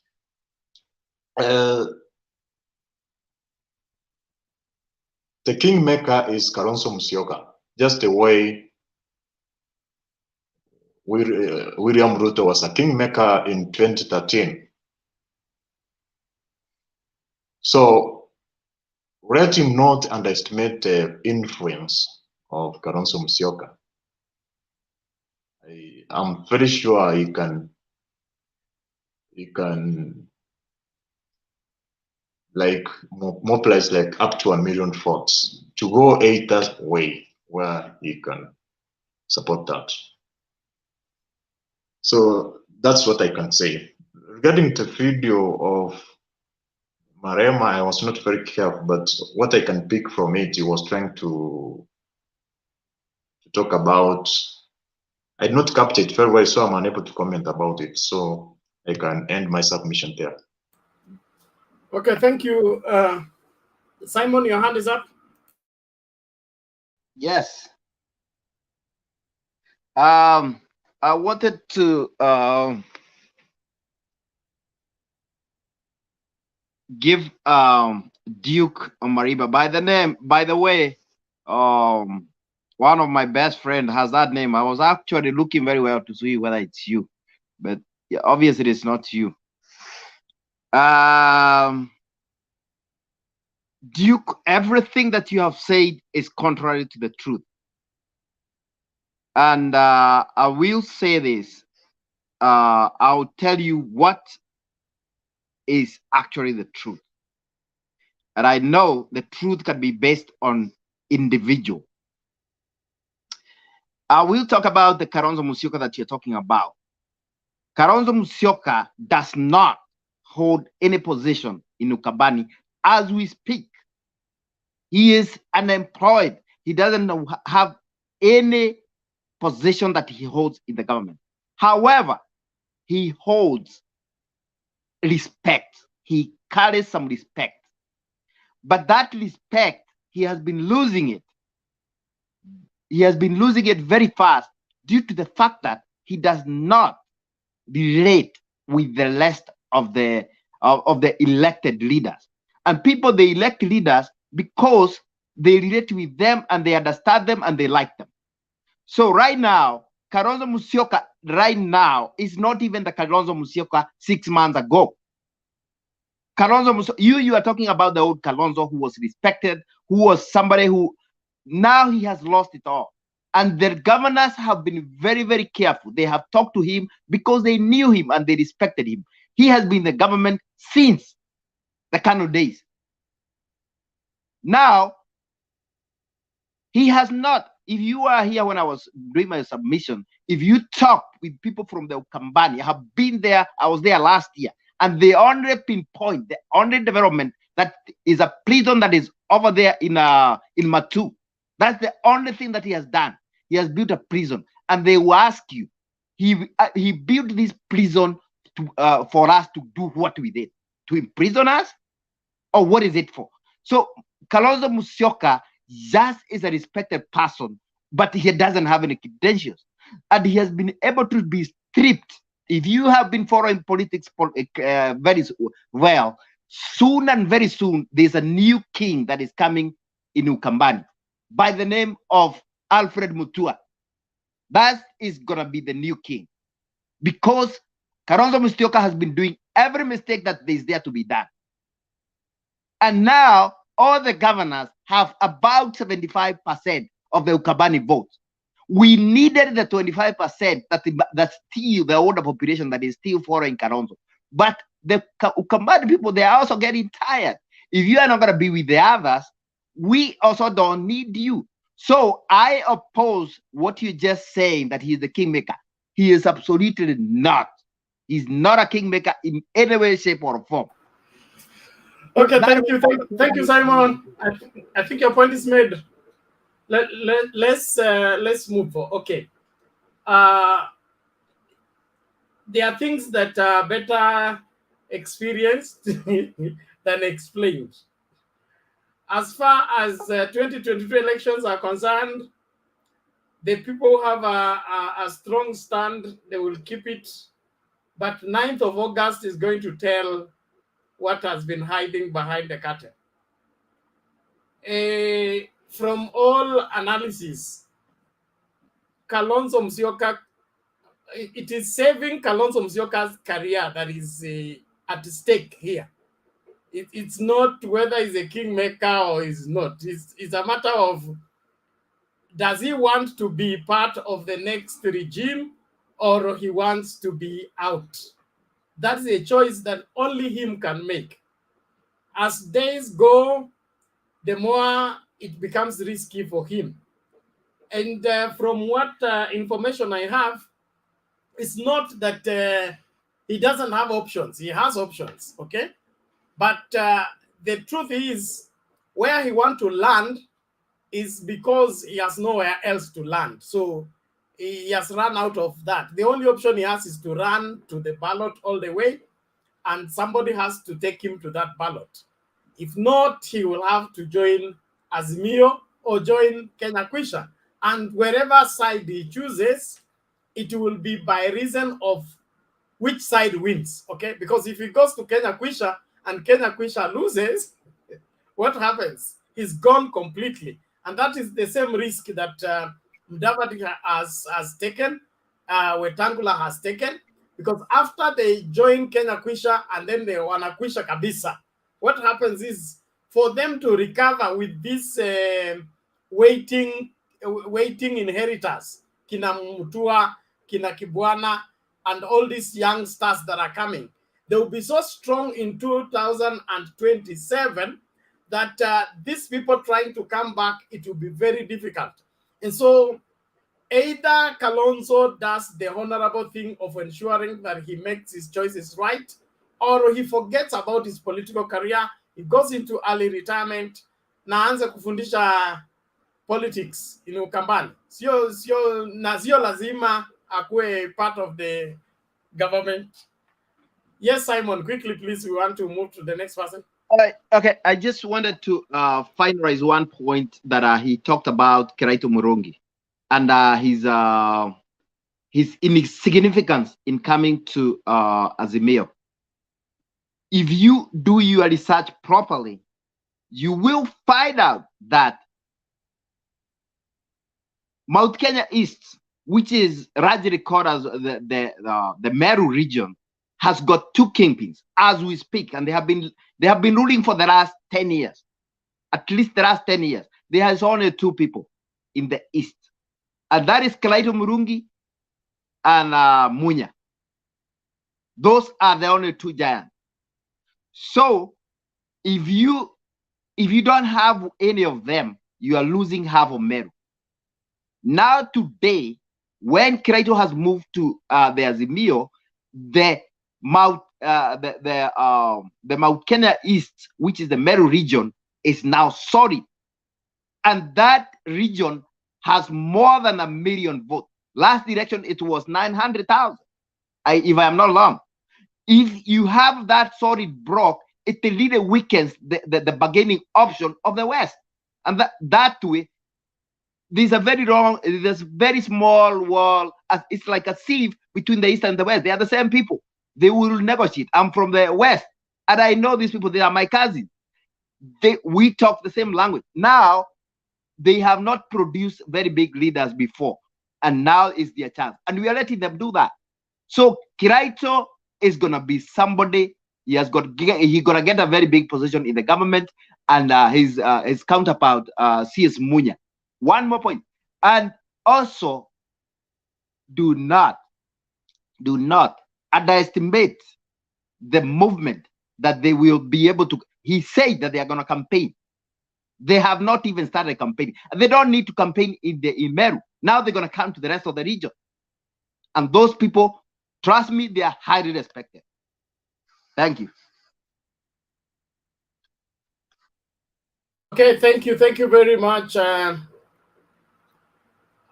There was also a matter here that you need to respond to. He said, do you know the reason why Ruto was fired by Baba in the Grand Coalition government? We discussed that yesterday. He knows very well.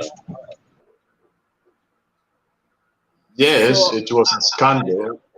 are you suggesting that we should let go any corruption allegations to secure our political blocks? No, what I'm trying to say is that you have to do it in a decent way. If somebody has supported you and maybe, you know, in 2007. What is decent about corruption? Yeah? What is decent about corruption? I'm not talking about distance of corruption. I'm talking about distance of handling an individual. For instance, if I'm working for you and I've made a mistake, I don't hear the news that you are firing me from the media. You can summon me and Duke, do you in any way work in the Deputy President's office or something? I mean, even in the Grand Coalition. We are talking about William Ruto and Raila Odinga, not me. How did Mo use to That's fire what I'm people? saying, because you are speaking with finity as if you are the one who received the sacking letter. No, from the that's news not house the media. on You behalf know, of William Ruto. so the two have explained that. Raila Odinga said he fired William Ruto because of the scandal. William Ruto said that he was fired without being informed. So what else do you want us to say? That's what it is. Duke, I suspect you are an employer. I suspect you are an employer. And I don't think you will ask permission from an employee you want to sack if he is in a good mood to receive it's the not sack about, letter. it's not about asking permission. It's about someone individual. Duke is a hustler. Let's end there. One Duke, thing tell, that Duke, tell Bernard you are a hustler. You are not an employer. Hold on, Alex. You know, Alex. Order, Duke. Order. Listen to me first. You know you can come back and I can hire you here. Order, both of you. Thank you. Everybody mute your mic. This one goes for Duke before we bring in Charles. One of the things that made Raila a statesman was his stand on that. And that, as much as it was geared towards finishing him, it ended up building him. It gave him more clout than even the sitting president, who was Kibaki at that time. The moment he said he's willing to save Mao, even if it will cost him his political career, that's when Ruto lost the war against Raila Odinga, and until today, he's still trying to catch up. And I don't think he will be able to catch up, because there are decisions you make in the interest of the country that makes you a statesman. One of the things that is missing in the CV of one William Ruto, which one decision has he ever made that put the country first without him benefiting? Charles, you can come in. Can I want to speak and finish because I have to respond to rebuttals also. Goja Kwanza, which rebuttals? You said you are finished. Talked about my statement, so I should also respond. Okay, If first of all, Charles, you are behind the curtain. For people, you can only communicate by talking. The reason I'm giving you priority so that you can make your submission and then you get away, because we want everybody's face on the screen. It is part of our standing orders. Okay? So, Duke, what response do you have for what has been said? Well, the first response is somebody to mute. Charles, can you mute and the Bernard because I'm here in the table? Okay. So there's somebody who said about Simo, he was trying to dismiss the the strength of Kalonzo Musyoka by just giving her his own views. We have professional companies which conduct the opinion polls. And currently as we speak, Kalonzo Musyoka is number 3 in the Republic of Kenya. So you cannot speak as an individual just by giving your own views. And there we have a professional companies which are undertaking statistical survey, and they have produced that report. So you cannot just dismiss him by just giving your views. So go and read the previous opinion polls, and you can see he comes number 3 when in the opinion polls. Also, responding to what Bernard has said about Kalonzo Musyoka, you know, the 2000 and the firing of Ruto was political. First of all, the strategy to prevent Raila Odinga from becoming the president in 2007 started strong ago. And one of the strategies was to do away with the Pentagon. They knew that Raila was very strong with the Pentagon. So what they wanted to do is that they want to dismantle the Pentagon.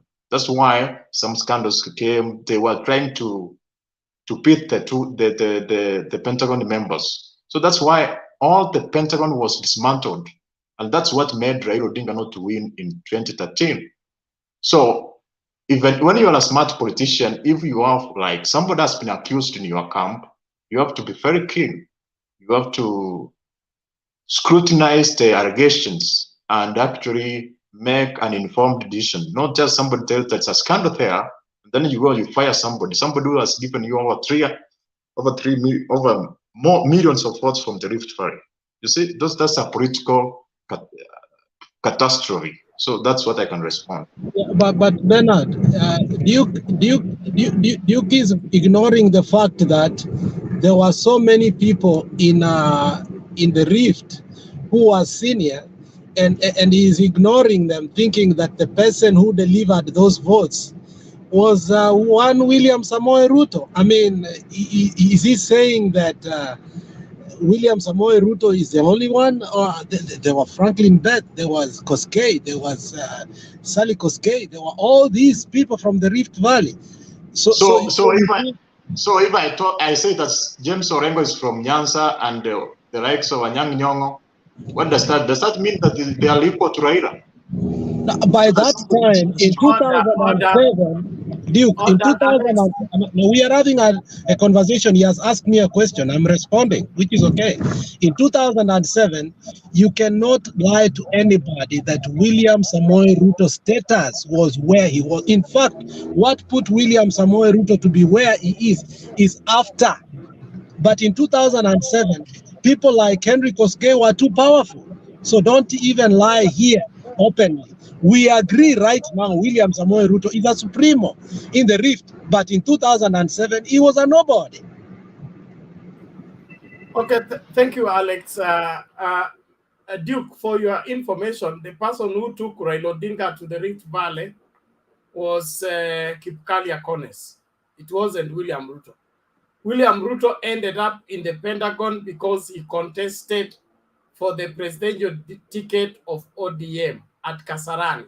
That's what made people Pentagon. It was not the number of votes. It was people who are candidates, aspirants, who wanted the ODM ticket. That's what made William Ruto be part of the Pentagon.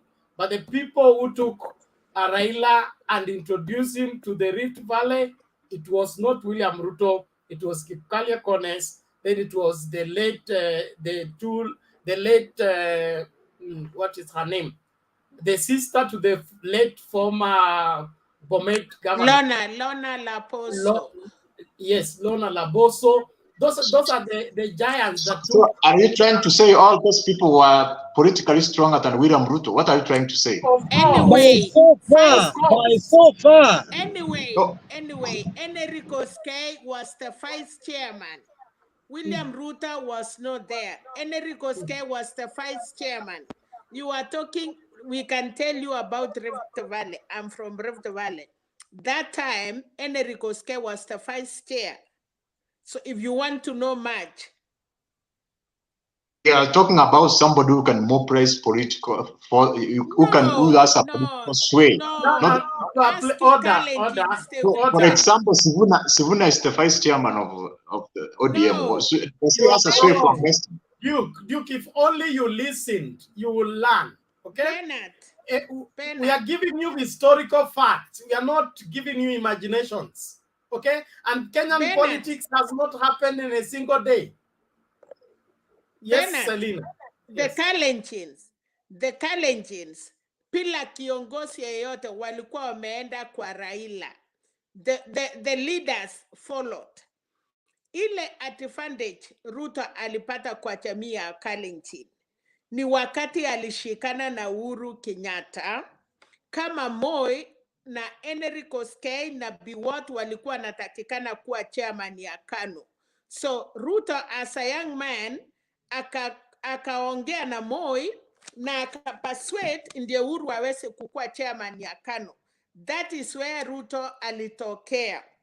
Lakini kwa mambo ya Kalenjin ama mambo ya Pentagon, yeye akukua. Henry Koskei was there.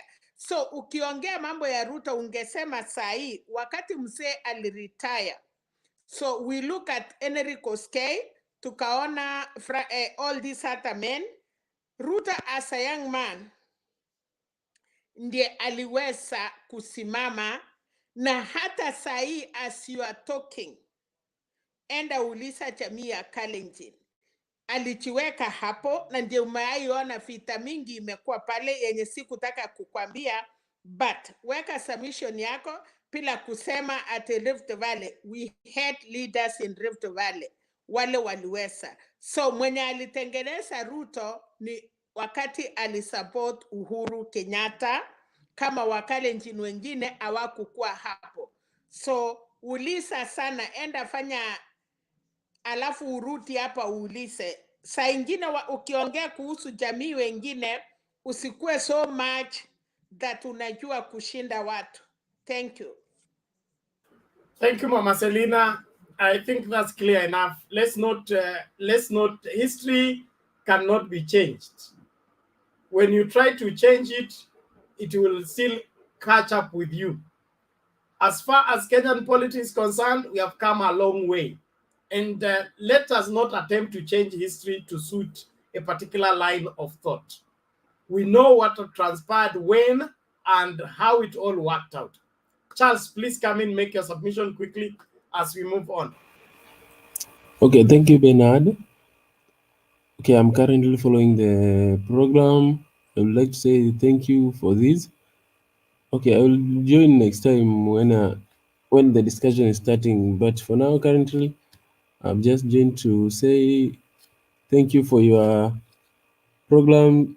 Sometimes it's good because we are learning something. Some people may be following and they are learning something. Currently, I'm in Mombasa, but I'm from Bungoma County. I would like to say just thank you, because some of you people, I feel like I know your submissions, your points are correct, but others, they just say whatever they just have to say. Thank you, Bernard. Okay, asante. Naomba tumlete John.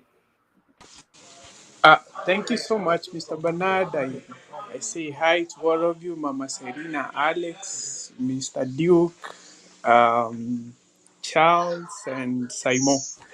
I have one thing. Mimi huwa nikisikiza kitu ndo ninasema, ndo nina make a conclusion, like na jaribu kuleta what I submit. One thing, thanks for Craig to Murungi to be back.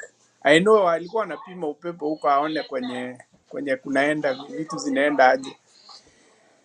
But we at first tuliona hata kuja kwetu, but now he's back. Thanks for the move. He's joining the winning team. To go back again,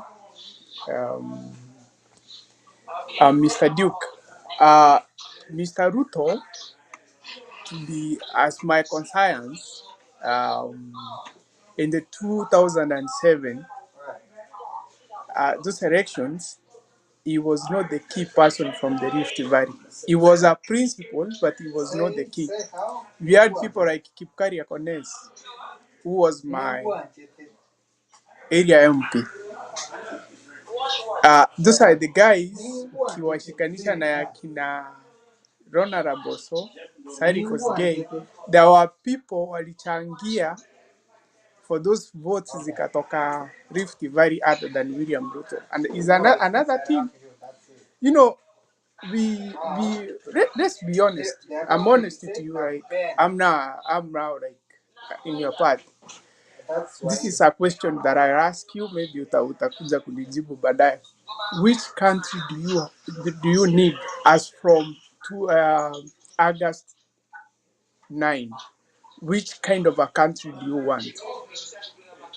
That's a question you maybe answer me. And another thing, we are not like kuonea deputy principal. He does things zenye zinaonekana hadi yeye mwenyewe anakubali ni mwizi. So honestly, don't support somebody who will ruin our country. Mimi nakwambia hivi,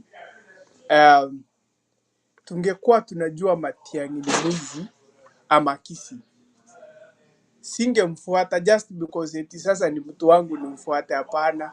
Sometimes I disagree with him. He's a Kisi, but I disagree with him. I can support Magoa, but he's not from my tribe. Driving which sends back home, right? We are not supposed to support somebody whoever kama umehusika na kitu yote with corruption. We don't deal with corruption with any decency. Corruption is corruption. Whether you took 10 shillings, I took 200 million, that's corruption. We need to fight it for once and for all. That is why we don't need the current deputy president. Aki cringe to power, tutasikia leo 30 billion zimeenda, kesho 100. So that is why the major thing that we don't need is there. And another thing, the team, I can refer you back to the Kenei scandal. Kenei scandal, you're gonna go and search for it. I know you support him for it. They needed to scam Kenya in a proposal that they wanted to supply Kenyan military with something. But when that thing came out, the person who got it out to report and war. So we don't need our people to die that way. We need a genuine and a peaceful country. If it was in America, there is one of the governors, I guess he's from New York. Alex can Atanikoso. That guy was involved in a scandal of just texting a woman, somebody the state and the federal government proposals zilitoka ajiuzuru. It's just involving yourself in a sexual activity. They wanted him out of government. Now somebody has stolen over 21 billion and he is in the public telling us is only. So it means if you steal 7 billion, that is not a crime, right? It's only, and that is a president you are expecting to be in office. Tusidanganyane, tuamuke. We are the people who are killing Kenya right now. And we elected those people to office, we will be crying. Our kids we will cry, our kids will go over the same thing.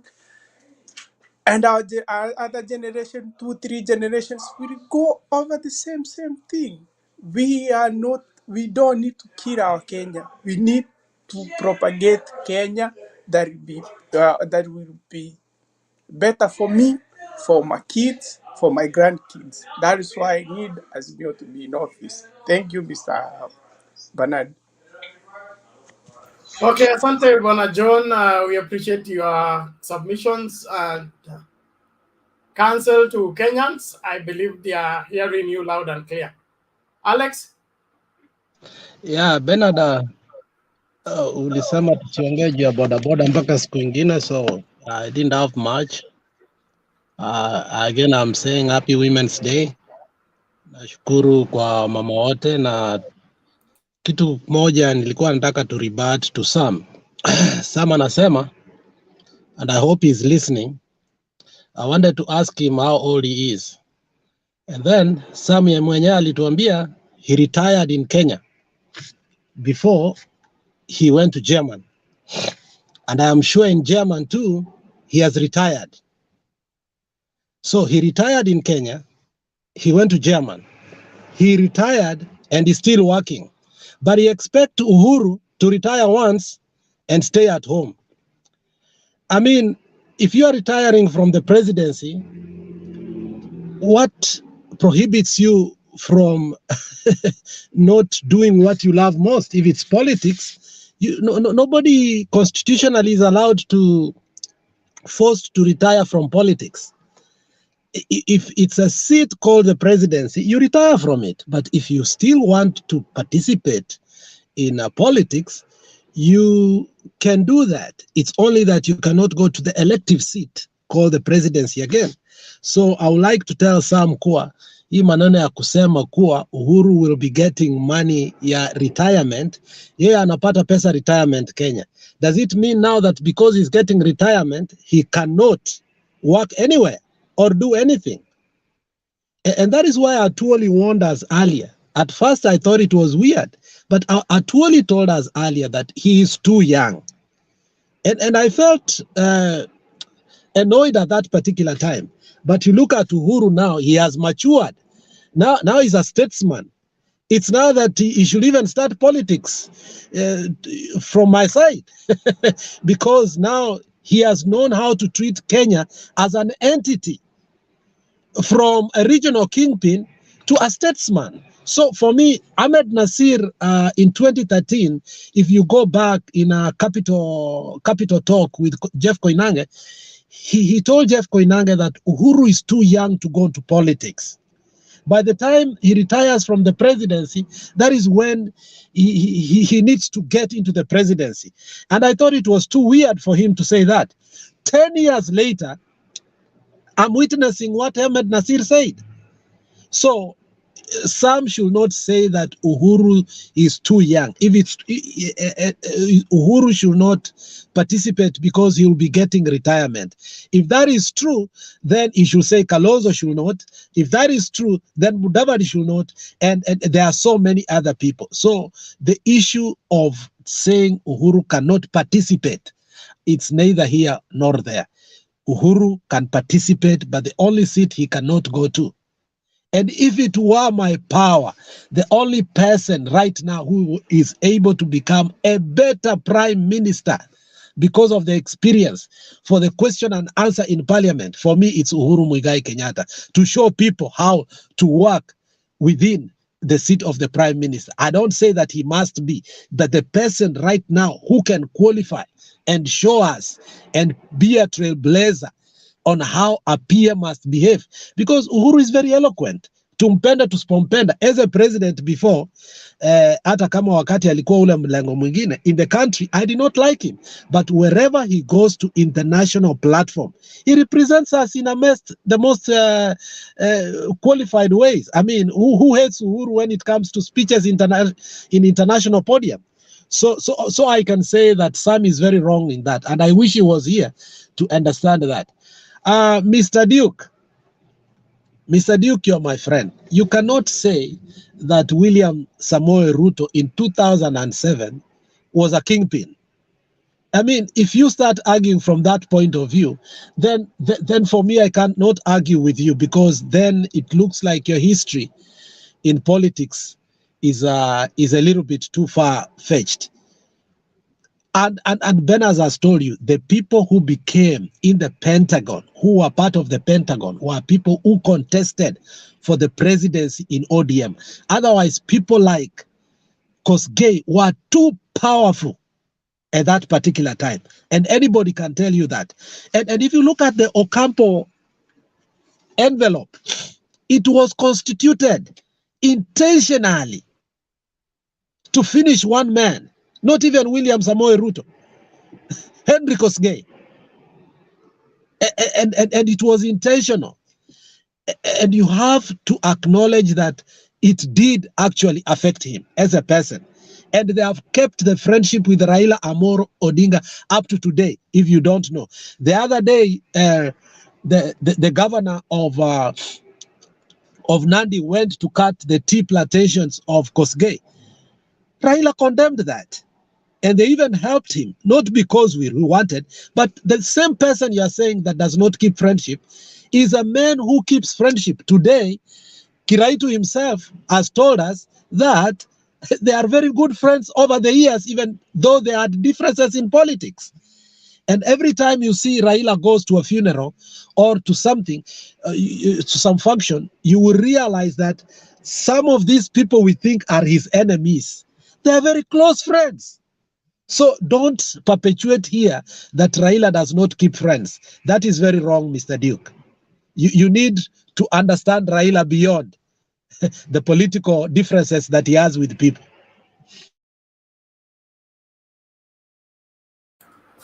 Okay, thank you, Alex. Duke, you have an end response, or we bring in Princess? Yes, I have the responses to make. First of all, I don't want to argue about the political mass of William Ruto in 2007.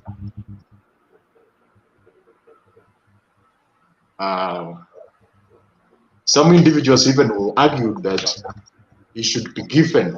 There was a debate between him and Musalia Mudavadi who should be given the post of the prime minister. So that's how strong he was. So don't try to talk about Kosgei, who even he lost the parliamentary seat. It was not a debate. William Ruto demanded. It was not a debate. Okay, so what I'm trying to say is still somebody, William Ruto was very strong in 2007. He was even considered to be given the seat of the prime minister. There is a debate about that. So I don't want to talk too much about that. So another thing I want to respond, there's somebody who asked me which Kenya I want. I don't remember who asked me that. It's John. It's John. Yes. First of all, the Kenya I want me as a person is a Kenya where we have what you call equal representation, economic inclusivity, where there is, in Kenya there is a lot of economic exclusion. And I said it yesterday here.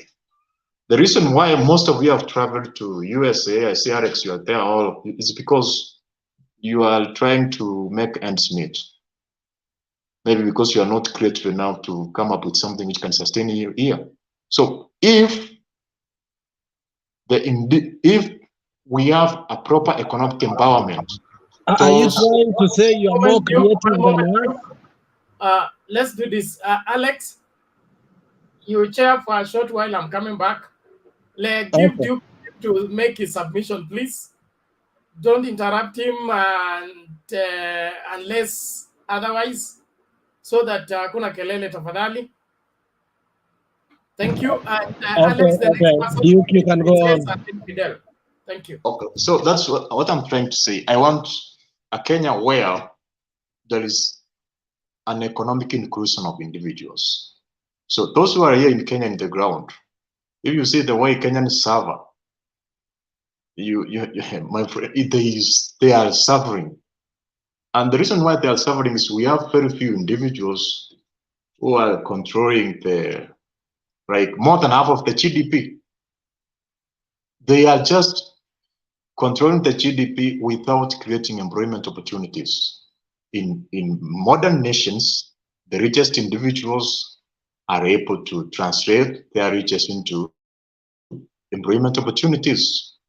There's a lot of businesses they have, industries, which employ a lot of people. That's what in Kenya, we have individuals who they are taking part of the budget, and also they are protecting their companies from competition, so that we have that it's very difficult for a foreign company to invest in Kenya, more especially if you want to invest in the areas where you are going to compete with a given politician who has a given industry. So I want a Kenya where every person is included and every person is able to prosper. And that way is what we are talking about, empowering those at the bottom. So that's the Kenya I want. Thank you, Duke. Now I'm the chair. I can't take on you. So, Fidel, you had something to say? Well, yeah, thank you, Alex and everybody. I just entered right now, but yesterday I listened to Duke talking, and to me he sounds a very intelligent person. And you're wondering how an intelligent person like that will lay claim to some of these hopeless dogmas that people come with in the name of empowering, I don't know, people at the bottom and all kind of stuff. I mean, when you hear somebody saying things like that, does he even understand what empowering people at the bottom is? Empowering people at the bottom has to be structured, Duke. You seem learned. It has to be structured. It has to be, it's a process. It has to be legislated. It has to be, a policy has to be developed. And as a matter of fact, empowering people at the bottom is already in place. It's happening right now. It just needs to be reinforced, to be made better through devolution. That was the reason why devolution was started, because previously, before devolution came into being, everything was being controlled at the center. Every region was at the mercy of whoever was controlling the past. And that's what it was. And this is what even the deputy president fought against all those years. He wants to have this particular money centralized so he can be able to be the one who dictates who is to have it and who is not. That is not how you develop a country. And you being an intelligent person, why don't you see, is it that you believe in a personality or you believe in a process? The process which empowers everybody rather than a personality driving that particular process. Because that's how you sound like. You sound like you're saying so many good things. I mean, on top of that, you cast aspersion to people who are outside. You don't know, some people are not outside because they want to make money so they can come back to Kenya. That's not the reason why they're out. So don't think that because they're out there, then they are struggling, though they want to create wealth so they can come back to Kenya. That's not the reason why they're doing that. You know?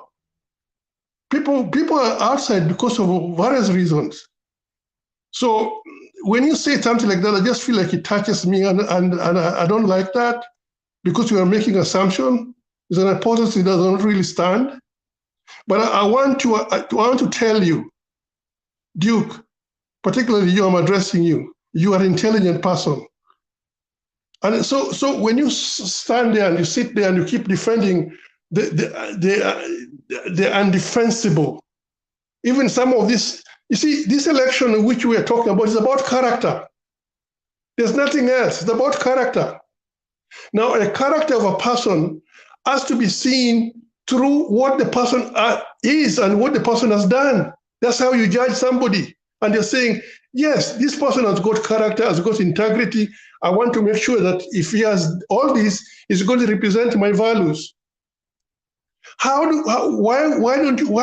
you become blind to a person with no character?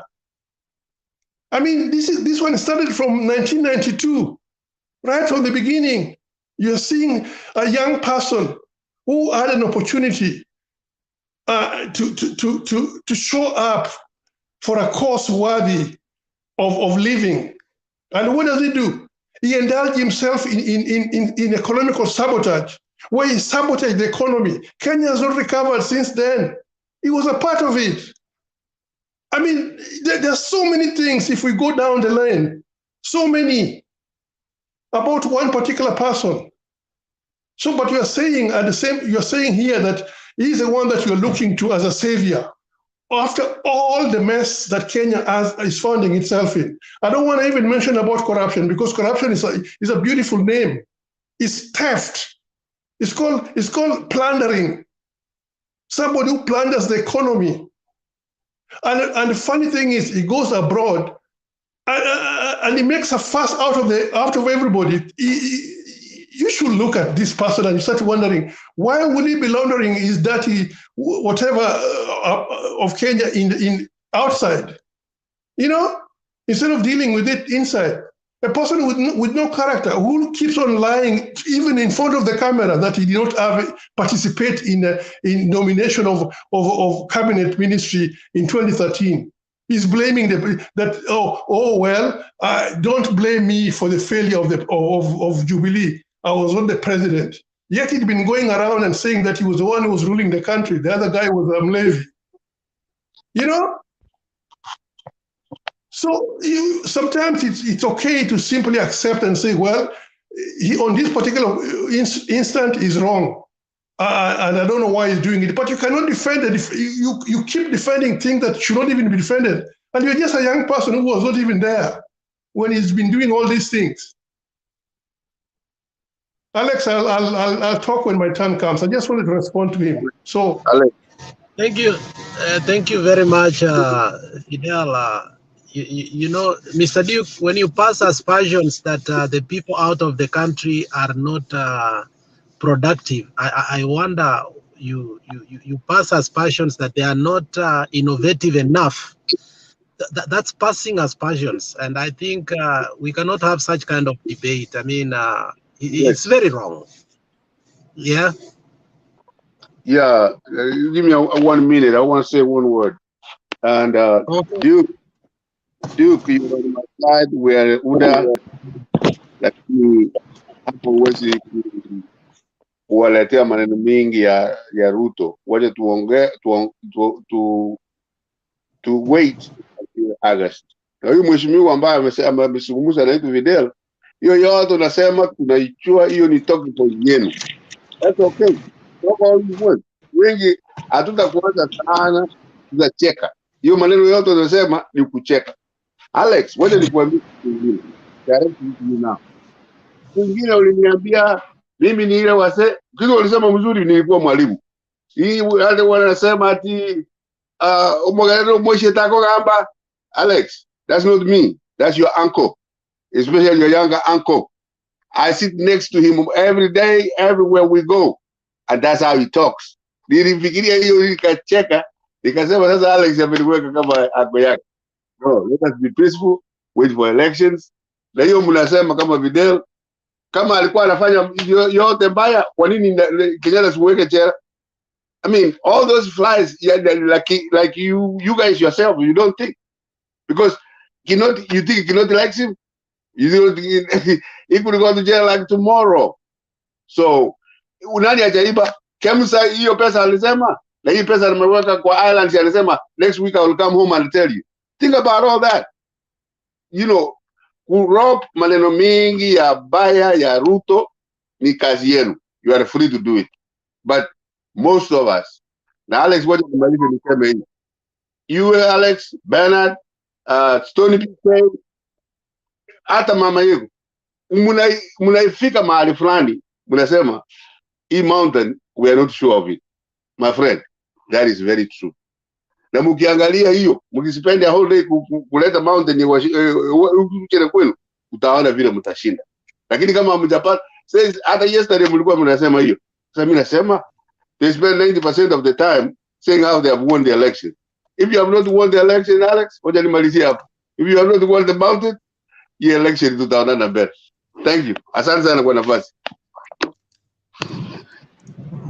Asante sana Duke. Kazi ya kuajiri wafanyikazi wa serikali, kutransfer, kufanya nani atafanya kazi wapi, ni kazi ya public service na rais na mimi. Alafu kwa mdomo mwingine. Yes, I have been deputy president for 9 years, and the responsibility of a government has never been shared between Uhuru Kenyatta and myself. I didn't appoint no minister anywhere. Everybody was appointed by the president of Kenya.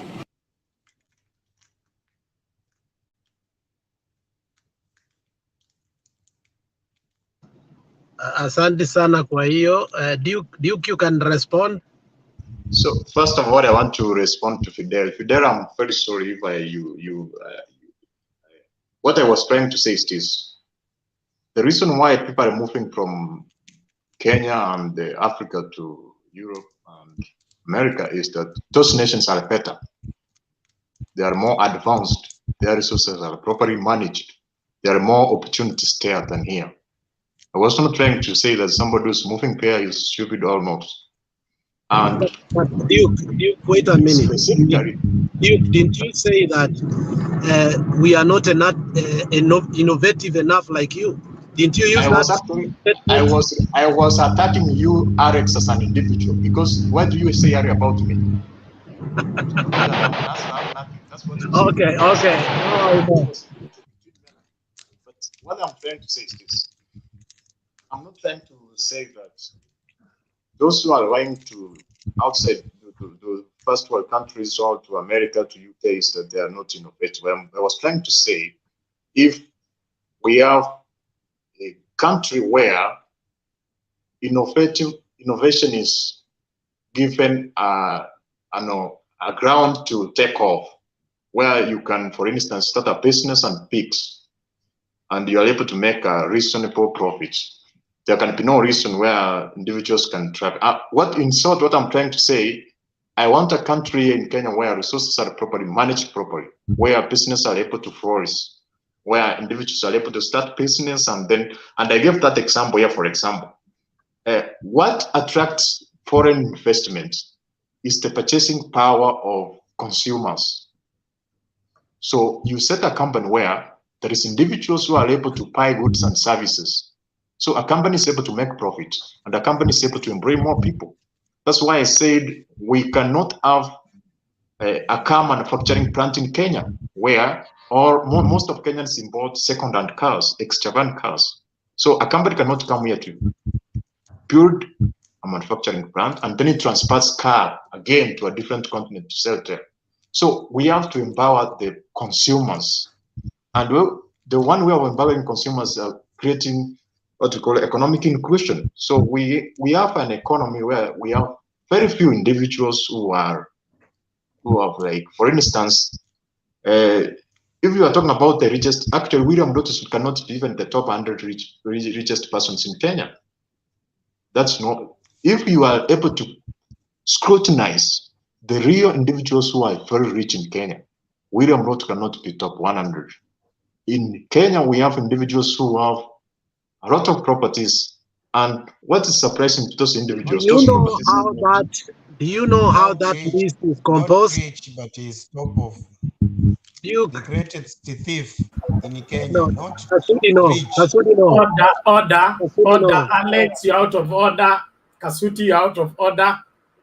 Please let the person finish the sentence, then you are able to submit to rebut. But Duke, it is important. The last time I checked, I was the chair. Alex, ngoja kwanza. No, you left me to be the chair. You are chairing, you are behind the curtain, and now you are... You left me behind the curtain. You left me behind the curtain. At any time. You left me behind the curtain when I was chairing. Ngoja kwanza tafadhali wewe. Okay? Duke, when you give a strong point, like that one of saying William Ruto is not among the top 100 richest people in Kenya, it's good to substantiate it by either giving us an example or how he made his wealth and how far he's in the making of the wealth. He was to reach here, now he's on here, and he has been passed by so and so, so that we understand what you're saying, not just to say compared to others. Who are these others? For instance, if, for example, you talk, President Kenyatta was a president for 15 years, right? And he became the richest person in Kenya. By that time, you know how much the president was being paid per month? So those people actually took the resources of the country. Where are the records of saying that Jomo Kenyatta was the richest man during his reign as president? No, I'm talking about he is the richest person now, but if you trace the businesses, all the where he worked, what he did as a person, the economic activity he did as a person, you can say that he was a politician. So William Ruto also was a member of parliament for 10 years. He has become a vice president for 10 years. So why do you want that? Why do you accept that the president of Kenya, Jomo Kenyatta, can be the president for 15 years and become the richest and have half of Kenya? But you are saying a person who has been a member of parliament for 10 years, he also be a vice president for 10 years. So what are you trying to say? Are you trying to say that Kalonzo Musyoka has been a member of parliament for 25 years? He has been a vice president for 5 years, and he's not in the league of the richest that William Ruto has. What is the difference between the two? Does the politics that Kalonzo Musyoka plays different from the politics that William Ruto plays? No, what I'm not makes William Ruto to be the only one attractive to riches when he's a politician, while the others of my brothers, Musalia and Weta, who preceded him in parliament, are still following him to carry an envelope for him when they are supposed to be when he's supposed to be following them? Okay, what I'm trying to say is, yes, for me, I know that anybody who's a politician should not be in civilized nations. The richest individuals in the richest. Order, please. Let's give Duke to finish so that we move to the next person. Duke, take your minute, please.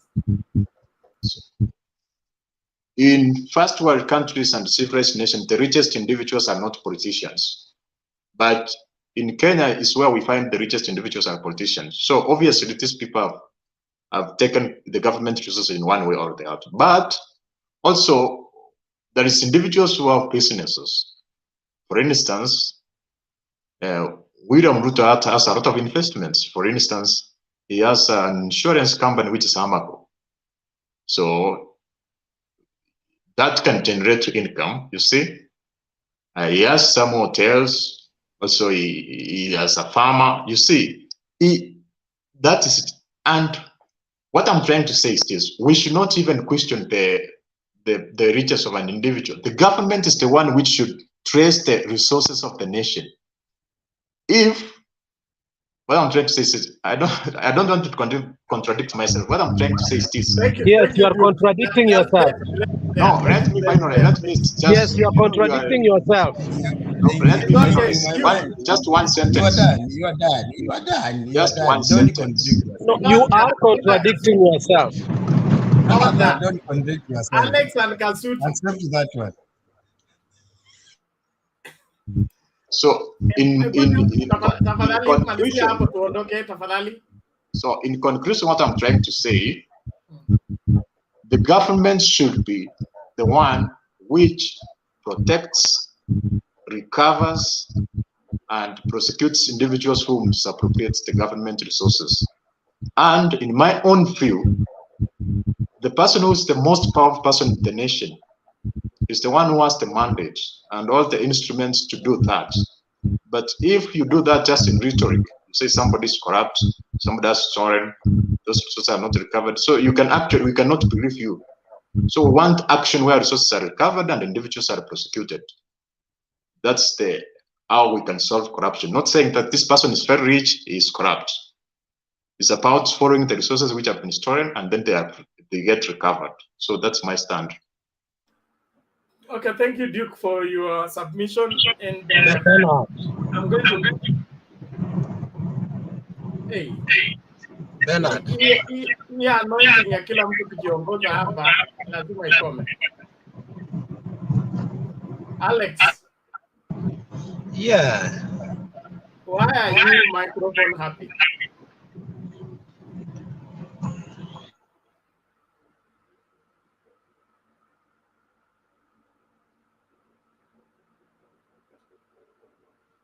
Alex, you are mute. We are not hearing you.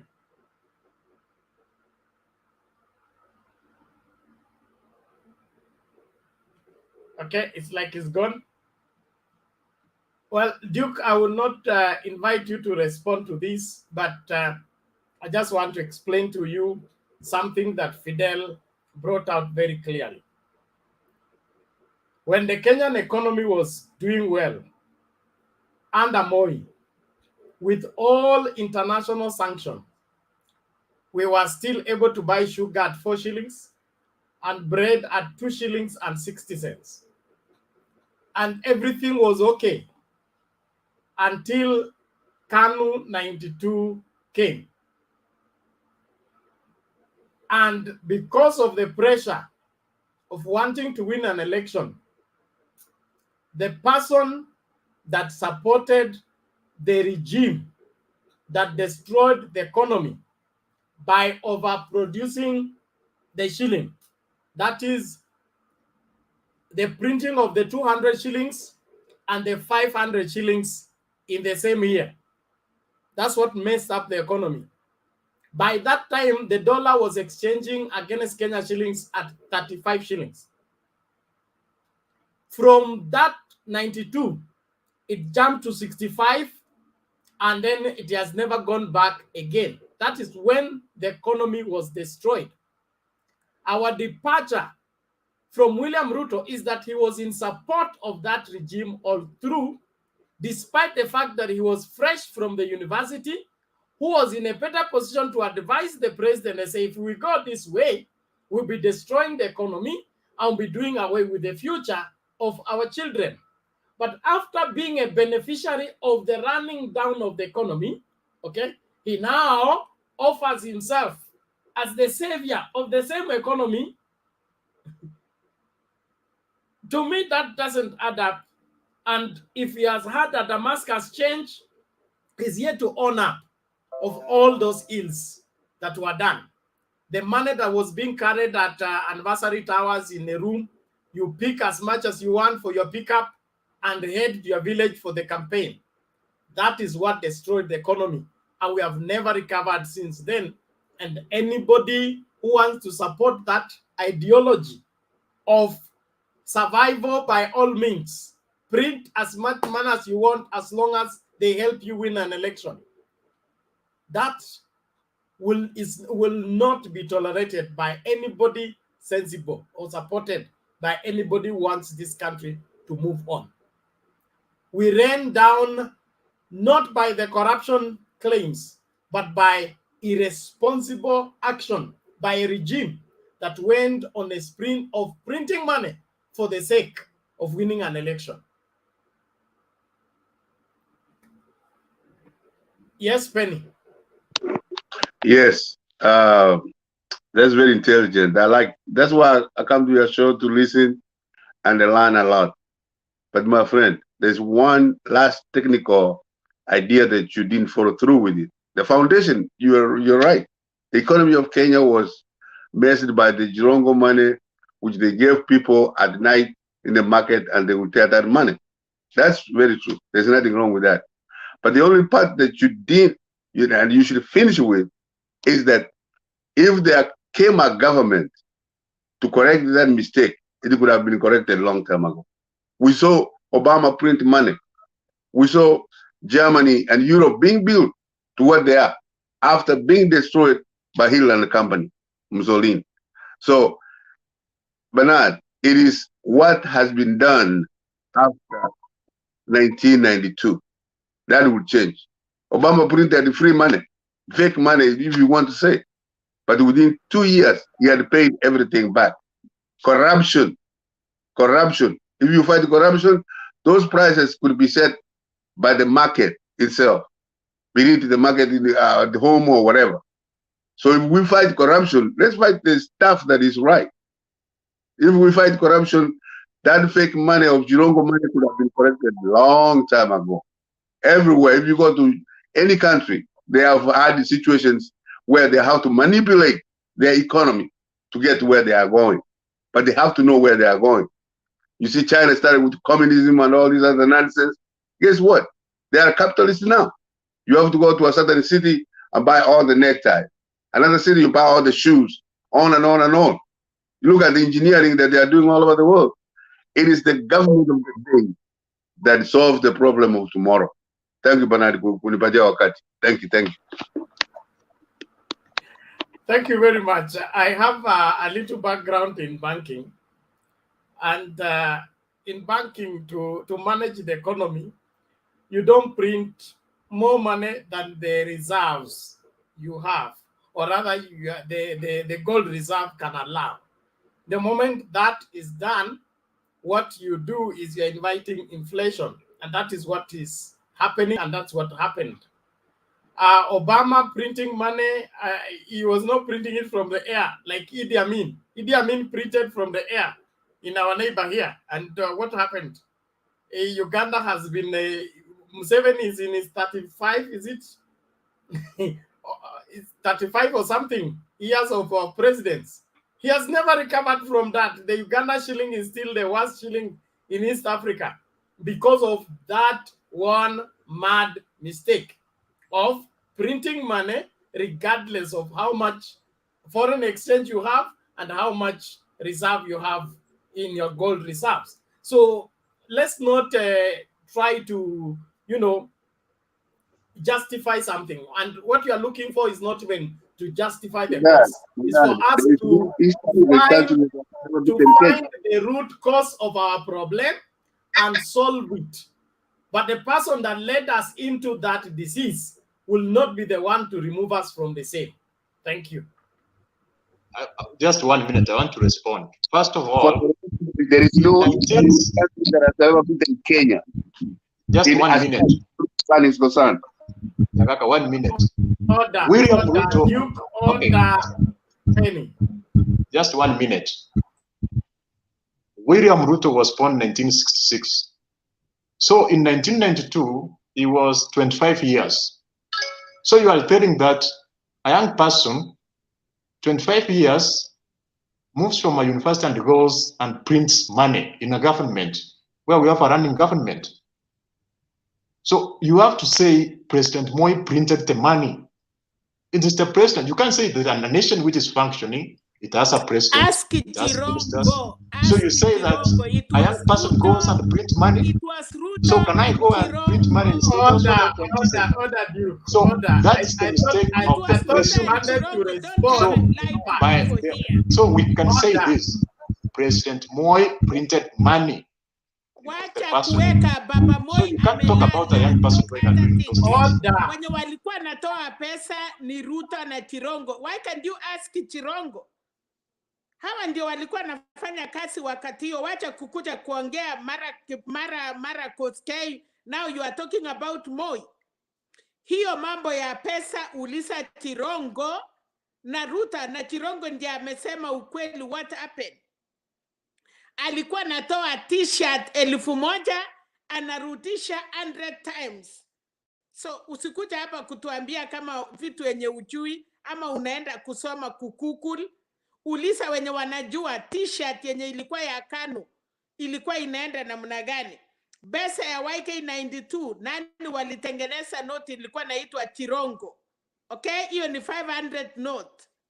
So usiseme mambo ya Moi hapa, baba amelala. Okay, thank you. Let that matter rest there.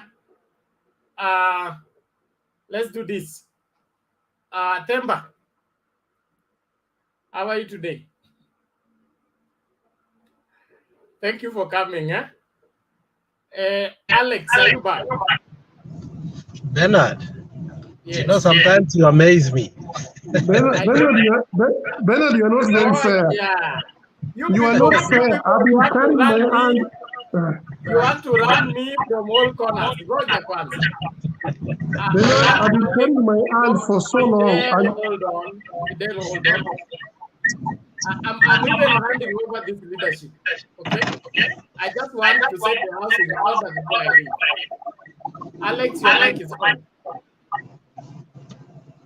So Alex has something to settle with Duke. Let him settle first. Then Fidel will make his submission. After that, we'll have Kasuti, then Mulumbu. Those are the people who have not made their submission. Fidel. Bernard. Kasuti, Bernard, don't Yes. make me fight Themba. Please, don't make me fight Themba. I was the one who was supposed to submit, and then Duke, get over and continue with it. I haven't even submitted mine. Sorry, I left Alex to chair, and my assumption was you had made your submission. If not, Yeah, but when you came back, I tried to tell you, you were acting as if you left so nobody to tell. that means you gave Duke all the time. It's not so. When you came back, you acted as if you left nobody to chair. No, and I tried. No, I tried. Ask Kasuti. I tried. No, nothing was out of order, my friend. You were out of order. When there are three people talking, you call that order? When you came, you started talking, we became three. So you became the out of order one. You are talking, Duke was talking, Kasuti was talking. No, I was there. I was chairing. Nobody was. Okay. You came and started talking.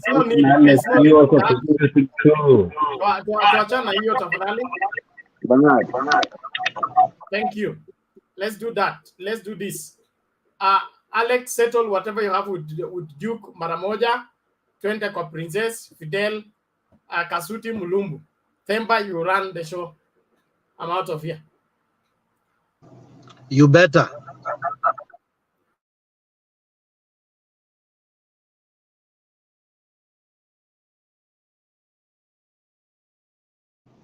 Thank you very much. Mr. Chair, asante sana kwa kuja. The show is very hot. Make sure that you prepare your sitting department because it's going to be hot. Now, this guy, this mongrel called Duke, comes here and says that the people who are out of the country are not innovative enough. That's why we have left him in Kenya, and he's so innovative. Those are the words he used. Let him not say what I'm trying to say, what I was trying to say, what I am saying. That is not what you said. What you said was the people who are out of the country are not innovative enough like you. And that is why we are out of the country. And actually, because I was chairing, I said, okay, I cannot take on him.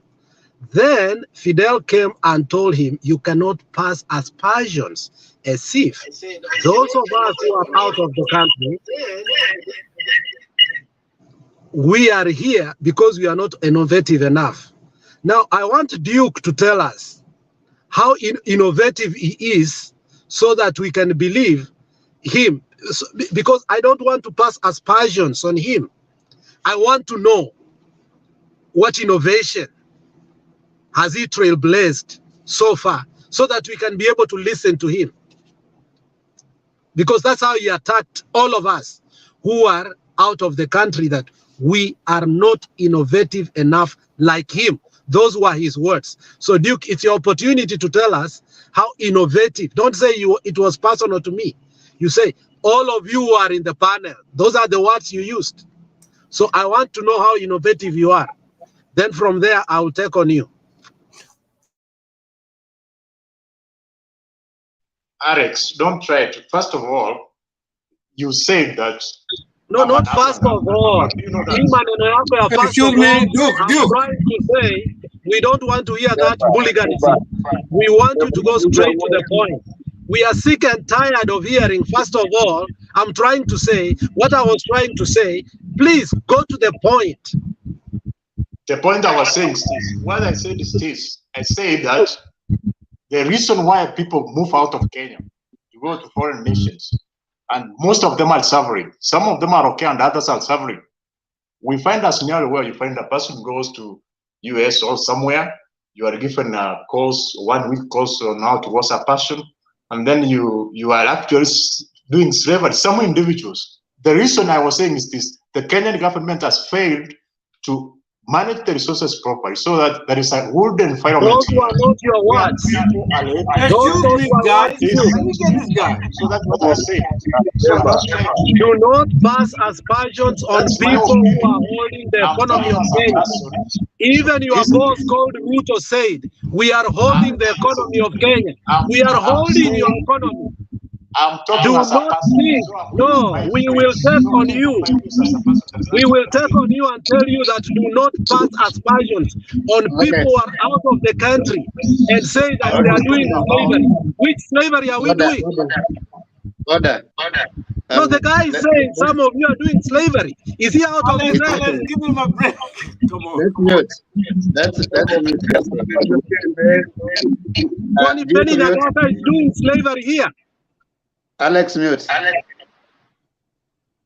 Just mute. Okay, I'm trying to pick out the trajectory. I mean,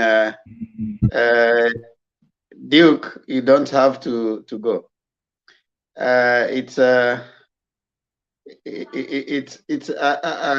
debate that will not end with this conversation we are having, and I think we probably sometimes we don't necessarily have to express it. There are people who have feelings about people who are abroad, and there are people abroad who have feelings about people who are at home, and the debates can actually go on and on. It's just like having a debate about the egg and the chicken, which came first.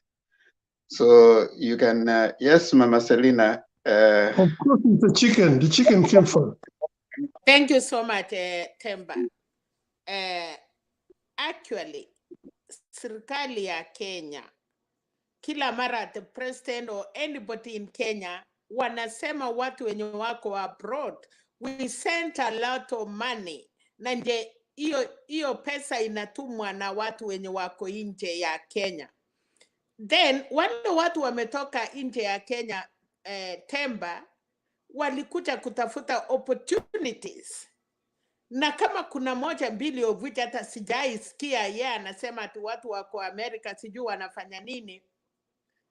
I don't think so. Wale watu, ile kitu tungesema ni kwamba pia sisi wenye tuko nje, we really support our people back in Kenya, and that is why ikifika mambo ya uchaguzi kama sai, people even don't sleep kwa sababu wanataka kuona Kenya mzuri, wanataka kuona Kenya yenye kuna watu wamewacha relatives, kuna watu wamewacha hata kama si relatives, ni watu wenye wako Kenya na ni watu yetu. So wakati we work hard, kama deputy president awangekuwa na Wakenya wenye wako abroad, angekuja kuongelesha nani? Alitoroka Kenya kukuja kulilia Wakenya kwa sababu anajua sisi tuko na more, sisi tuko na say kwa sababu tunatuma pesa Kenya. Anaenda London, anaenda kuongelesha Wakenya. So one person ula ana support deputy president, anakuja kuongea mbaya kuhusu watu wenye wako abroad. Hiyo ni kumaanisha hata hiyo serikali yao wakichukua wanatuita machokora. I don't think so. Na kwa nini mnaenda kwa mama mboga? Kwa nini mnaenda watu ya boda boda? Those are the people wako chini. So mtu mmoja akikuja alianzia kusema Koskei was sijui ni pure, alirudi akaanza Moi. That is not right.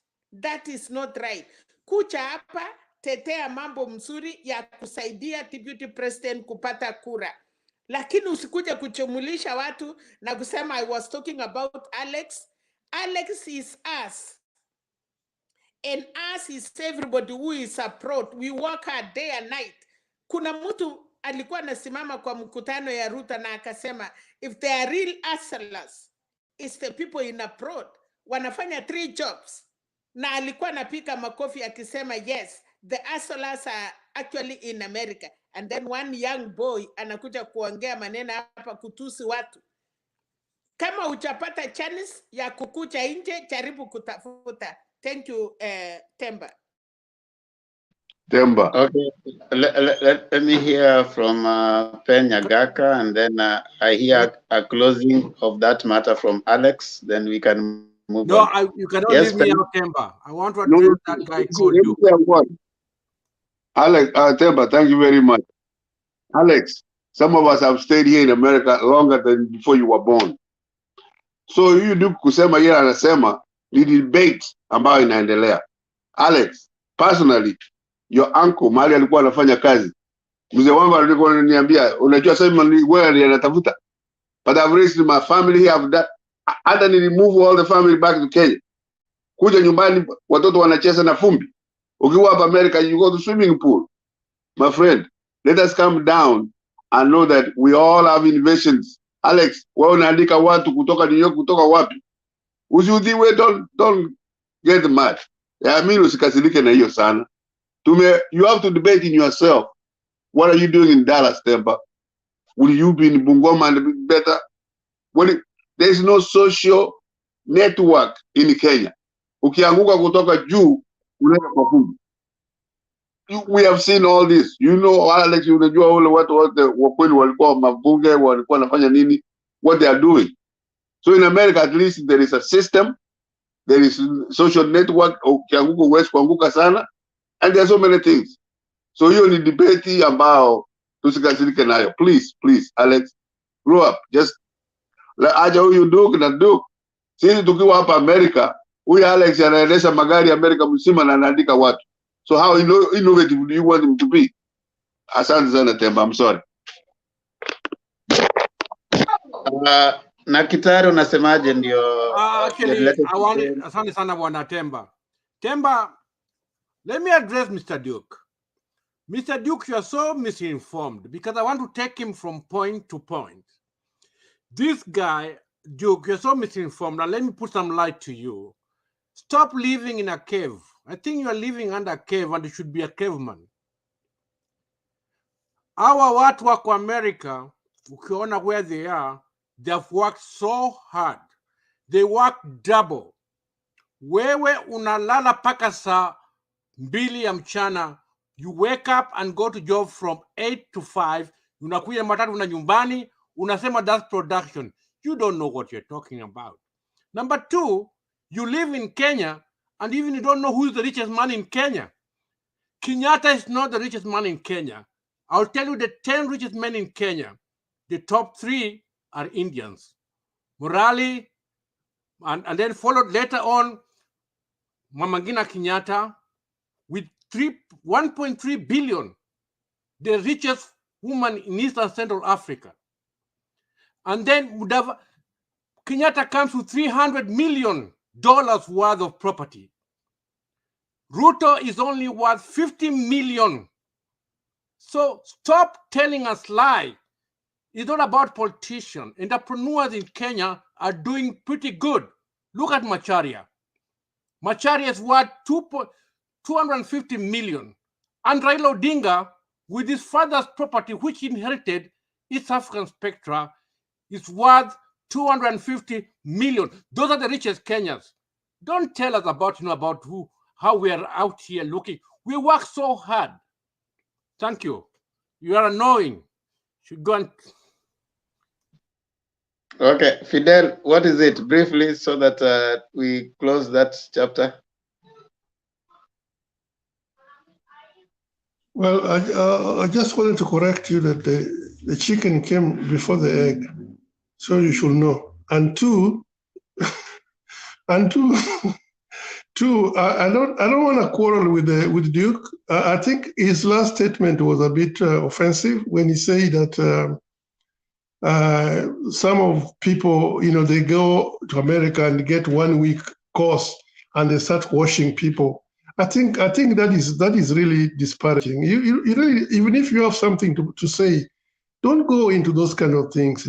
Don't say things because that's what you want to make yourself more important. By bringing other people down. Or you guys are doing, you're nothing because you have heard somebody else is saying it, or you want to more or less like elevate yourself. No, I urge you. You're a young man and you're an intelligent person.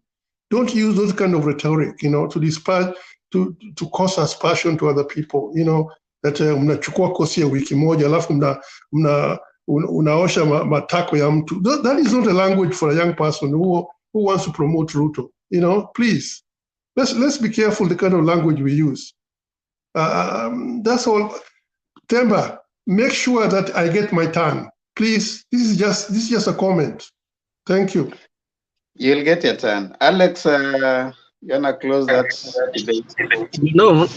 This young man came here telling us the reason he supports Ruto is because he cares for the people who are down. And you have seen clearly, he is a masquerader who is lying to us that they care about hustlers, and yet he himself thinks that he's not a hustler. My friend, let me tell you and school you clearly. If you think the people who are here do not have any impact in Kenya, you will never have seen your boss come here. Secondly, they might be doing what you think they are doing, but their lives are much better in here than they were in Kenya. That is a fact. Na vile mzee amekwambia, your kids are probably playing na gunia huko nje, but our kids right here wako in a swimming pool. And that is the Kenya we want. So don't come here with hearsays. And I'm taking a lot of caution in speaking because I respect Mutembei and the people here in this platform. Otherwise, it could have been worse. You cannot come here to abuse people who work so hard, who've never been involved in any corruption. I swear to God, in my life here in America, I've never been corrupt, never received a bribe, never given a bribe. The money that comes to my hands is clean money. Something I envisage to happen in Kenya. And that is what we are propelling. We are seated here speaking to Kenyans that this is the country we want to build. Then somebody comes here and start abusing hard-working Kenyans who are salvaging the economy during the pandemic. 2 countries survived in Africa. One of them was Kenya. And it's because of the revenues that were coming from the East and from the West. It is so wrong, Temba, to leave people like this one who are abusing a whole economic block that watu wanaosha matako. Kwani walikuwa wanaosha matako ya mama yako?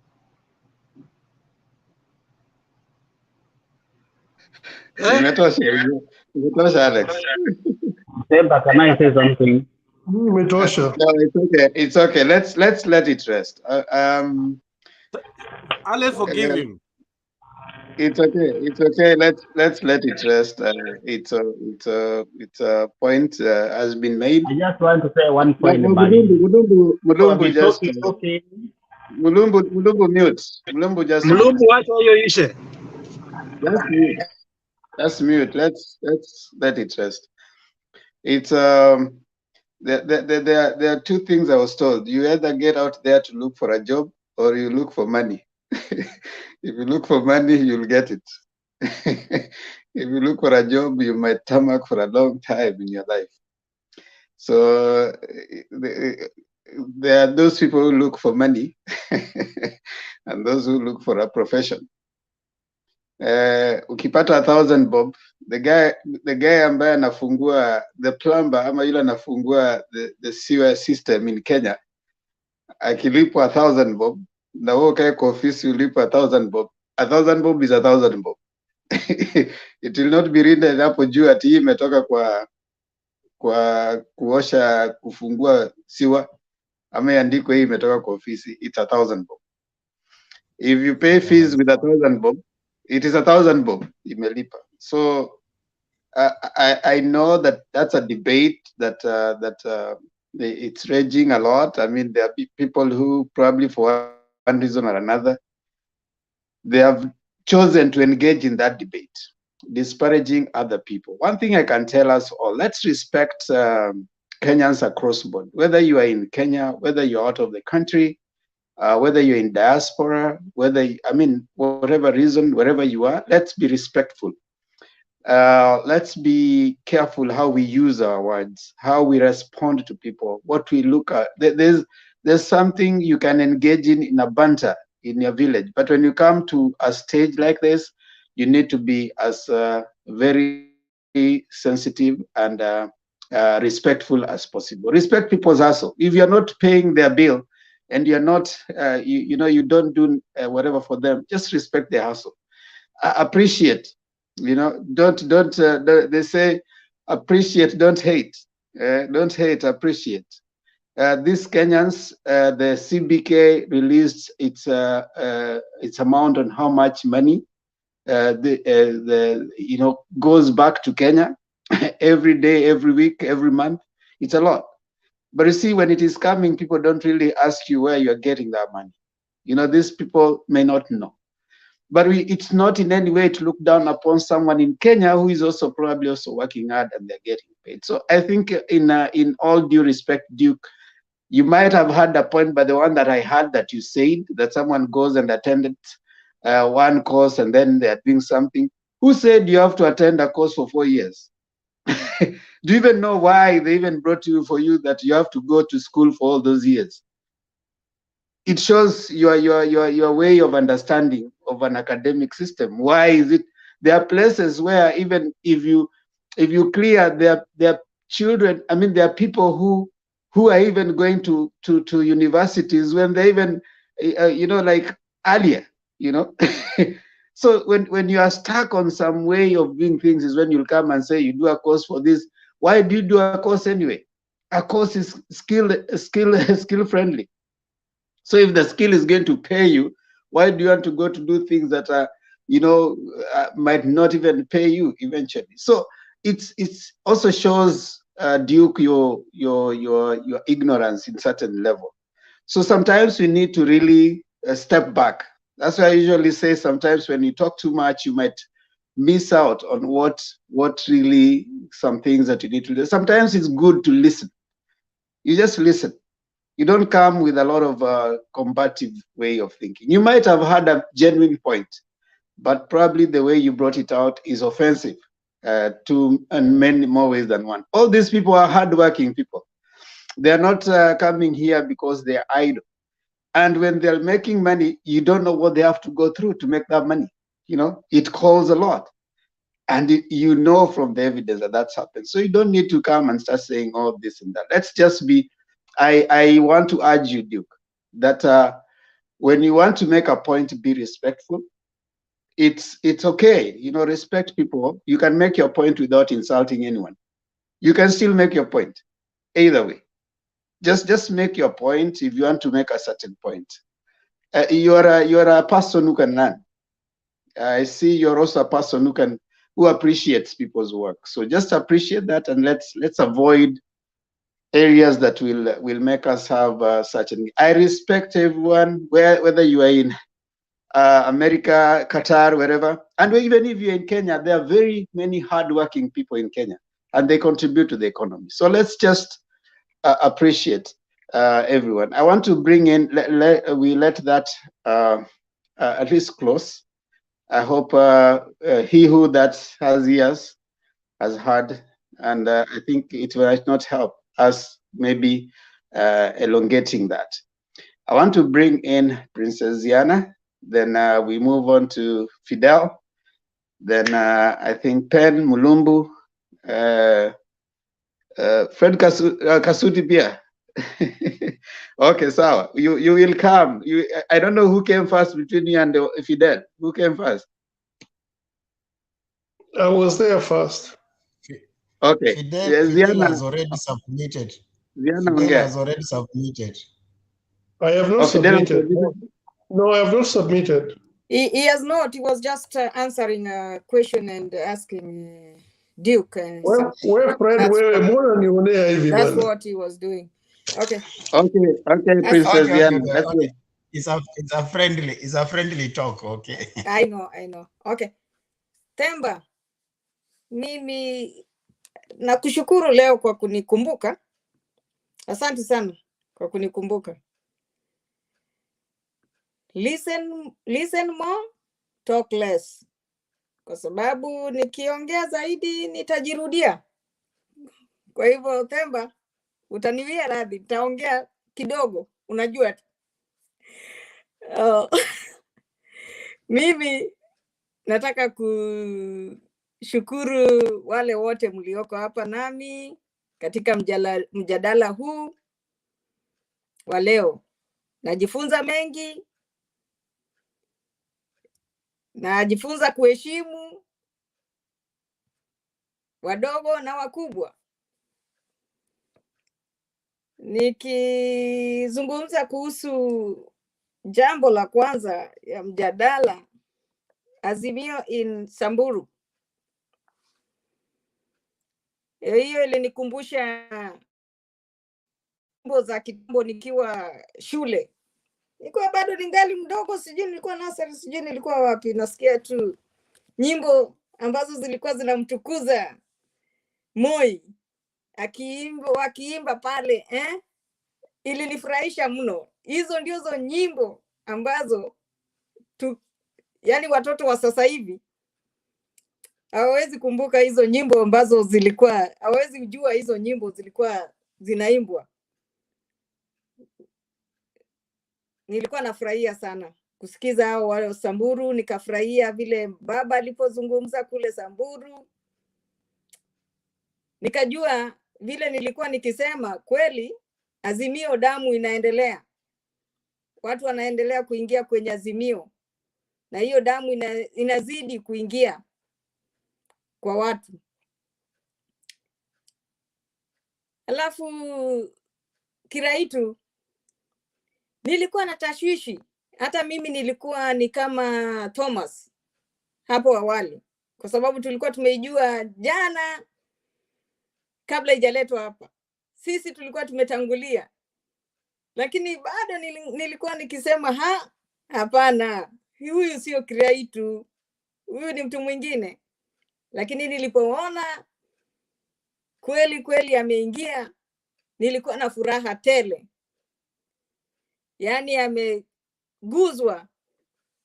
Sijui kama ni Roho Mtakatifu ama Roho Mtakatifu. Tuseme ni Roho Mtakatifu. Kwa sababu aliingia pale, ametakaswa sasa, ni mtu wa Azimio.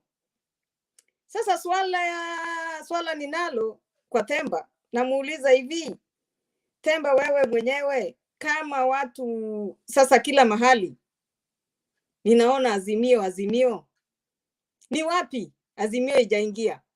Unielezee kama utakapokuwa unasema jambo lako, nijue ni wapi Azimio ijaingia. Kwa sababu naona kila mahali Azimio sasa imeingia. Hata kama unaona kama Gideon Moi ameingia pale Azimio, ile ikukuwa ati ile ilikuwa imepangwa, si ati ilikuwa wamekutana tu kukutana, ilikuwa ni mpangilio. Sasa Kalonzo, hata mimi usema kila wakati sitaki kuzungumza kuhusu yeye. Sasa mnaona anabaki pweke. Hamna mahali ataenda. Kwani utaenda na kura yako wewe mwenyewe? Oka itaitwa ya Kalonzo. Si aweke tu, abaki tu na Wiper badala ya kuenda Oka. Aiwache tu iwe ni Wiper, sio Oka. Kwa sababu Oka, kama watu wa Oka wameondoka, aite Wiper. Aseme mimi nimebaki naenda kwenye debe mwenyewe, sio ati naenda na Oka. Uamuzi ni wake.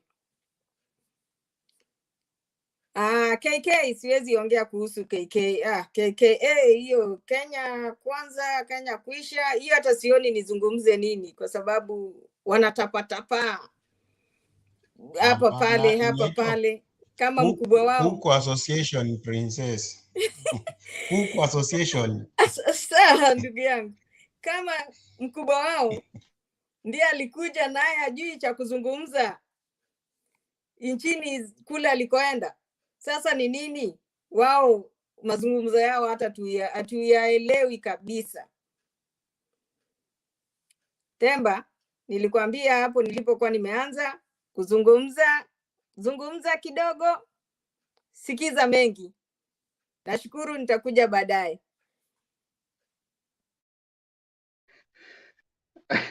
Thank you so much, Princess Yana.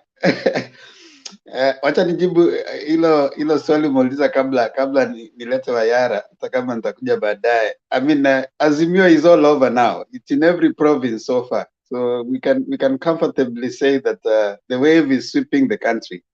And I must be fair, so that Penya Gaka is not unhappy. Hata watu wa UDA wako kila mahali tu, at least kuna t-shirt ya yellow naona inavaliwa. You know, I only don't know their strength. Please, wait just 1 second. I know it's not my time yet. Nasema princess, happy Ladies' Day today. Na wewe ni princess, your voice is very mzuri sana. Na hiyo yote unasema ni mzuri. Temba, tuonane kwa mesa August 8th. You go everywhere. Tusianze vita, tusianze maneno mbaya, matusi, nini. Sasa wewe unaongea, nyamaza. Wewe umechukua nafasi ya Nyayo. Nitakuja kwako. Yeah, happy Women's Day. Kama mlikuwa mmeambiwa, acha niwaambie tena. Tuko na, I think we have 2 ladies here, Mama Selina, Princess. Happy Women's Day. May you live to blow 120 years and be fruitful. Thank you. Thank you. From your wisdom. Sisi tunapenda sana. Without the ladies in our lives, wouldn't be where we are. We really appreciate you, and we really acknowledge your resilience in taking care of us. They say if you take care of a man, if you educate a man, you educate a person. But if you educate a woman, you educate a village. You people have taken it literally. Na moyo kubwa. I can never have enough words to describe what women can do. And I think we really appreciate you here. Your wisdom, your eloquence, your staying power, your patience. With they say that you lower your standard as a woman if you wish to be as a man, because men are the lowest standard. So you are awesome people. I think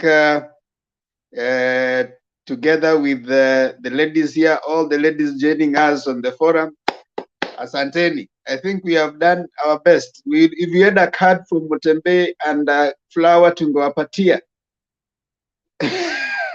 Lakini sasa hatuwezi wafikishia. Pokeeni salamu zetu and pokeeni heri njema. Asanteni. I think I have to say that right now so that you feel.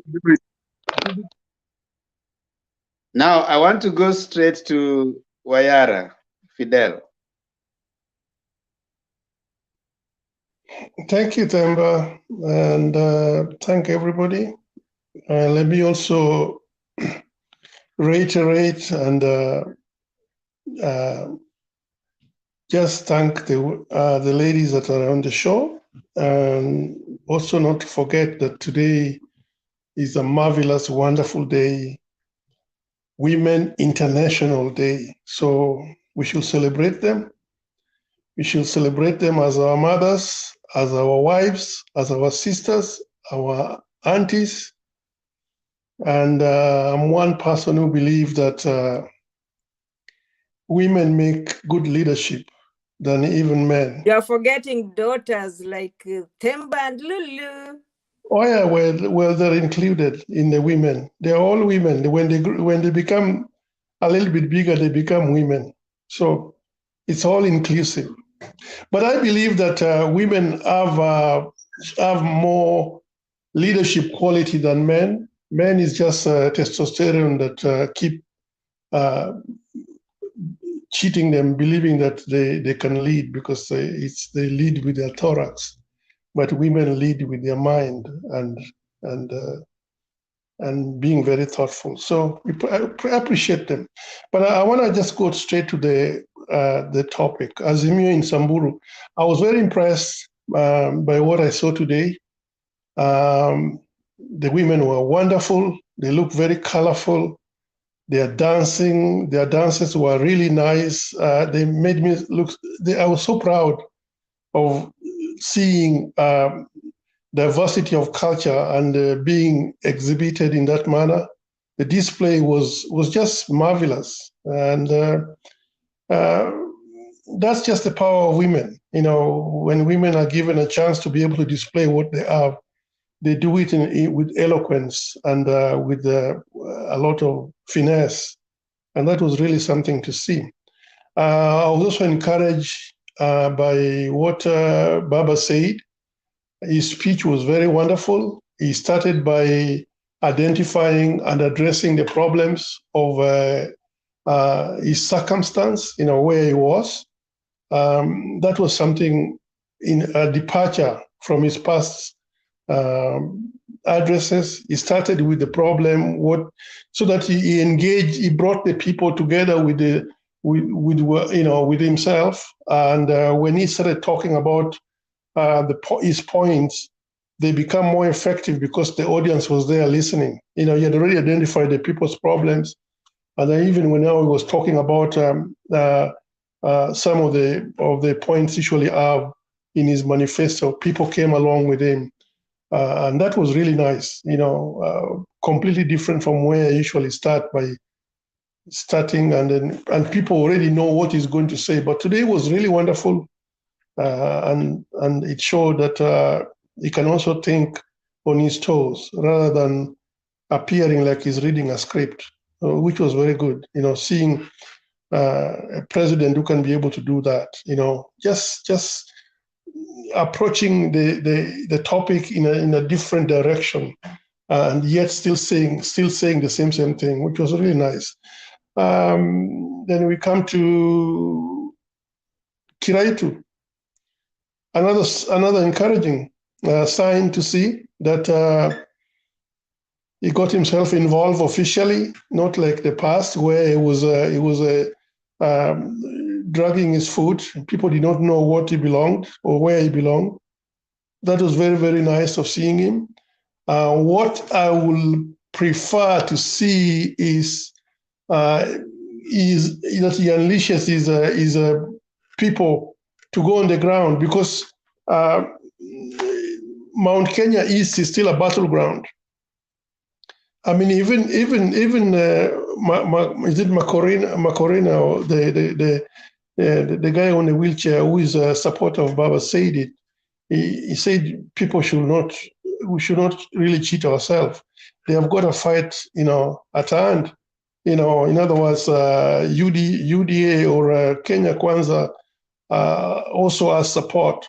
So they have to find a way in which they can be able to capture that vote-rich region and bring it into Azimio, not just by rhetoric, but by identifying what the reasons that is making other people hesitant from supporting Azimio. So those are the things that they need to identify, go into the ground, attack those particular issues, and explain their point very, very well, why Azimio offers them more opportunity, and is progressive rather than a knee-jerk. Because with Kenya Kwanza, the knee-jerk reaction is there's no policy that has already been outlined, but Azimio has got policies outlined and in which they have already stated how they are going to tackle each and every issue that arises.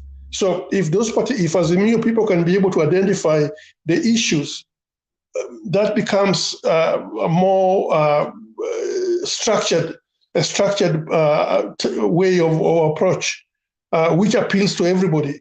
Because now you can be able to see that your future is included, is a part of what the government to come. So I think the Kiraitu coming aboard was a plus, and because it's encompassing, it's not just Meru alone. It is Meru, Tarakaniti, Embu, and Isiolo. Isiolo has always gone to Baba. Half of it usually vote for Baba. So the only question here is if they can be able to bring that as a block, then you can see that the pathway to victory for Kenya Kwanza becomes narrower and narrower, because that should be the main objective of an opposing group, to deny their opponent a path to victory. So even when people see talking about Mount Kenya or Central Province, or that is necessary. Yes, it's necessary. Central Kenya is going to play a very important role. Why? Why is it playing an important role? Because it's the only path that Kenya Kwanza requires to victory. So if you can be able to deny them that particular path or make it as difficult as possible, then we are limiting their chances of winning the election. And that's what each political formation would like to do to their opponent.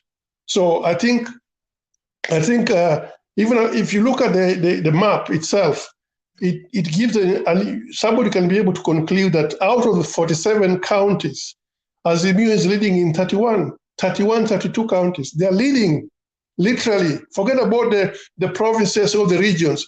You're talking about county per county. And when it comes to election, that is what is going to be accounted for.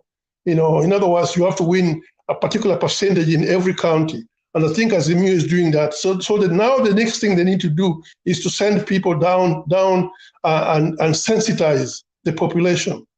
Because so that when Baba comes with his government, everything runs smoothly because the people will have already been sensitized at the ground, and people will have expectation. They know what they expect from Baba's leadership. So when the money 35% is added or is sent to the ground, they can account for that particular money because of expectation, because of knowledge that they have. So somebody cannot just go and tell them, I put a church. A church is not a development. People usually think that building a church is a development. No, that is a different type of development. Church is not going to feed you. Church is not going to give you water to irrigate your land. So that is a different thing. So people who have been running around and start saying that the deputy president has been developing other regions by going to church, building churches. That is not development. And this idea of Arambe is not development. Arambe is just a way of exploitation. So anybody who still think that because they are doing Arambe, that is development, no. That is the reason why devolution was created, so that money can go to the ground and the areas are developed without depending on one mighty individual. And I think somebody like Duke needs to understand, I hope he was here, that the bottom up, as he keeps talking about, is already ongoing. It just needs to be strengthened. It's already ongoing, the bottom up, through devolution. And that is already structured bottom up. So that is something that the people who are supporting the deputy president should be aware of. That the only thing that has been missing is misappropriation of funds, theft, plundering. That's why the people do not see what devolution is doing. But it's already there, So that is bottom up. Bottom up, structured bottom up is already ongoing. And it's got a name, and the name is devolution. What else do I have to say? Kanu, out of Oka. I think Gideon Moi needs to make up his mind. He's confusing his people. I mean, as much as people are praising him and saying, he's in Azimio, he cannot be a wishy-washy guy that, talking with his two mouths, He should come out and say, I am in Azimio. Why is he going to Kampala? To do what? Because otherwise, why is he still deceiving Kalonzo? He should come out and say, you know what, this is a waste of time. We are in Azimio. This is where we need to go. And let Kalonzo do his own thing. But you cannot keep on giving Kalonzo the impression that you are with him when you know that you are not. You're not with him. And he should also stop confusing the Kanu members. He should come out and say he's an Azimio. Nobody's going to hang him or execute him for that. No, that is just his choice. But what is Museveni going to teach them? Anyway, Temba, I don't wanna continue talking. I will let somebody else have a go. I hope I will get another chance to say something. And if somebody has a question to ask, I welcome it. Thank you. Temba, I have a question. Okay, hold on. Welcome, Jakindu Bey, and all the rest, those who are coming in. Kuna watu wako pale kwa comment section, so kama kuna mtu anaweza taka kuacha nafasi mwingine aingia kuja atoe maoni, mtaona hivyo. Of course siwezi watoa. Sasa kama kawaida mimi nilisema kwa hii podium mimi sitawahi toa mtu. Sasa ni yule anataka kutoka ndiye ataweza kutoka. But we'll listen a question. There's a question from Mama Selina, and then I think a question from Musa. So let's have a question from Mama Selina, then a question from Musa. Temba, nataka kuambia Fidel ya kwamba Gideon Moi, ule mama alikuwa naongoza mkutano Lushela from Samburu, ni mama alichaguliwa na chama ya Kanu, na kama vile nilisikia ama vile nimeona, Gideon Moi alisema sasa Kanu iko kwa Azimio. And hiyo picha tuliona, sijui kama ni mimi si kuona ama nini. Gideon Moi alikuwa na baba leo Samburu, na alisema Kanu imeingia Azimio, na ndio uliona vile Samburu walikuwa wamecelebrate, na ukaona watu wote wengi wa Kanu. So I think as from today, Gideon alisema hawezi kukawia tena. So on Saturday utaona Kanu wakiwa kwa mkutano. So it declared amewachana na Okoa Kenya na ameingia kwa Azimio, na ndiye alikuwa na baba Samburu. Asante sana Mama Selina. Okay, Musa.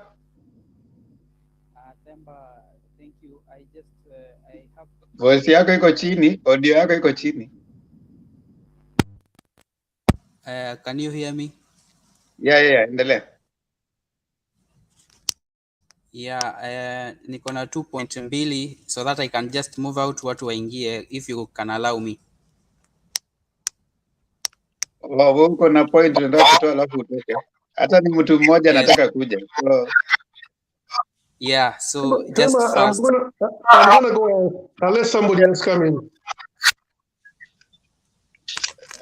Ni mtu mmoja naona anataka kuingia, si watu wengi, so wacha Musa atoe alafu aende, na huyo mwingine atapata nafasi. Musa hata huwa akai sana hapa. Haya, Musa. Thank you, Temba. Yeah, nilikuwa nataka, okay, I'm going to repeat what Madam Selina has said. I think Gideon alionyeshana tu sign. He's tired of board meetings with the Oka guys. So he was just giving a red light that he's anatoka, he's joining Azimio officially. I think that was just an indication. And I think Oka is already dead. We have been saying that Oka is dead, and maybe I just confirm that hiyo hakuna pahali inaenda, ilikuwa tu ni mshikilio so that they can go to either side, kama ni KKA ama Azimio. The second point I wanted to put across, I would like to caution Azimio. You know, Azimio has many parties, and these coming nominations, I think they have to be really careful concerning the nominations, because I just have one case study. I have a friend who ambaye alikuwa, he's in Tana River, he's standing for MCA, and he amechaguliwa na wazee.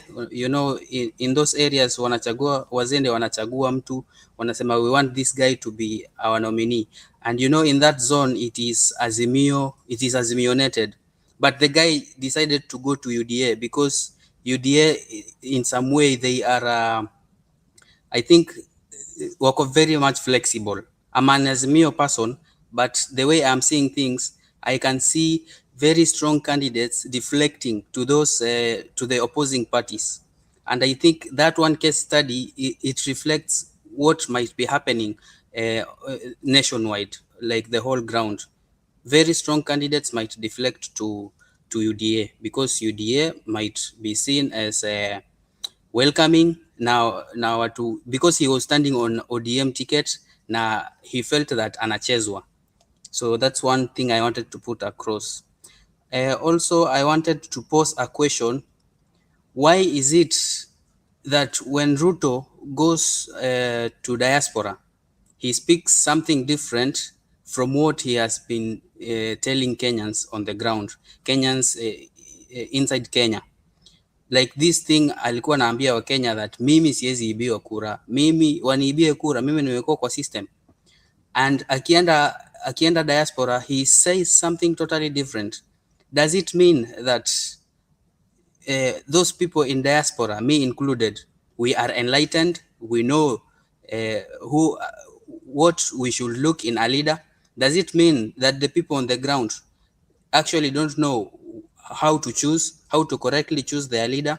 So that is just najaribu kueleza wa Kenya, you should open your eyes concerning these leaders that are moving around spreading all manner of lies, and we should choose carefully come August. Yeah, I think that's what I wanted to say today before I move out and continue listening to you guys. Thank you, Mr. Themba.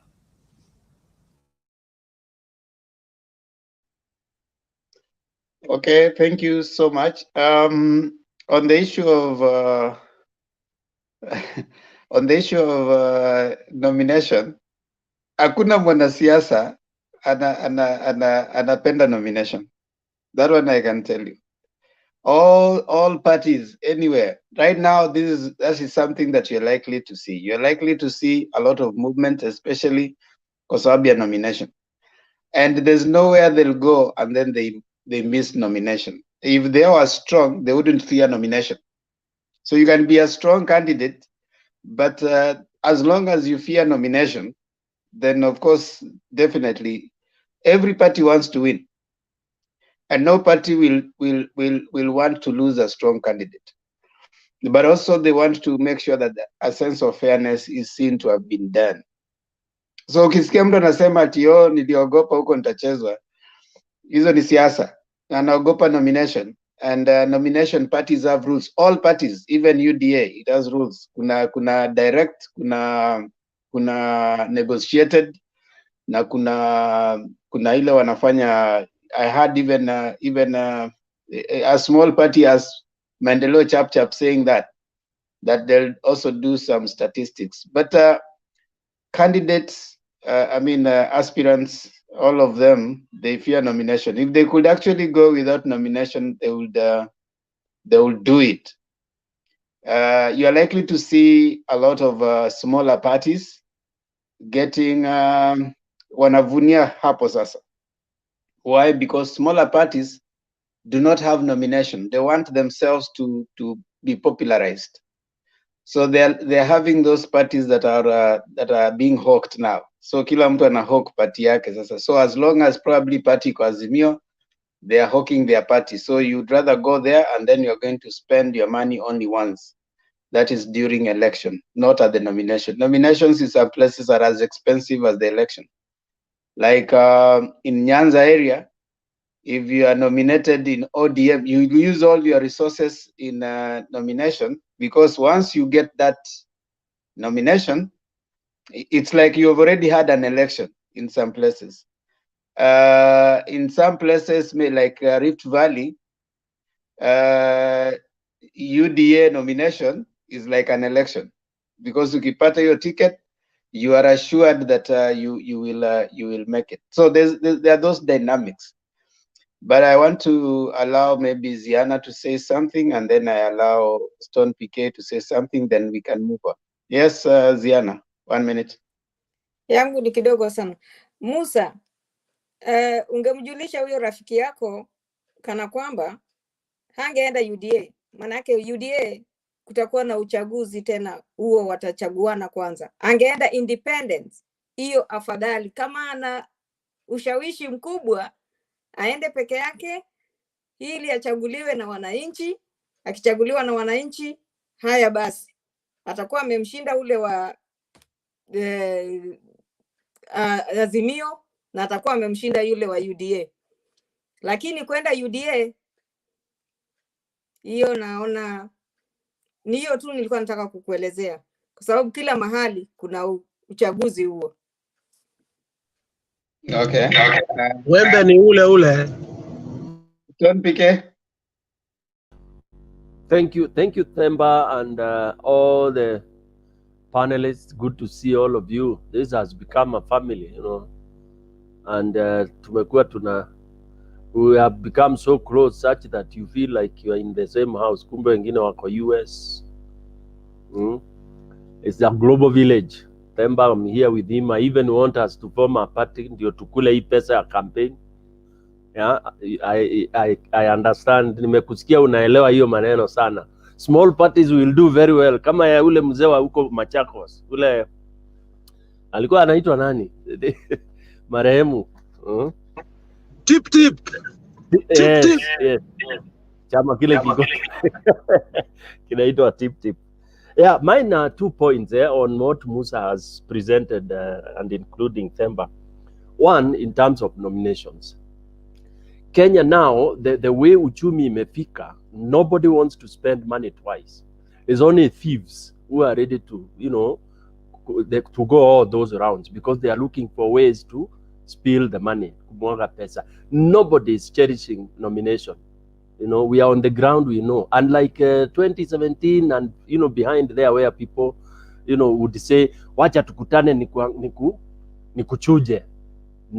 Mchujo, nobody has that fun about it. Because why would you want to spend, let's say, for example, as an MCA, you've spent 3 million from Mchujo, and then now you come again to campaign against those other guys to spend another 3 million. While you could just go, if you are strong on the ground, look for another party, and then you get the seat. So to support what Musa is saying, the danger now here is that these good candidates might even go to a party they are not happy with, but just to secure their seat. This is very risky, and I'm seeing it happening. Somebody can go to UDA just to secure hiyo kiti yake. Let's say, for example, MCA or MP. Kwisha, amekuwa member of parliament. Najua akiingia kule parliament, it doesn't matter which party you are in if you are a straight guy. So that is very, very risky. You know, people or parties trying to say, and then mchujo. And that's why Jubilee has come with a very careful approach. Jubilee are even looking at any strong, if you are strong, they try to talk to you. If you are two guys, wanajaribu kufanya hivyo, which UDA started doing kitambo. You know, UDA, because they are saying whichever seat they are trying, they don't want to lose. Okay, that's why you can hear even in rallies they are promising, wanasema iko kazi mingi watafanya. So as Azimio, we have to be careful about that and ensure that we don't, you know, subject our two nice bulls, because ukikuta mtu wako UDA sahi na ni sitting, you can't rule him or her out. Then another aspiring who is maybe equally strong. Those are two strong bulls and their assets to Azimio. So why do you want for them to kill each other or bruise each other in the name of competition, while you could easily, you know, kind of bring in some, you know, mechanism of trying to see whether, you know, you can promise one of them nomination or something like that. Nothing wrong. That's how Kanu used to work. Yeah, because sasa ni serikali za coalition, serikali za kusikizana, you know, trying to form a government. Even Baba Azimio, when he wins, he will have challenge. Itakuwa ni kutongozana, you know, with all those parties so that they agree to form the government amicably. Yeah, it's a new dawn that we have moved into, where actually competition will be less, but too much negotiation. Vita tu itakuwa like now against UDA, the way Kiraitus said. Okay, vita sasa ni kupigana na UDA, so they have to do all they can to reconcile this. I'll speak more when my turn comes regarding this Mbaz issue, because there is a matrix they have complicated in that region. Thank you, Themba. Okay, thank you so much. I think we've exhausted on that. Selina, are you raising your hand? I can't see in the darkness.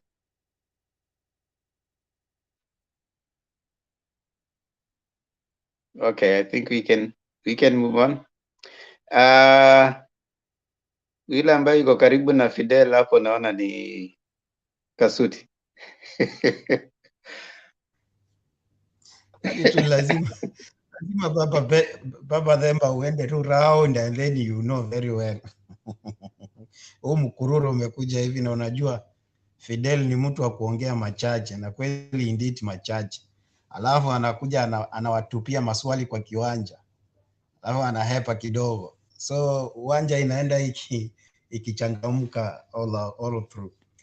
So waja nianze kwa kuamkua nyinyi nyote maprincess wetu, niwaambie ya kwamba happy Women's Day, and kwa wale wengine wote wazee wangu Jakintu Bay hapo, kina Beni Nyakaka pale, niseme hamjambo, fikiri mko wazima. Licha na umri wangu, wacha nianze kwa kusema tu neno la busara ni muhimu moja tu. One word is very important to a wise man. And there is this philosophers who said that, oh, Sarah Karibu, I can see you. Happy Women's Day. There's this philosophers who said that,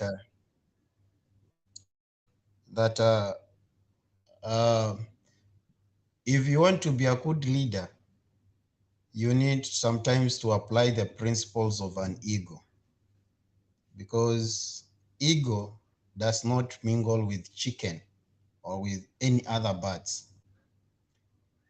And what I'm seeing here, as much you have been given, much also is being required for you to give out. So this one goes to Beni Nyakaka, and then don't be offended. I'm not hitting you, but this is a friendly talk. We can see you have received a lot from your senior, and whereby, as I can see that team, you are the oldest person there. You are the one who's supposed to give guidance to the young people who are in your camp. That's why here is where the difference comes in between Azimio and Kuku Association, because I know very well that Azimio, they behave like an ego. They see far. The leaders see far, see future, flies far. He don't mingle with chicken. And here, people are just behaving like chicken. They just see where they are. They don't see tomorrow. They don't see in future. I'm saying so because there is this viral video that happens on Friday in Kenya on Wangare's Madhai's Road, whereby the people that your camp, Beni Nyakaka, is advocating to raise them, to make them to be monopoly in our country. The gang, they gang up, and then they stripped a young lady, and then they exposed that lady. I'm saying this with a lot of pain, because as much as my mother brought me out, this is not the way my mom brought me up. My mom brought me up showing me how to respect, how to cherish, and how to love. These Bota people, and you are here telling us how you are going to pump resources in Boda, instead of thinking how you can how you can educate those people, how you can help them to move from their mediocrity and help them from moving from their hooliganism behavior, so that they can be civilized people, so that they can be helpful in a society. You are just saying here, we are here to promote Boda so that they continue with this kind of hooliganism in our country. In this 21st century, really? Do you think this one, is it a good idea for you to say that? And then when when the government try to put measures on those people, you will start saying that now police are brutalizing Boda or small scale strikers. Let me tell you, what happened is not pleasing. And when you hear that, when you see that video, even although it have been edited, but when you see and you hear what that lady was passing through in the hands of those hooligans in the name of Boda. This is what we said long time ago. This is the thing that we say that it will be very easy for you to start to speak something.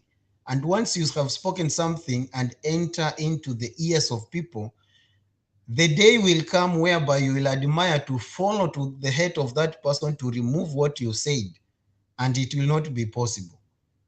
When the chicken seller, chief hustler, when he said that Boda has been undermined, has been spewed, and then he want to raise that class to a certain level, those people, remember, we have so many porters who doesn't have even skills when it comes with the road issues, even road safety.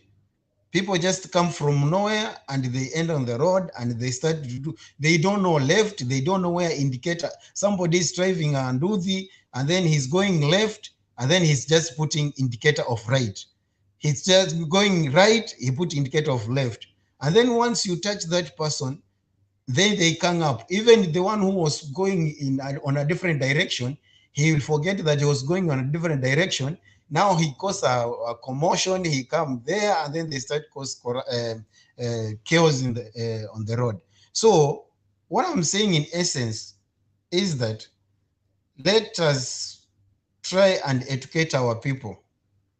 Let us try and give directions to our young ones.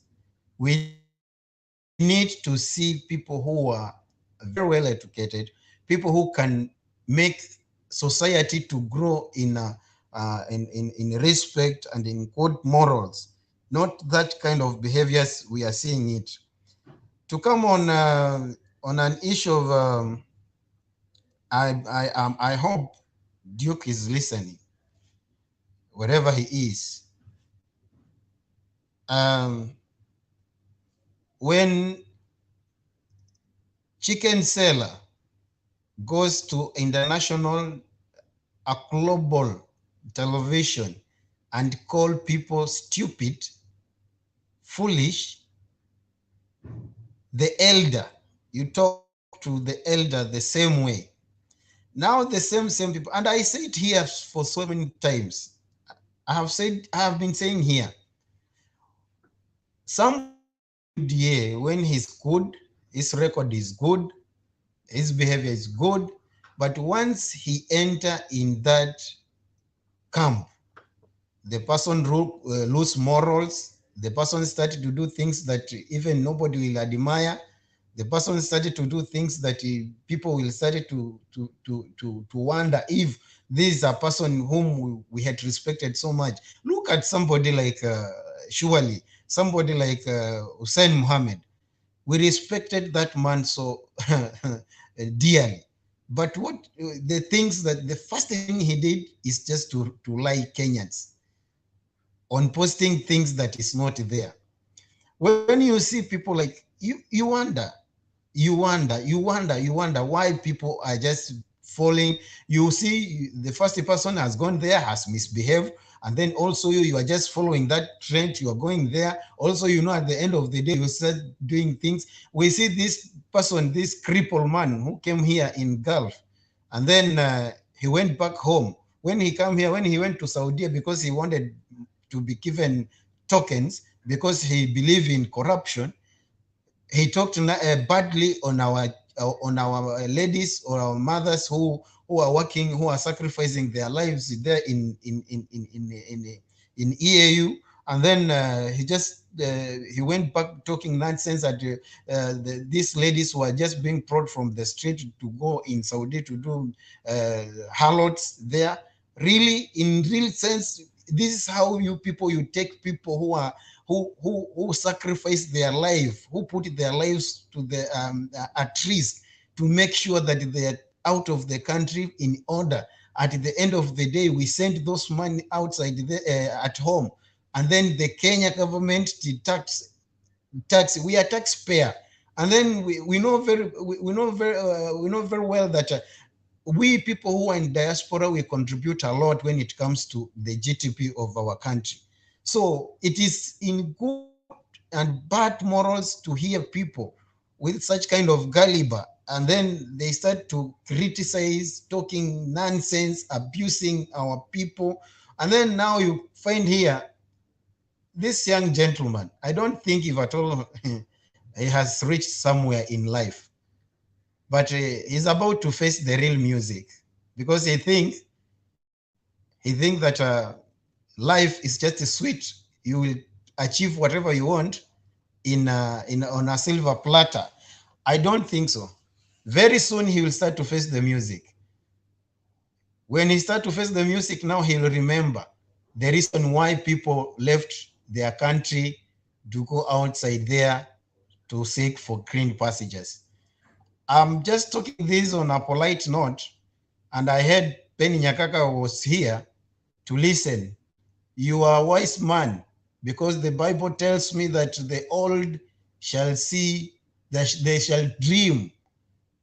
And we are being told with the Martin Luther King that the dream, all dreams is valid. And a dream holder, you cannot die on the way, because if it's indeed you are a real wise man, you should have a vision for you should have a dream about where you want to be and about where you want your children to be. And you should be giving advice to your boss. Let me call it your boss, even although he's younger than you, because you have refused so much. You know very well what is happening there. And then also you want to be there, you want to be pakwa hiyo matope yote, upakwe hiyo matope yote, wakati sasa wewe unaona unajiunga una advocate what your colleague is saying here as if it has spoken something nicely. Unasema tu casually. Mzee wangu, elimisha hawa vijana na muambie ukweli, na wakijua ukweli utawaweka huru. Wacha nimalizie hii, and it is very important. Kulikuwa na watu walikuwa wanavua samaki, walikesha kwa kuvua samaki. Ilipofika asubuhi hawakuwa wameshika chochote. Na hawa watu ni sambuli ya Gideon Moi. Gideon Moi ameshinda Oga akiwa amecast his net in Oga. And very well we know, let me buy my own words, borrow my own words. Niliwahi sema hapa, kama kuna mtu ako genius in politics of Kenya, is President Uhuru Kenyatta. He doesn't make a move when the time is not yet right. When he make a move, it's very rare to see him make a mistake. Very rare. He don't make a mistake. When he makes a move once and for all. Hii kitu ya Oka hii ilikuwa tu strategically, ilikuwa tu decoy ya kuweka watu wakuwe busy. Because at the end of the day, do you know why Uhuru aliharakisha kusaini hiyo mkataba ya hiyo new bill ya vyama? Kwa sababu alikuwa anajua, alikuwa ameenda in agreement with the Kanu, for your information. And now hiyo political bill, it cannot allow you to be in a two coalition, whereby ilikuwa pale kukip huyu SK kumkeep peace, so that kumhold. Na hiyo wakati wa kumhold wakamfanya wakaprovoke mtu fulani, na huyo mtu fulani walipomprovoke akaongea mambo yenye hayaeleweki kwa huyo jamaa. So huyo mtu, hao watu wamebaki hapo, wako in dilemma. Wako na siku ngapi? Leo ni Wednesday.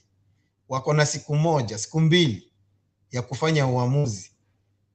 Kufanya uamuzi, meli ishang'oa nanga na msafiri ni yule aliye bandarini na amevaa viatu.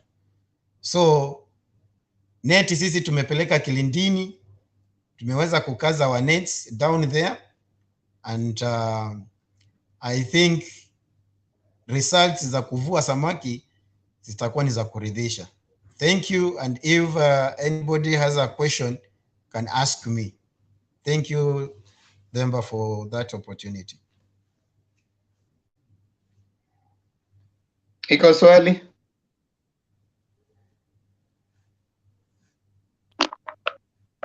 Demba, Penya Pena amechokozwa. Tupatie wakati, lakini mheshimiwa wametumia wakati kuniambia, kunieleza. Haya, toa maswali yako. Okay, ngoja nize, hii ni ya kwanza my friend. Lakini hujanipatia wakati yangu. Yangu ni kuambia kijana yangu, I really respect that, and I thank you very much. Kwanza ile maneno ya watu ya boda, I will never in my lifetime support anything like that. I am a father of 5 daughters. I raised them like any kid. I love them to death. Uniambia that my people are supporting something like that happened there. Personally, I will never. Are there people that are in order that can support that? Yes. Just like there are people in Azimio that can support evil stuff. Lakini ile unaniambia na ule kijana ya kwetu ule nani Duke, ile kitu alifanya mbaya ni kusema ati watu wako Amerika hawana akili ya kufanya kazi or something to that effect. Hiyo ni mbaya. Yeye ni UDM kama mimi na sitakubali na hiyo. So I just want to make it very clear that yes, it is true. I want to give you advice. Lakini waje tuongoje miezi 5. Mkishinda kijana yangu, si utanipatia chakula nikule. Hiyo tu. Who is going to win? Right now, mpira umewekwa kwa kiwanja. Hakuna kitu ya kurudi nyuma, kuchange nini. No. But what is wrong and what is right. Hiyo tu. Thank you Demba.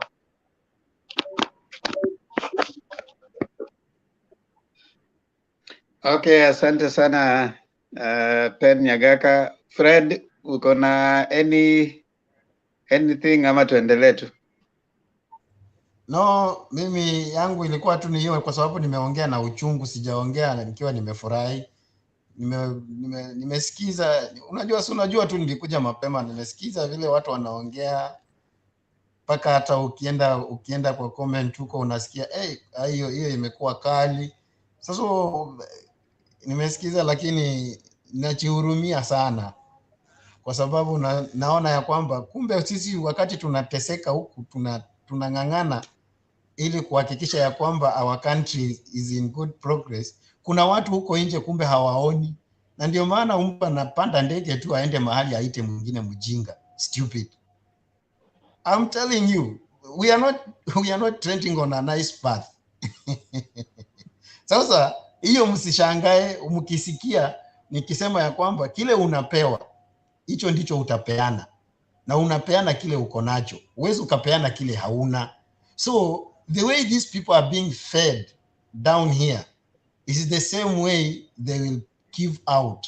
So huwezi ukapeana kile hauna, and every time kila mtu anapeana kile ako nacho. So wale watu vile wanasikia baba yao, yani kila mtu anafanyanga vile, na ndio tunaambiwa katika Biblia ya kwamba mtoto wa mfalme angalipo mtoto mchanga katika nyumba ya baba yake analinganishwa sawa na mtumwa. Inamaanisha nini? Inamaanisha ukiwa mchanga katika nyumba ya baba yako, wewe una depend kwa kile baba yako anafanya. Akisema ruka, akiruka wewe pia wewe unaruka.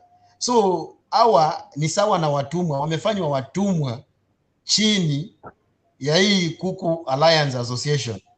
Wamefanya watumwa. So whatever their boss says, nao wanaichukua, wanaipika, wanaitengeneza vingine, alafu wanakuja kutupia watu. Inakuwa matope kwa watu. So I pity for them. Well, they need to grow up, or they shape up, or they shape up, or they ship out. Okay, asante. Mimi maybe just to make a comment. Ili wazo la nani Duke. It's a notion that is shared by quite a number of people, especially wengine ambao labda wako huko Kenya. You know, you could hear that. You know, they're saying that nyinyi watu mmeenda ng'ambo, mnafanya sijui kazi gani. But there's never a time you have sent someone money and they have told you, I don't want that money because imetoka kwa sehemu fulani, you know. So it is. Useme tu, kwani sema tu imetoka wapi? Eti sijui imetoka kuosha watu, you know, like wanasema eti sijui mnatumia mmekaa huko ng'ambo, hakuna kazi mnafanya, ni kazi ni kuosha watu. You know, it is a notion of people and none of them mmemtumia pesa akakwambia mimi sitaki hiyo pesa kwa sababu imetoka kuosha watu, you know. So it's something that sometimes perturbs me, but I mean it's expected, but it's interesting. Unakumbuka ile nyani ambayo ilikuwa imeenda kuchukua matunda, alafu ilipojaribu kufika sana huko ikasema hata haya matunda hayajaiva.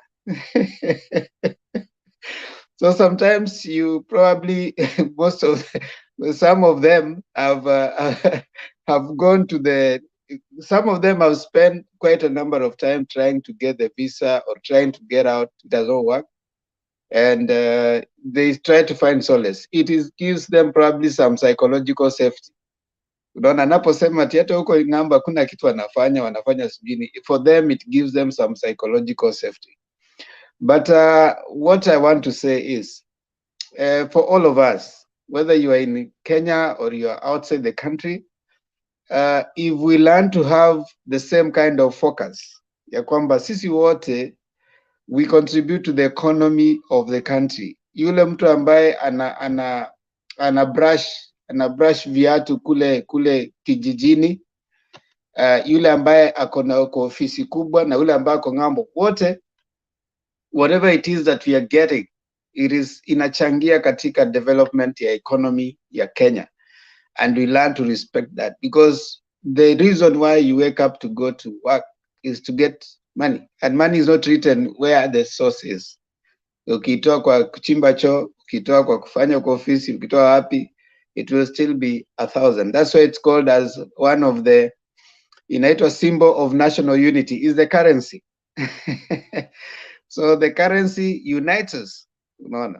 So I wish we could reach a point where we are not negative. Na ukiona mtu anakuwa hivyo sana sana, wanakuwa ni watu ambao wamekuwa negative for one reason or another. But over and above everything else is we need to learn to respect each other and appreciate each other for whatever area of the economy we contribute in. And much more kwa wale ambao wako ng'ambo, wako nyumbani, na especially wale wako UDA ambao wanasema kwamba kazi ni kazi. Unajua, you need to be more, we expect a lot more from you. Tusikize, naona Princess Ziana ameinua mkono, alafu ndio niweze kumleta Jakindube. Ziana. Temba, nina jambo moja. Watu wa aina hiyo sio ati ni hapa peke yake kuzungumza kuhusu watu wa ng'ambo.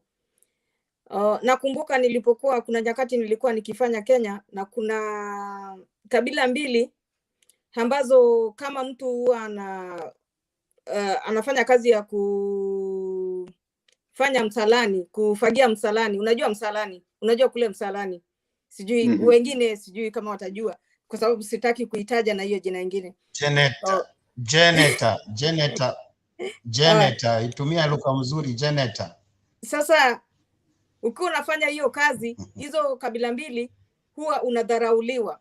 Kabila mbili katika Kenya unadharauliwa. Sasa kuna huyu mzee mmoja alikuwa akifanya kazi katika alikuwa anafanya hiyo kazi.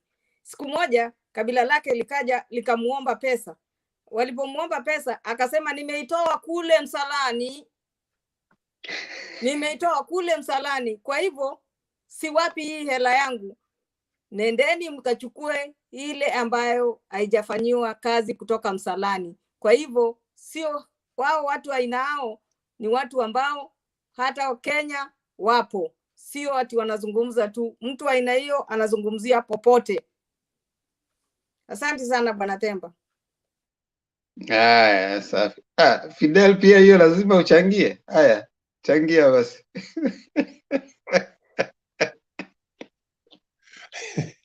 So you are ignoring my fun.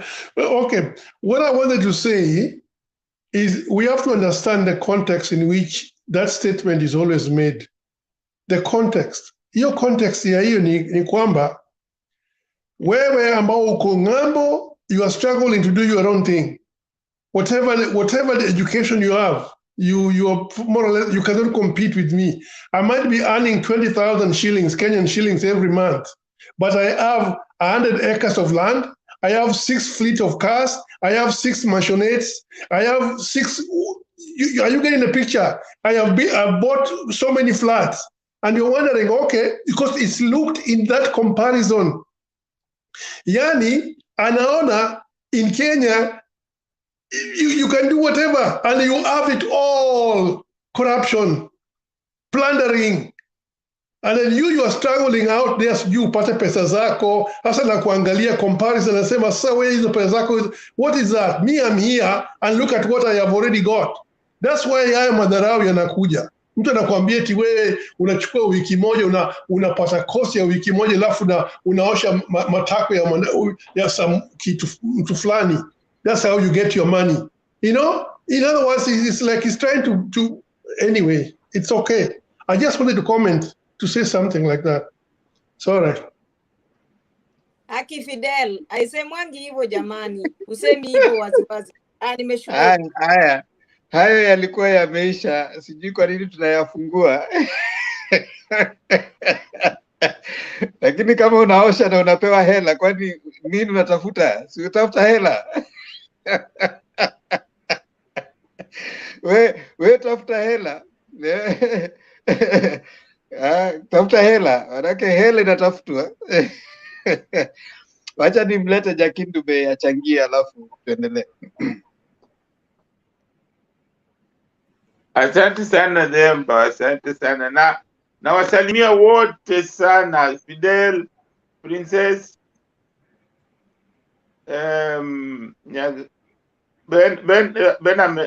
Ben yuko, Ben Nyagaka yuko, Kasudi, Ton, Sara, Alex amepotea. Nawakaribisha sana. Nimefurahi sana kuwa na ninyi leo. Kusema kweli sikutaka kuchangia, lakini nilimsikia huyu jamaa akisema mambo hiyo ya kazi, ndio ilinifanya nikaona. Sasa kabla sijasema chochote, nataka kuwapongeza akina mama sana. Nataka kuwapongeza, kuwashukuru sana sana na kuwarudishia asante sana kwa kutulea, kwa sababu kila mmoja wetu ni mtoto wa mama, kila mmoja, na mama ni mtu wa muhimu sana. Mama ndio ndio mtu wa kwanza kukupatia chakula, ndio mtu ambaye anakuelekezea katika maisha yako, nini utajikinga namna gani, utakaa namna gani, mama. Kwa hiyo inatakiwa tuwaheshimu sana akina mama kwa ujumla. Na nikisema hivyo nasikitishwa sana, nimeghadhabika sana kwa vile niliona ile kitendo ambacho kilifanyika kule Nairobi. Alafu wakati president anasema kwamba ameudhika na hicho kitendo, nimeona jamaa mwingine wa bodaboda ambaye ni wa UDA anasema kwamba serikali inawanyanyasa. Yani hata kile kitendo ambacho kilifanyika, ambacho ni cha aibu, kitendo cha kinyama, kitendo ambacho haifai hata kidogo. Yeye haoni, yeye anasema serikali inawanyanyasa wana bodaboda. Sasa ni mwanachama wa UDA.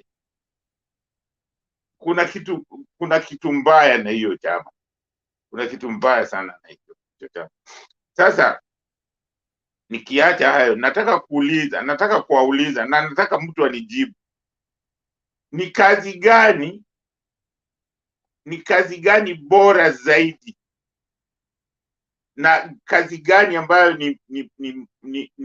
ni yani ya chini kabisa, yani ile ambayo haifai? Ni gani bora na gani inafaa? Kama kuna mtu anaweza anijibu kwamba kazi fulani ndiyo kazi bora kuliko kazi zote, na kazi fulani ndio kazi mbovu kabisa katika hizi makazi zote. Kazi gani? Mzee wangu, kazi hapa, kazi hatuwezi tukazungumzia mambo na kazi. Pesa ndio bora kuliko kazi, sababu ule anaosha maiti moja, ule anaosha maiti mochari anapata hela. Ule wa kwanza kabisa, tunasemanga ule wa kwanza kabisa wa kuanzia pale chini, ule wa Cura Hanisaka, if you know that is the list. Mimi kazi ya kwanza ndio mimi nataka kazi nyingine pia. Mimi nataka tu nijibu swali kwamba kazi fulani ndio nzuri, kwa sababu hizo kazi ndio inakuwa pesa. Unaona, bila kazi hakuna pesa. So mimi nataka tu mtu, kama mtu anataka kunijibu, anaweza kunijibu kazi fulani nzuri kuliko kazi fulani gani, ndio nijue. Jakindube. Yes. Hamna kazi bora kuliko nyingine, kwa sababu ni kama vidole vyako visipoungana, kila kazi inaunganisha nyingine, kwa sababu mwingine asipofanya hii kazi, hii nyingine haiwezi kuwa inaendelea. Kwa hivyo hamna kazi bora kuliko nyingine, kila kazi ina sababu yake. Jakindube, there is, according to the scripture, there is no highest profession than the profession of leading people to know God. That's the highest of all professions. That's what we aspire for. Asante. It's in the scripture. No. Is in the scripture. Mzee wangu, hebu nipe kifungu. Mimi nasema hivi. Tunaambiwa tu ikiza. Paulo anasema atamanie kazi ya waskofu, atamani kazi njema, lakini pia iko na masharti yake. Iko na masharti yake, mzee wangu. Sharti uwe mtu wa aina fulani. Ngoja. Nataka kuambia asante. Nilikuwa nataka kusema hivi. Kusema ukweli, hakuna haja ya kukasirika na yule jamaa ambaye alisema kwamba ninyi mnasafisha sijui watu ni kwa sababu mimi mtu kama huyo sikasiriki na yeye. Ni mtu ambaye anafaa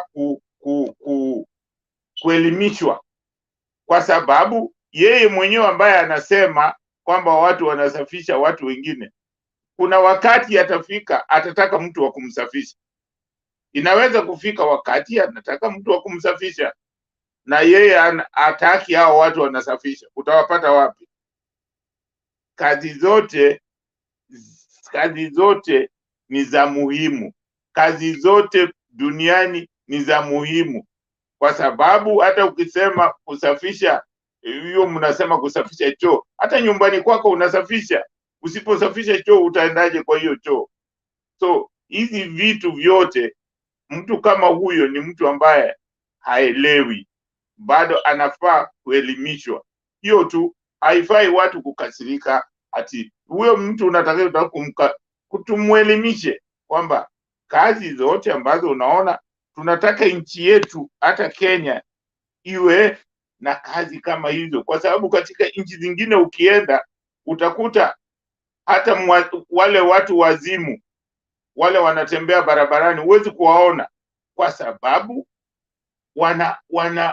wanalindwa, wanatunzwa na watu tu wafanyikazi, na hao wafanyikazi, hiyo ni kazi, hizo zote zinachangia, ni kazi zote ambazo watu katika nchi yote watu wanafanya hizo kazi zote zinaunganishwa, ni sawa na president, ni sawa na mwanajeshi, ni sawa, kwa sababu ukiangalia, ukisema kama vitu vichafu, polisi, kukiwa na maiti ni polisi, kukiwa na nini polisi, kwani na hiyo sio kazi. Daktari je, kama ni vitu vibaya, daktari, hata kama mtu amekufa amemaliza siku ngapi, daktari lazima aende ahakikishe huyo mtu kweli amekufa, amutambulishe ni nani.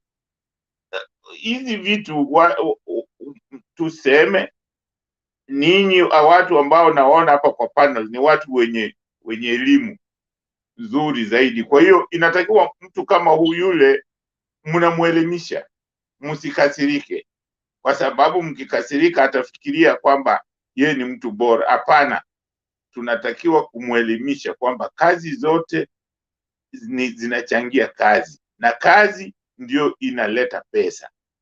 Ukifanya kazi ndio unapata pesa. Pesa huwezi kupata bila kufanya kazi. Kwa hiyo unatena pesa ni kama hewa. Kila mtu hapa duniani ukiwa na pesa, haisemekani hii pesa imetoka, ulikuwa unafanya kazi labda ya kufagia barabara, au hii ni kazi ya kukarani ofisini, au hii ni haina. Pesa ni pesa tu. Ukifika nayo kununua kitu, yote ni pesa. Ni kama vile hewa. Unapopumua hewa, hujui kama hiyo hewa ambayo unapumua imetoka kwa pua ya president ama ya queen ama ya paka ama hujui, unapumua tu. So hiyo ndio inatakiwa tuelezee hao watu namna hiyo. Sasa mimi leo labda nataka kumtetea Bwana Raila, kwa sababu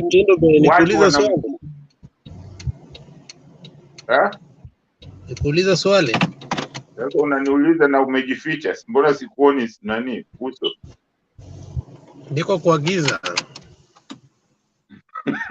Okay, niulize.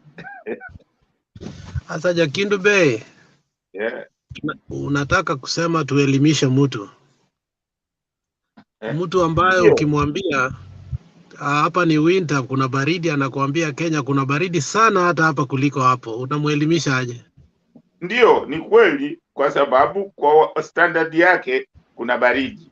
Kwa hiyo lazima umwangalie anazungumza akiwa wapi, kwa sababu mazingara yake.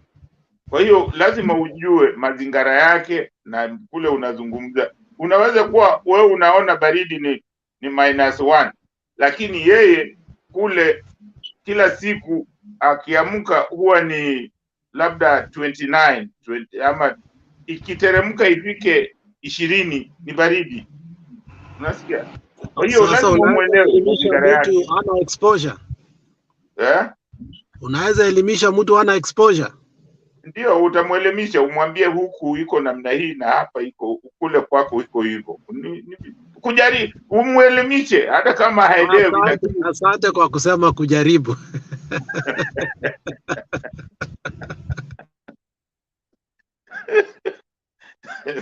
Ndio, kujaribu. Endelea kujaribu. Sisi wengine tumewacha.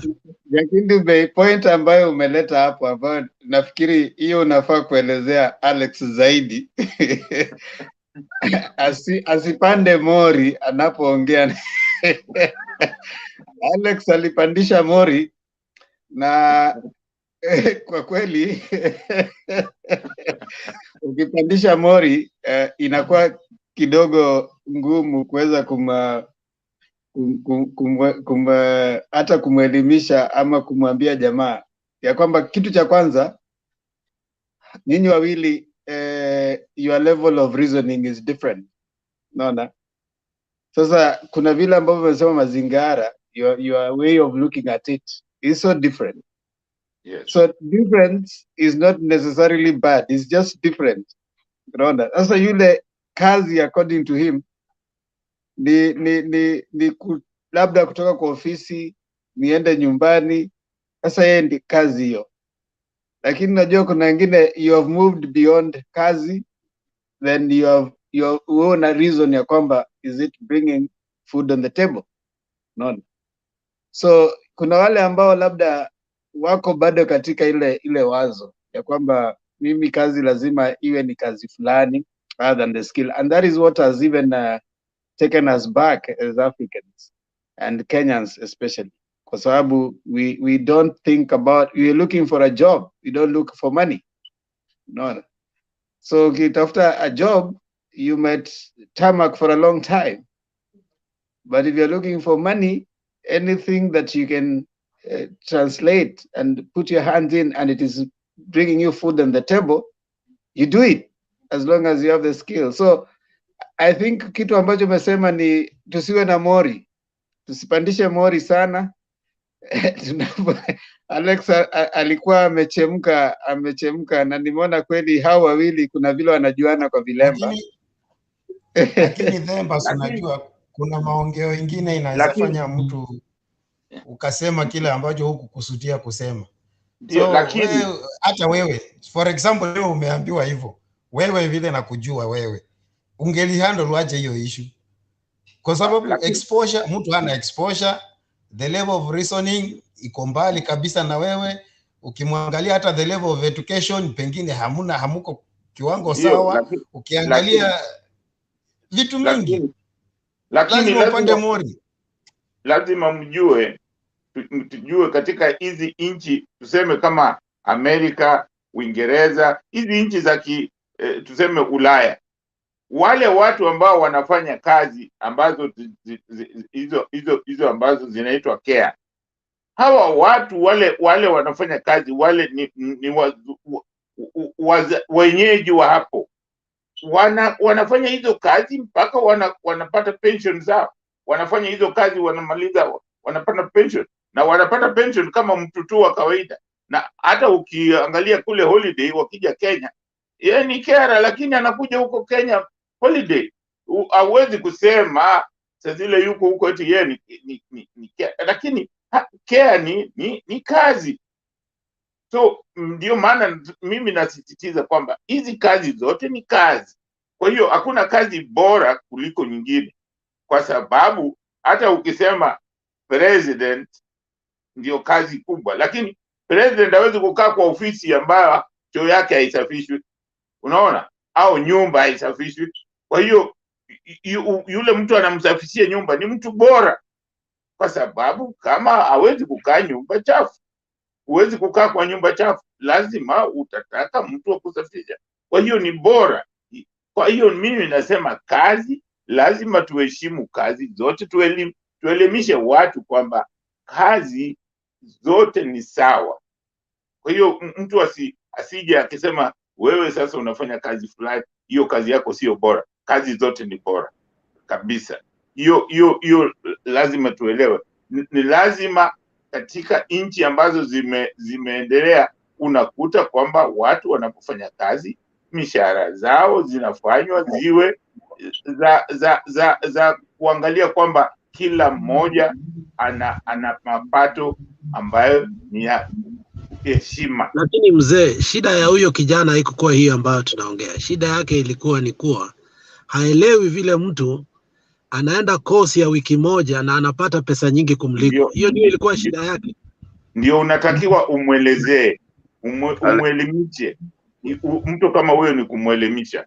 Sasa leo mimi nataka kumtetea Raila kwa sababu naona watu wengi, naona kuna watu wanacheza na jina la Raila sana, kwamba sijui amewasaliti watu fulani.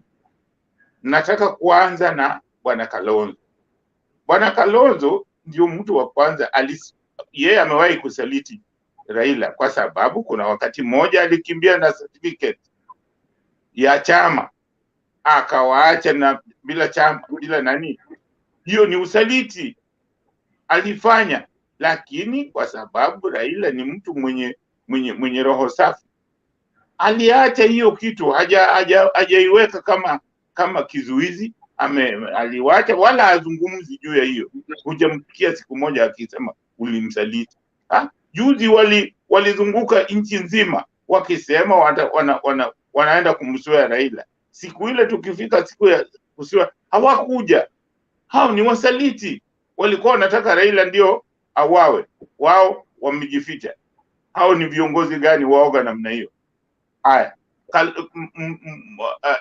Mudavadi wakati wa 2002 yeye ndio Raila alikuwa ameenda akasema yeye ndio Raila alikuwa ameshamtaja kwamba yeye ndio wamchague kwa president. Akatapeliwa na Moi, akakubali. Akatatuoli alienda akamwambia, bwana wewe usikubali kwa vice president, rafiki yako tayari anaenda kupendekeza jina lako, usikubali. Alikataa, akaenda kwa vice president ya miezi mitatu, akashindwa kwenye uchaguzi wa ubunge. Alishindwa na ubunge kwao, hata baada ya kwamba yeye alikuwa makamu wa rais. Baada ya kutokomea huko, nani alienda kumchota huko tena kumleta? Raila huyu alienda akamleta, akamsaidia kampeni mpaka akashinda. Yeye tena baada ya kufika 2013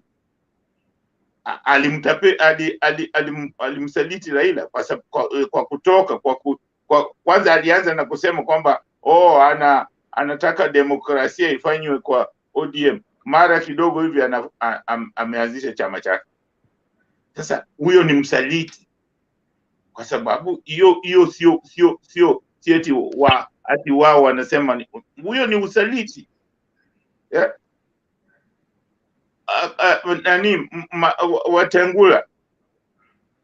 Watangula walikuwa na Raila, walikuwa wakifanya kazi na Raila. Alipoona Mudavadi ameingia, akaona ukabila. Sasa Mudavadi ndio Mluya kama yeye. Raila ni amesharuka. Hawa watu ni watu hawa jamaa ndio wamekuwa wakisaliti. Hawawezi kusema kwamba Raila aliwatapeli. Hakuna hata siku moja, kwa sababu Kalonzo kama alikuwa anajua kwamba yeye anataka achiwe kiti hicho na Raila, kwa nini basi alijitenga? Kwa nini hawakukaa pamoja? Siku hizi zote hawakukaa pamoja. Unataka wewe ujitenge, utupe maneno machafu kwa mwenzako, alafu Raila ndio sijui niseme nini. Yeye ndio mtu mpuuzi tu, yeye ndio anafanyiwa kila kitu kibaya. Alafu anasema wewe nani tosha, wewe Kalonzo tosha. Yeye amefanya nini saa hizi ya kufanya Raila, kumuonyesha kwamba amefanya kazi namna gani na Raila? Si amekuwa anafanya kazi upande mwingine, akipinga vile vitu na Raila anafanya. Sasa Raila ameshatengeneza nyumba, anasema hapana, wewe sasa mimi ndio unichague. Hiyo ni utapeli. Na hiyo naambia Wakenya lazima tujue kuchagua nani mtapeli na nani ambaye anasema ukweli. Hata leo hii Raila bado anamkubali hajafanya, lakini leo nimefurahi sana kwa sababu Raila amesema jambo ambalo mimi ninataka nimekuwa nikisema kwamba kama mtu hapendi hiyo azimio la umoja, aende kule anataka. Na hivi vile Raila amesema leo, nimefurahia sana kwamba wale wanataka kuja kwa azimio la umoja waje. Ni mwito wa umoja wa Wakenya. Mtu akitaka kuwa mzalendo anaingia kwa azimio la umoja. Kama hataki, hatuwezi mtu alazimishwi afanye kile anachotaka. aende kule anachotaka kwenda, afanye ile chama anachotaka, au jiunge na chama ambacho anataka, lakini sio kuendelea kumkejeli Raila. Na Raila ameitumikia nchi yetu,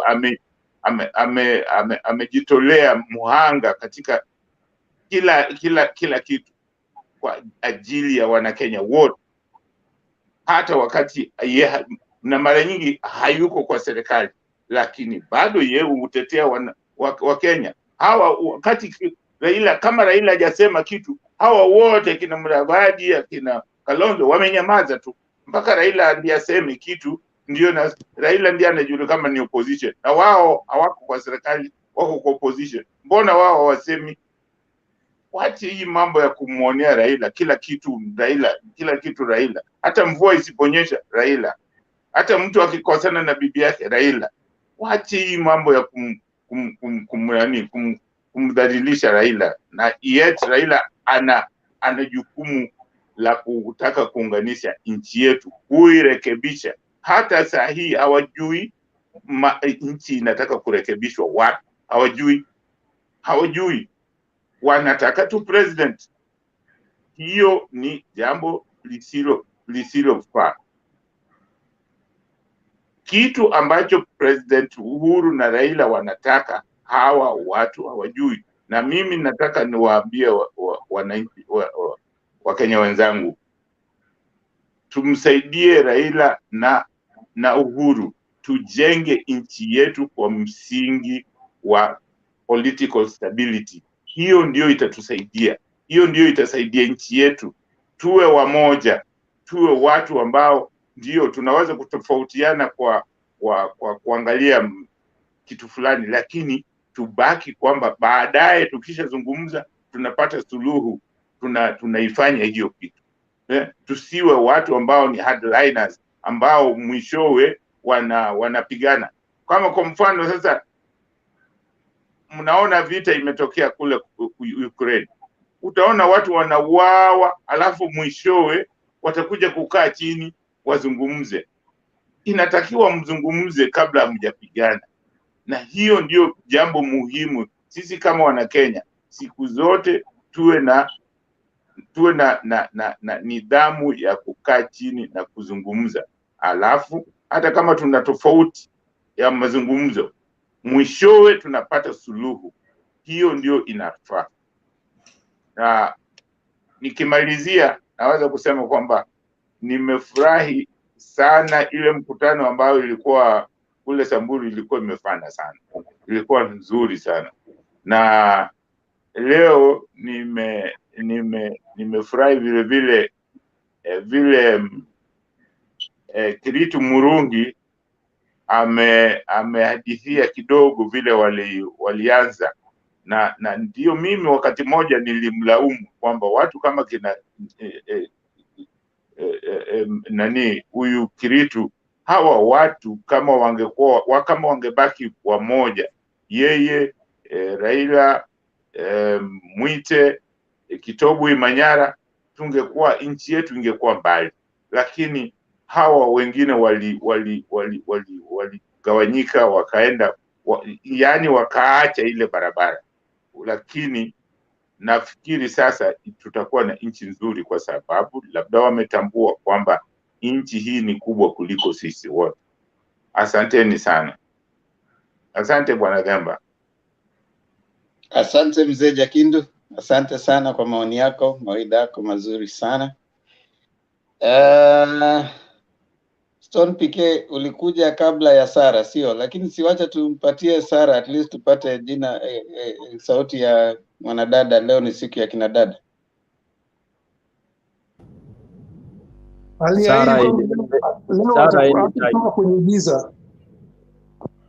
Sara leo tunamuona alisema, na nitakubali aje mbele yangu. Umekubali eh? Lazima toke lazima nikubali Temba, sina otherwise. Haya basi.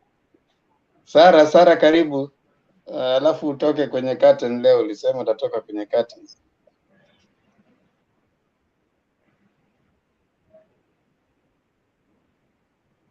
Sarah, are you there?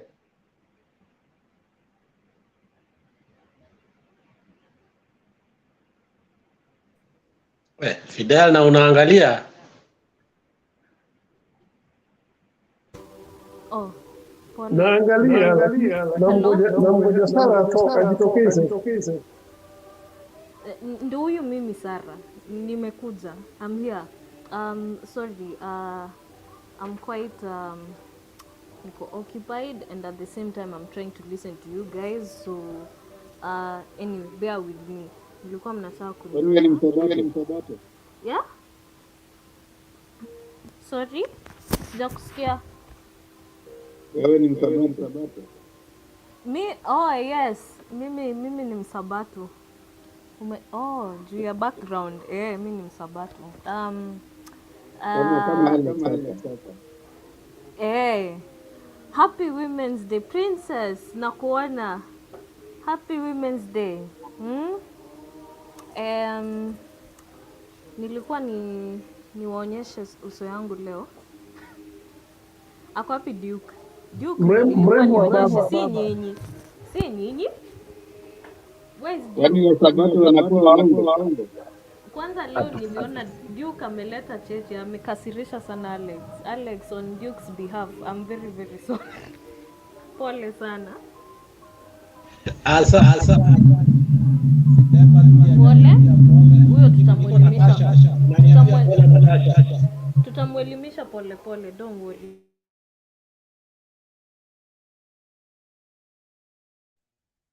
I don't know what happens, Sarah, when you're talking and others are talking, kunakuwa na echo, sasa hatusikizani. So utaongea umalize, alafu kisha Alex atakuja aongee baadaye. Lakini nimeona leo Wasabato, wacha nisiongee generally kwa sababu kuna Wasabato hapa kinaziana na Alex watanigonga. Lakini alipromise huyu mwanadada Sara kuwa leo ataonyesha sura, lakini anabadilisha ya kwamba haonyeshi. Kwa hivyo Wasabato wanakuwa kidogo wanakuwa na uongo. Basi hii sasa hii inakuwa ni lakini hamna neno. Endelea Sara. Mimi ni mtu wa ukweli. Nilisema vizuri sana. Mimi naonyesha sura. Duke ndo atoke UDA akuje Azimio. Yuko wapi Duke? He's not here. In fact, he ran away because amekasirisha Alex. Na Alex anakaa kutandika Duke anytime. Anywho, what was I saying? I'm lost. Okay, wacha tu nianze tena. Naona Azimio was in Samburu. It was a very good function. I like the fact that Raila alikuwa very forthcoming and forward with the women too. So I'm very happy with Samburu. And in politics, there is no coincidence. So Gideon Moi being there was no coincidence. That should tell you for a fact Kanu is going to Azimio. And I don't know about One Kenya Alliance. Is there still a One Kenya Alliance? Because Kanu inakaa kutoka and Kanu is in a coalition with Jubilee. So One Kenya Alliance is a party of confused people. They need to be wanafaa ku straighten themselves. Kiraitu Murungi, the Mbus people. Mbus ama ni Mbus ama I don't know what is that. But watu wa Mbus kwanza alikuwa ameanza kuleta cheche kidogo, but now he's streamlined. He's on the way to Azimio, so that's good. Hao wengine hadi sitaongelelea because hao ni non-issues. What was I saying? Nilikuwa nasema kuhusu Duke Omariba. I've been listening into the conversation pole and unajua Duke tunaambiwanga kimila usitusi sahani ambayo umekulia. I'm sure for somewhere he has ever got some money from someone who's abroad. So I don't understand why he would come forward and to see insult people from abroad, yet he doesn't know where the money came from. And either way, these people they are talking about, they earn a minimum of like 150,000 per 2 weeks, which in normal circumstances in Kenya, if you want to earn such kind of money, you have to have a nice job. So Duke, like I said, kwa proverbs imeandikwa, answer not a fool according to his folly, lest you be like him yourself. So you shouldn't even bother to answer him. He does not make any sense. Lakini Duke akirudi nitajionyesha, kwa sababu Duke ako na potential ya kukuja Azimio. I don't understand why he's in Simon hakukuja leo. Nimetafuta Simon. Leo watu wa UDA wanatu let down. Unajua nimeshinda nikisoma comments wanasema tuko biased pia sisi hapa, that we are too much of Azimio and we are not giving space for the UDA supporters to come forth and state the issues. But anyway, UDA don't have really strong people. Actually, kama kuna mtu wa UDA anaweza kuja out strong tupambane na yeye, that's good. That's good. So mnanisikia sasa? Okay. Amko mnanisikia before? Time yote mmenyamaza, amko mnanisikia? We heard you through Dara. Watu ni vile wamepapika na hiyo sauti. Sarah, we can hear you all that time. Tunakusikia, tumesikia ukianza, tumesikia unatafuta Duke. Duke will be here tomorrow. You are good. You're good. Your presentation are good. So endelea. Unajua, you have to affirm. Unajua si wanawake, we need affirmation sometimes, time and time again. So it's good to get affirmation. Anywho, I don't know. Sisi watu wa kufunga, naona Themba, Haron, Sarah, Stone PK, Princess, Owen, Alex bado uko kwa barabara pia leo. Nilikuambia hata kuogopa. Ambia bibi nyumba kubwa na nyumba ndogo is all allowed. You can stay and do this at home. So you don't need to be scared. Amesikia na anacheka tu hapa.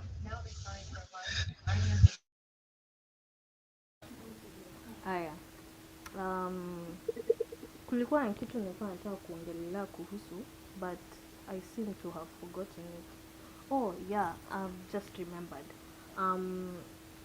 I saw I was looking, leo nilikuwa naangalia kuhusu there is a claim that Raila is going to the US. Is that true?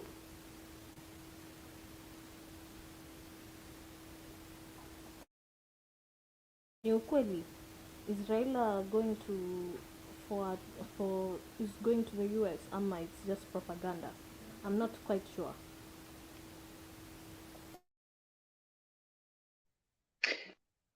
Yes, Raila will be going to the UK next week after 12th. The itinerary is that next week he might be going to the UK to meet Bishop of Canterbury.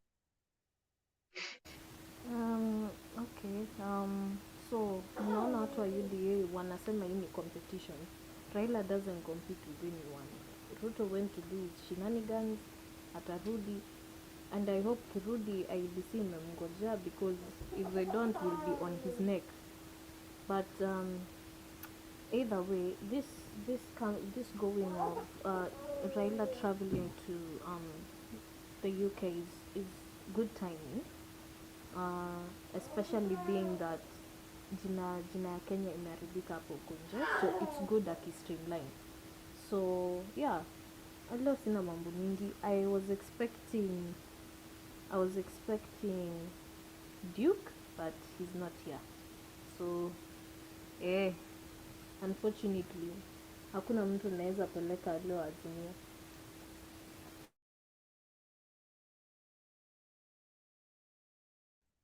Stone BK, it is your turn. Oh, nice to hear and see your voice, see you and hear your voice, Harun, the ancestor. Good to see you, Alex. Evans Arab, Koske, Chamge. Bwana, naitwa nani? Bwana Fidel. Madam Sarah and Madam Princess. Good to see you these wee hours of Kenya. And, Chamge, Stone PK, Chamge is missing. Chamge is missing. Yeah, Chamge missing, Yomune, Kararane. Okay, ladies and gentlemen, let me take this opportunity to, first of all, let me begin by saying that today Mutembe fell into a very simple trap. And this trap, I think Themba has been talking about it, cautioning people. Tumeingia kamtego kadogo, tukazungumza kamtego ka watu tired people, watu wa UDA. Mr. Duke aliwatega, mkaingia nyote, poop. You wasted very good time ya could discuss other better issues. Na amefurahi sana wherever he is. You know, amesema nimewasha moto huko Mutembei na limeenda. I think he is laughing all the way. My mind is to urge colleagues, I think we should never lower ourselves to that level, honestly. We know the pettiness that goes around here, huku kwetu Kenya. For me, I call it as it is. It is here in Kenya where mahali watu huwa na wivu na expatriates. We hate them so much. We are worse than other African countries. Of course, even in other African countries, utasikia people talking badly about foreigners. Yeah, and as if that foreigner went, you would be able to take that same job. You know, tunakuanga na illusions zingine za ajabu that you think if that person goes, you'll be able to get that job. No one takes the job of the other. That's what I've come to believe after, you know, working in many places. I realized hakuna mtu anachukuanga job ya mwingine. So that hate is the same which has been going on. People, once you ukienda majuu, the people you leave behind here wanakuwa na vinyongo za ajabu. You know, even that's why even when you land at the airport, JKA, people look at you badly, wanakumok. Bana tuletee hizo za huko, lete madola tubomoe. Those are not greetings. They are normally sarcastic. And they tell you that how the guys feel. So when this guy comes and says, sijui watu wanafanya nini, for me, I would not even have given him a cent of airtime. Of course, it was very annoying and very provocative. So you have to have some very high level of tolerance to be able to let it pass. Yeah? Ingekuwa ni mahali kwa pub hapa Nairobi, jamaa angechanjwa mpaka afurahi. You know, so the guy should be cautioned. Ache kuprovoke what to that level. Let's hold our discussion. It doesn't matter what people do. You know, it's none of your business. If you think what they are doing is lower than you, don't go. Don't do it. Nobody has asked you to join people in the US or in the UK to do what they do. So anyway, I'm also falling in the same trap because I've spent 2 minutes talking about it. Good topic of today, Baba Azimio in Samburu. I think that was very beautiful. Interestingly, I related to what happened in Machakos, you know, where these guys were very, very well prepared for Baba, choreographed, you know, nyimbo. There were special Baba songs. I even at one time wished I could understand some of those Ma language in Samburu. I really wished I could understand, because the songs looked like they were so beautiful. The lyrics, though you could not, you know, but it was beautiful. everyone dancing, the huge ladies groups. And even when this lady stood to speak, she really spoke very well, eloquently. And I think that was culminated into the crowning by Gideon. To me, what Gideon made the statement, so we are not waiting for any other statement. And actually, he was just buttressing what he has been saying. Gideon said, Azimio. What Gideon has done is because he's too diplomatic that he's been babysitting these other guys, But truly speaking, you could see his body language. He has been seeing this as a waste of time. Gideon ni ule demu umekatia, ameona umequalify, na nakuambia sasa wewe kuja on Saturday tutaishia. Unaona? So yeye alikuwa ashaingia box ya baba, okay? Because Gideon ambition zake si za kesho, ni za kesho kutwa. Na anajua ndio ufike pale, you have to be mentored. Gideon is ready to understand baba, so that he can reincarnate into a state person. He wants to wash away the fact that he is son of a former president of this country. He wants to come in as Gideon Moi, his own self, and that's why he really, really wants to be under Baba's armpit, so that he gets that thorough and proper training, so that he goes anytime if he had a chance, he gets a chance to lead in this country. He wants to do it differently, totally different from his dad, because unajua sasa for him lazima watu kwanza wasahau, maneno ya Nyayo, when we are now to muzez na hao vijana wetu ndio wana nini, he has to have that style, because Baba's style of ruling or style of administration is what we call, there's a word in English, it's a formula you can use yesterday, today, and I don't want to say tomorrow because that will be like I'm crossing into biblical or whatever. But Baba is Baba brand, and Baba brand of administration is applicable. It's very dynamic, and this is God gift. You don't get this from any college or any school. I equate Baba to what do we call this guy, Nyerere, Mwalimu Nyerere, in some areas.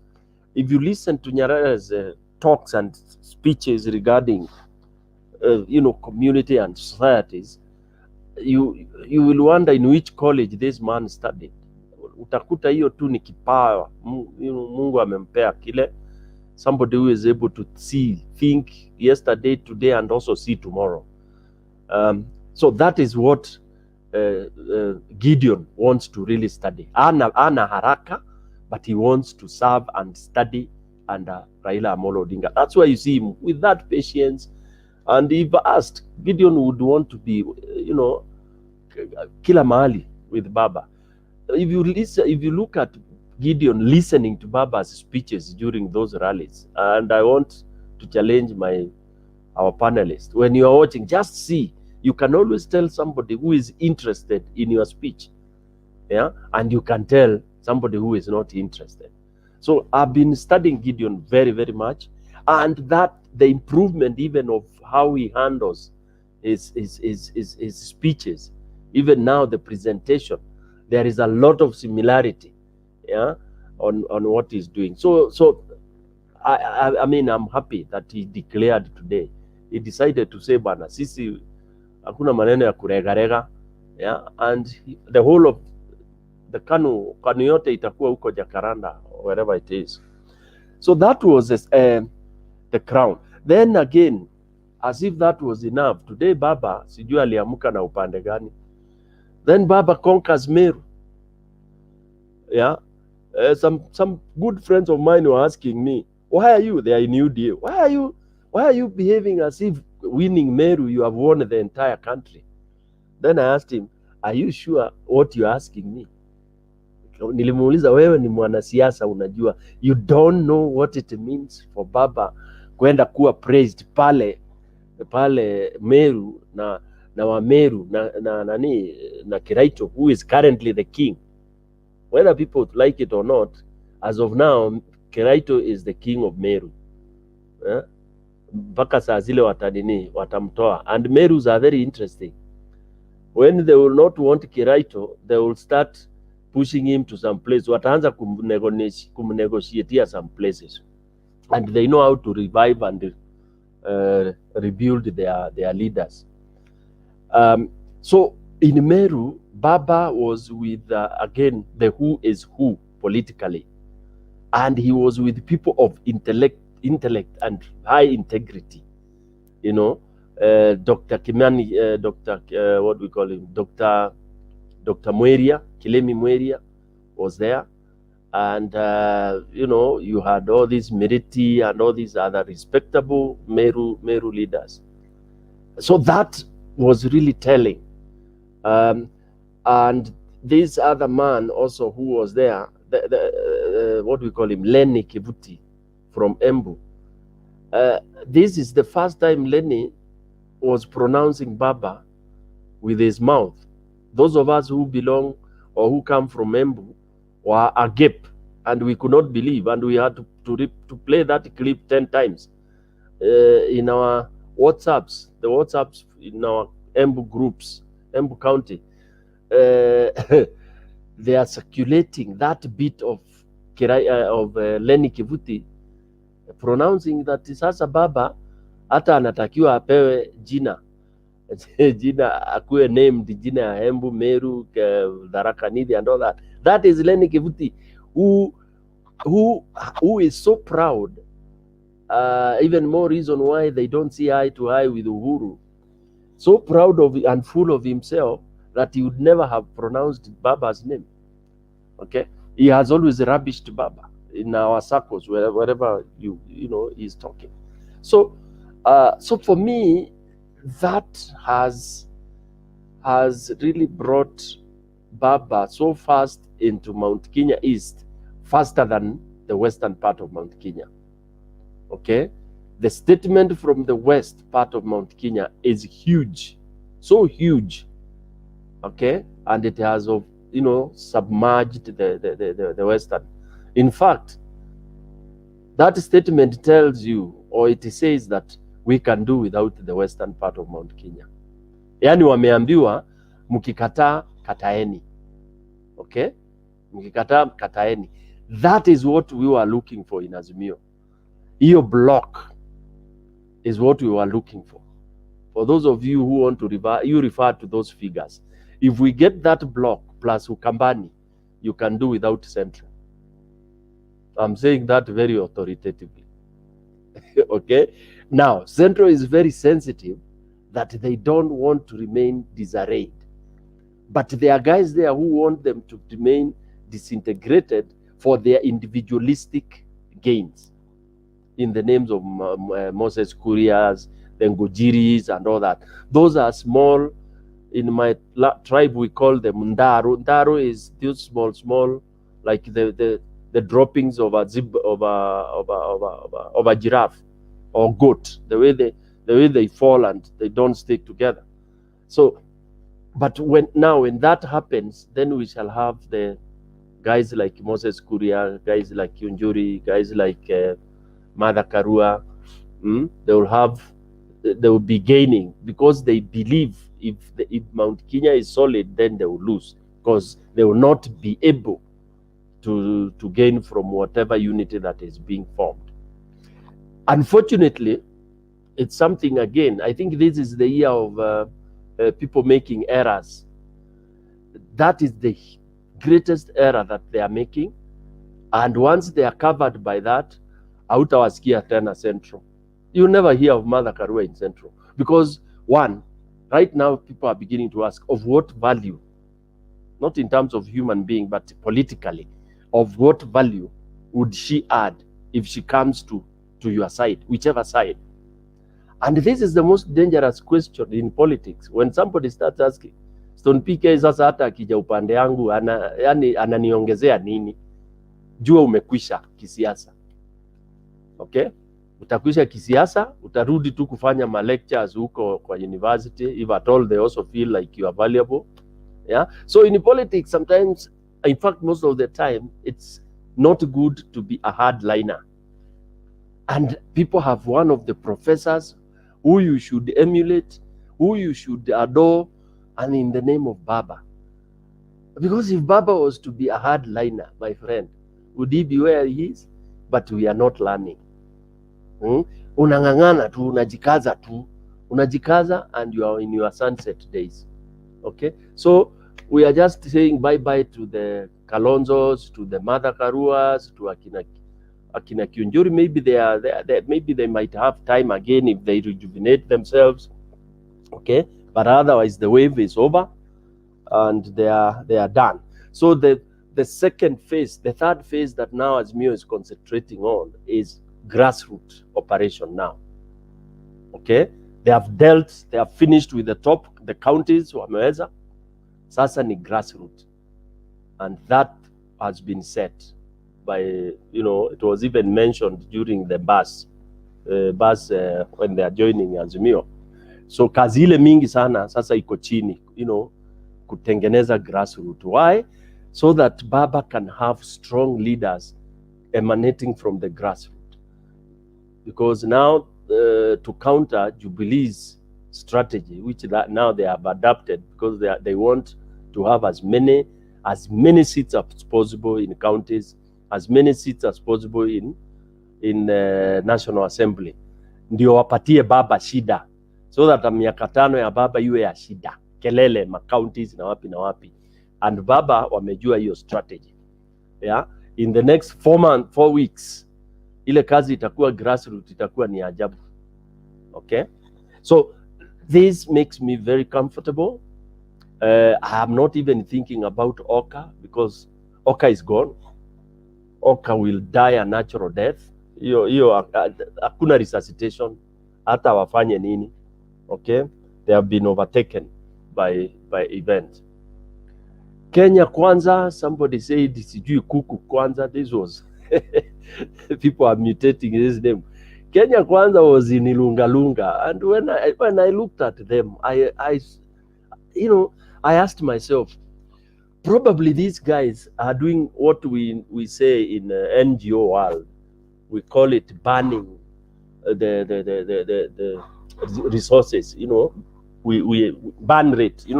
Whatever grants you have gotten, you are supposed to spend within a certain period of time. And because we give reports in quarters, so you find that the first and second quarter you may not have done a lot of whatever, and then by the time you are doing the third quarter, you realize you have a lot of money, but the time is about to expire for you to report. So what we do, we normally say we increase the burn rate. We all go to the ground, to be able to generate as many projects as possible with the communities, so that you can spend the money and have a good report. So I was thinking, probably KK, they have some funding from some place, and they have to report to their donor.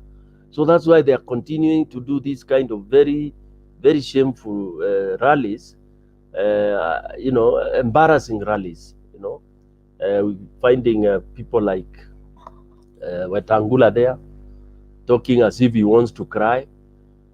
People are tired, they are just looking at them. But something very interesting, in politics, you'll always have some people coming to listen to you. Hata voters, really, they have resilient. Yeah. So for me, Lungalunga, Kenya Kwanza, is just a motion they are doing. They are just in motion to fulfill a certain objective of spending or burning out the money that they have and impressing their donors, because they must be getting some funds from somewhere. Otherwise, they should have just stopped doing campaigns. Then if they feel like they want to go to the ballot, they wait for their king, Akuje. I don't know when he comes, how he will be looking like, what he will be saying, because it looks like their narrative is finished. Okay? I think their book was either 50 or 60 pages, na wamemaliza kabisa. Sasa na hawezi jua kuandika kitabu ingine. So it's a pity. It's a pity. And soon we shall not be having anything to discuss about KK and Oka. Thank you very much, Themba.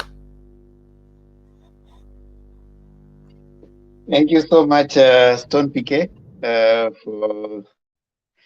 for the submissions.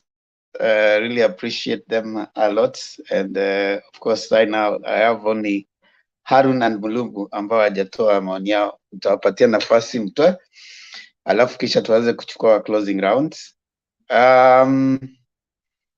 Those who are on the Facebook, in about 17 minutes, you'll be thrown away. We thank you so much for coming on. And we appreciate your contribution in terms of kuchangia kule chini, na pia vile vile kujoin and even staying on up to this time. We can't take it for granted as Mutembei TV. We thank you so much from whichever side you come from. And of course, we can meet again tomorrow, 9 p.m. Kenyan time, as you share in the discourse. That is Kenyan politics and politics. There's politics and politics. That's how it is. I want to bring in Harun and then Mulumbu. Tueni mchango, then we start taking our closing remarks. Harun. Yes, Mr. Tempa, ningependa kukushukuru sana kwa kazi yako mzuri na your entire team. Bernard nimekuwa naye hiyo masaa ingine, even though unajua sasa sisi ni watu wa kuensure kuwa the station haiwezi kuwa empty, so tunakaa tu tukirusha makombora na yakina Olo ya kina Denison ndiye pale kwa comment section. So Ziana and your entire brigades ya kina mama and all ladies, ningependa kuwaishia Happy Mother's Day. Nyinyi ni watu wazuri sana, nyinyi ni wangwana. We love you all. Alafu niko na jambo kwa wale boda riders ambao walileta shame kwa yule lady pale Forest Road.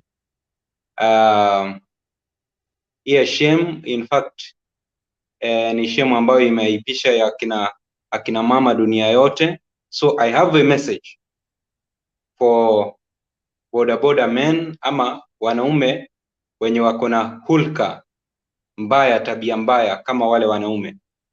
This is my message. Any real man never hurts a woman. We men, let us not make women cry. Women came from our ribs and not from our heads or from our legs. Our main goals as men is to love our women.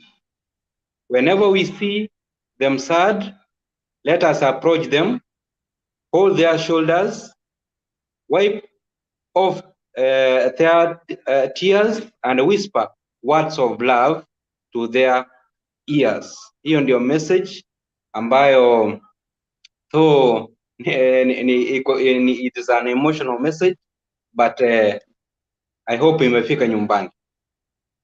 Baba akiwa pale Murang'a, in fact juzi alisema kuwa Azimio is for the willing. Ndio unaona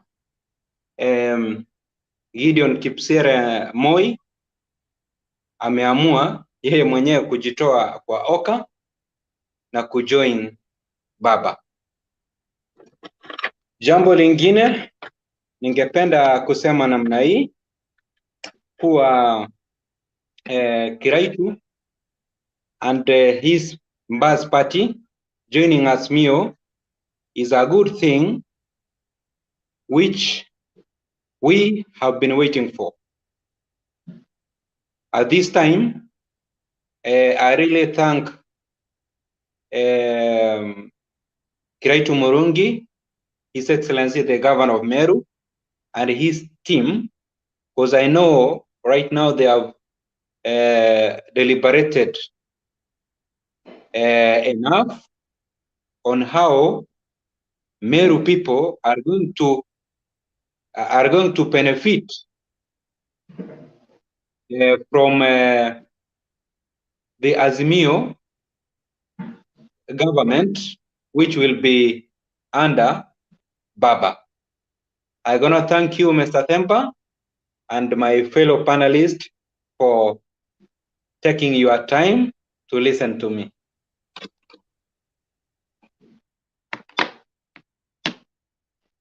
Asante mzee wangu, naona kweli umekuwa hapa the whole day. Sasa hata points zinakuwa fupi fupi.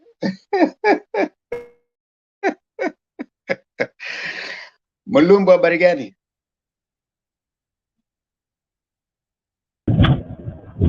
Salama. Uko barabarani? Kama kaidi tumesikia wanasema sisi huko hata nisikia wanafikiria sisi huko hatulali bana, tumekuja kufanya kazi bana.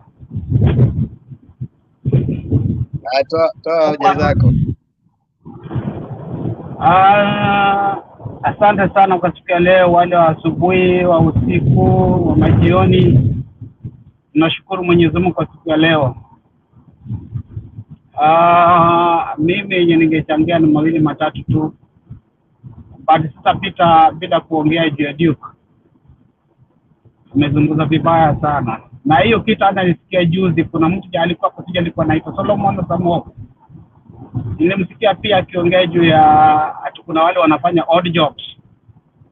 It was yesterday and I didn't have time to answer him back. Kitu ningefanya kuambia Wakenya mandugu na madada, mjue kwamba because of our government is frustrated, they don't know what they are doing. Inafanya madada zetu wanakufa huko Saudi Arabia day and night because Kenya hakuna opportunity. That's why our sisters they are dying every day. Walienda kutafuta opportunity. Wale wenye ambao wako Kenya, wale wana opportunity huko Kenya ni wako kwa kujulikana, na wengine wanafanya kazi wenye hawana experience, walienda huko kwa milango ya nyuma. Sasa wanadharau watu. Ama hata kama biashara nayo alifungua kwa mlango ya nyuma kwa sababu anajulikana. Ukifuatilia kazi anafanya deals zenye za nazo zote ni za wizi. That's why wanadharau. Hawana ukweli hata kidogo. So iliniuma sana. Nikasema hata kama inaenda I have to talk about it. Ili watu wapate kujua. Once mtu amekuja ameingia ameenda nje, when he goes back to Kenya he'll never be the same person that he left Kenya, because once ukitoka ukuje nchi za nje, your brain has to be almost 100% different na watu wamebaki nyumbani, because the way you think and reasoning is not the same people watu wamewaacha nyumbani. That's why wanakuambia hey, hello bari, pesa tutumia hapo ngiri 5 kwao bana, nitumie ngiri 5 asifu hiyo pesa hapa kwa inaokotwa ni matawi kwa miti. Ndeni wanatudharau. Ndeni wanafanya mtu anadharau watu, hata kama ameandika watu, ile pesa anapatia watu ni peanuts. Hiyo pesa hata itoshi. Wamefinyilia watu kufinyilia. Ndeni mtu anakuja anajigamba hapa, mimi hapo tukundishia hawa watu wengi tumetengeneza. What I made? Niketi umefinya watu, avito na kufuatilia ile kampani yako kuna illegality. Haifanyi vizuri. Wamefinya watu. Anu unapata, for example, let me say the truth. For example, now akisema 6,000 ipewe wale vulnerable. Haki ndugu zangu na madada zangu. Nyumbani people suffer. Kuna watu hata chakula hakuna. Hata mahali ya kulala, kitu ya kulala pekee yake hakuna. These people are suffering. Ile mbaya sana. That's why we are too much of chokora in Kenya. Kama mtu anaweza kupata 1,600 kwa mwezi, mtoto wake anaweza toka kwa nyumba aende chokora? Huyo mama anaweza kimbia ache mtoto wake aende amwache aende kwa barabara, mtoto akose kufuata mtoto mahali yupo? Because atakuwa na pesa kukula every day. hata kienda kifanya kibara kiongezea, but ana something to sustain. And then you find the same people who are well educated, wanaona hiyo ni kitu haifai. Nashindwa kuelewa. Some Kenyans were too heartless. You find some of these people, they have families. Mimi nimeishi Nairobi, nimeishi Korokocho, nimeishi Madare, nimeishi pale, nimetembea huko Kiamaiko, nimeishi huko Kibira. I know how people are suffering. Mpaka unapata wa mama wanatoka kwenda town kwenda kujiuza. Watoto wameshindwa kitu ya kukula, wanaenda kufanya chokora. Hiyo pesa 6,000 kama inaweza fikia ule mama ambao huwa anatoka kwenda anaacha mtoto anaenda hakuna kitu, si pesa itamsaidia. Hata inaweza nunua kalamu, hata kitabu ya mtoto kwenda shule. These people, they are just too greedy. We are too greedy. We are not human beings. Kenya, watu viongozi wa Kenya ni kama na wale watu wengine tuko, we are born in corruption, we grown up in corruption, we live in corruption, so humanity hakuna. Hakuna humanity. Mtu ameibia, watu ameiba kila kitu, watu wanahangaika, watu wanakufa kwa sababu people die because they don't have even $10 to go and buy Panadol. Hawana maji ya kunywa. And then when somebody is proposing, wale vulnerable hawana namna yote, only 6,000 this person can be able hata pate transport ya kwenda kutafuta mahali kazi nyingine, mahali kazi, lakini hata hana namna mahali anaweza peleka mkono, hakuna. America kuna opportunity because kuna manufacturers imefunguliwa kila mahali. Once you are a hard worker utapata, hata kama unafyekia mtu utapata pesa. Hakuna mtu anadharau what you can do. Unapata mtu anakuambia tu wanaenda huko. Kwanza wewe unataka kuosha ina pesa mingi kuliko hata hiyo pesa wewe jamaa anaambia analipa watu huko. Au ndio watu wanafanya mpaka sasa wamejenga magorofa huko, wamefungua huko makampani nyumbani, wamefundisha watoto mpaka university. Kwani manasi wa nyumbani huko wale wanaenda wanashughulikia wagonjwa huko kwa hospitali wakiwaosha, wanaoshanga nini? Hawaosha matake yao. How do you call those one? Because ni nurse, what kind hiyo kazi ya nini na kazi ya nurse, what's the difference?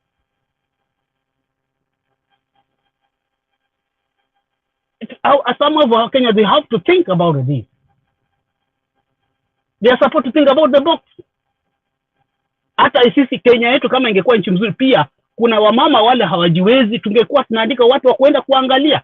Some people are here, they have employed people to look after their parents back home there. Wameandika watu kwa nyumbani, tumeandika watu wanangoja our parents over there. Ukiwa nyumbani na kutoa pesa kwa mtu, mzazi wako atakufa na unaangalia. Hauna uwezo, wengi wao wanaingia kwa chang'aa. Wamesoma na hawana nothing. Walioanguka mtihani ndio wanapatiwa kazi. Wenye walisoma kapita hawana job. That's why they come here on the platform speaking nonsense. That's why they are blind, they can't see. Look for the good leader that they can elect to drive the country, because they are grown up in corruption. Wamekula corruption. They are working in environment of corruption. Deal zao ndizo wanapatia pesa. There's not pesa in your now. It's not a clean money. It's really so sad. And these people are well educated. Mtu anapata amesoma na degree, but what he speaks is just thinking. They don't think about the country. They don't think about the people. It's really sad. Temba, it's really sad. My brother, we're supposed to talk about this. No, something. It's not an easy thing. What in the we have to speak about it. Thank you so much. Wacha niingie kazi, tutaongea. Sawa Mulumbu, wewe ingia kazi. Asante. Wamesikia wale wenye kusikia na wale ambao hataki kusikia. Haya basi, habari ndio hiyo. Now, let us take our closing remarks. Of course, we have overemphasized on that. Let's now finish on a good note. Let's not dwell so much on one negativity while you have 1,001 positives. Yeah, so you do not allow those who are negative to get you off your trail. So Alex, do not allow someone ambaye ako na clouded way of looking at things to spoil your beautiful day. So let us take our 2 minutes closing rounds, and I'll start with Fidel. Fidel Luco. Yes, I am here, my friend. Dakika mbili tafadhali, nafunga. Basi dakika mbili bwana. That's like spitting. Dakika, you've already taken seconds. I want to condition. Okay. I will honor you, sir. I will honor your directives. Okay. I will honor them. Well, I think we have spent so much time talking about unajua siku za Moi angemuita huyo eti kinyangarika, but I don't want to reduce somebody to that level. You know, he's a person who's expressing his ignorance. You know, so we shouldn't really be talking about him. Just like what Stony Piquet say, we are wasting time talking about. They come to irritate everybody, and then we spend half a day talking about what they have left behind. I was impressed with what I saw. Just in summary, what happened in Samburu, I wish it could be emulated and replicated in so many places, the way they organized the rally and the way Baba came out and spoke. He spoke for one of the first few times that I like his speech. It was not the one that usually does all the time. It was different. Still the same, capturing all the content that he wanted to pass through, which was very, very nice. Kiraitus Mbus was very pleasant to see him embracing Baba officially. I think he invited Baba to go back to Meru a day after tomorrow, where there's going to be a declaration by people from that region in support of Azimio. So we are waiting to see that. Gideon Moi, I wish Gideon Moi will simply stop giving Kalongo Musyoka hope, you know. You should just tell him that it's the end, the whole thing ends here, and the whole thing should be forgotten. What else? About Kenya Kwanza, I don't want to spend much time even talking about them. To me, it's they're becoming irrelevant.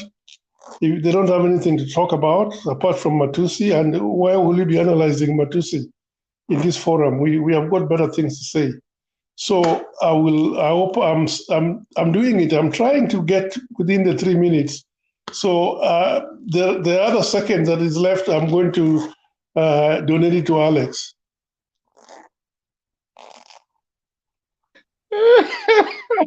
It was 2 minutes. And finally, Sarah has decided to show her face, and she disappeared when Alex was about to speak. So let me let me give Alex, now that you have been mentioned, 2 minutes. No, today was a good day for Baba. I think inside Baba's heart is seeing State House more closer, and I think Kiraitu had to make a decision, and I think he made the right decision. From the rally, I saw Baba was really happy. They were reminiscing on how they met and how finally their ways have come to meet later on in life. There's one thing, because of a few things that we spoke, we did not speak about, and I thought that should be my closing remarks. Why did the American embassy decide today to speak about Sonko and his corruption to a point that they banished him and his family, never to step a foot in the US? People usually rubbish that, and Wako is one of the people who should tell you why you should not rubbish that. By the time America comes to say that it has banned you from coming to America, it's just a rhetoric to show that they have an interest with what you have. And what you have has a proximity to America. And in as much as you saw Sonko have a brave face on his interview, his wealth has been targeted. And it's not only Sonko. America is giving a warning to Ruto and his entourage that while you are in office, there are corruption things that were mentioned about you. Because that guy who was speaking about Mike Sonko went into details about 1 or 2, 3 cases, and he ended up saying his family members, which means the wealth of Sonko was not in his bank account alone. It was in the account of his families. So they have been targeted. So we are going to see a situation where very soon that if you are mentioned in corruption and your wealth is tied to American soil, they are coming after you. When they started with madawa ya kulevya, we thought it was a joke. They were targeting Akasha. And you know, Americans, the way they do their things is very funny. By the time they come for you, they have enough evidence. I'll tell you for free. When America comes to you, they are not giving a blank statement. They know where your wealth is. They know your plans. They know your investments. So Sonko coming up and giving that brave face doesn't mean that he doesn't know where it hurt most. So if they could now go to the real person they are targeting, I think we will be happy because we know where the buck falls and you will see it coming. So it has started from Sonko in the pretext of corruption and ABCD, and it will move closer and you will see how it hurts. Ask Mnangagwa of Zimbabwe how he was targeted.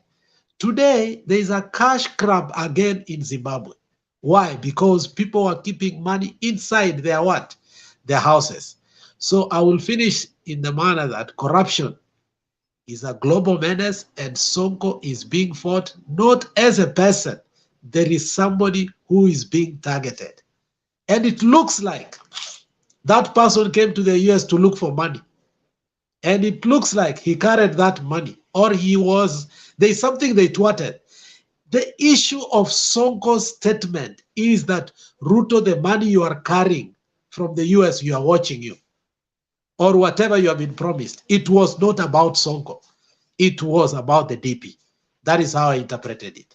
And I hope they go after him because we have seen people having 200 million at walienda kufanya biashara Burundi. Why carry money cash? I mean, there is no need. There is international trade that through banks wiring money, even if it's up to a tune of 1 billion. Banks have a way of doing reconciliation. But in this case, you understand what they were talking about. And they are going to go hard on him. So my conclusion is DP will disintegrate because he depended on a money that has been already destabilized. So UDA, in as much as inawezekana alikuja hapa kutuambia kuwa iko problem with elimination, once you don't have money, that is it. Nobody is going to contest within you because politics is about money. Thank you, Themba. Thank you. I will have to go to the lady and then I come back to the gentleman. Ziana, dakika mbili. Asante sana Bwana Themba. Mimi nikimalizia yangu mimi nilishawaelezea ya kwamba DP alikuja kupeana pesa. Alikuja kuchukua pesa na kupeana pesa. Kwa hivyo hiyo maneno ya pesa sasa ndio inamfuata. Alikuja kuchukua ili apeane, hajalipa Mudavadi. Hizo ni shida zote zipo. Hajalipa Mudavadi. Sasa alikuja, wale wote aliokuja nao hawajalipwa. Kwa hivyo walikuja kulipwa hela na huku. Sio ati nini.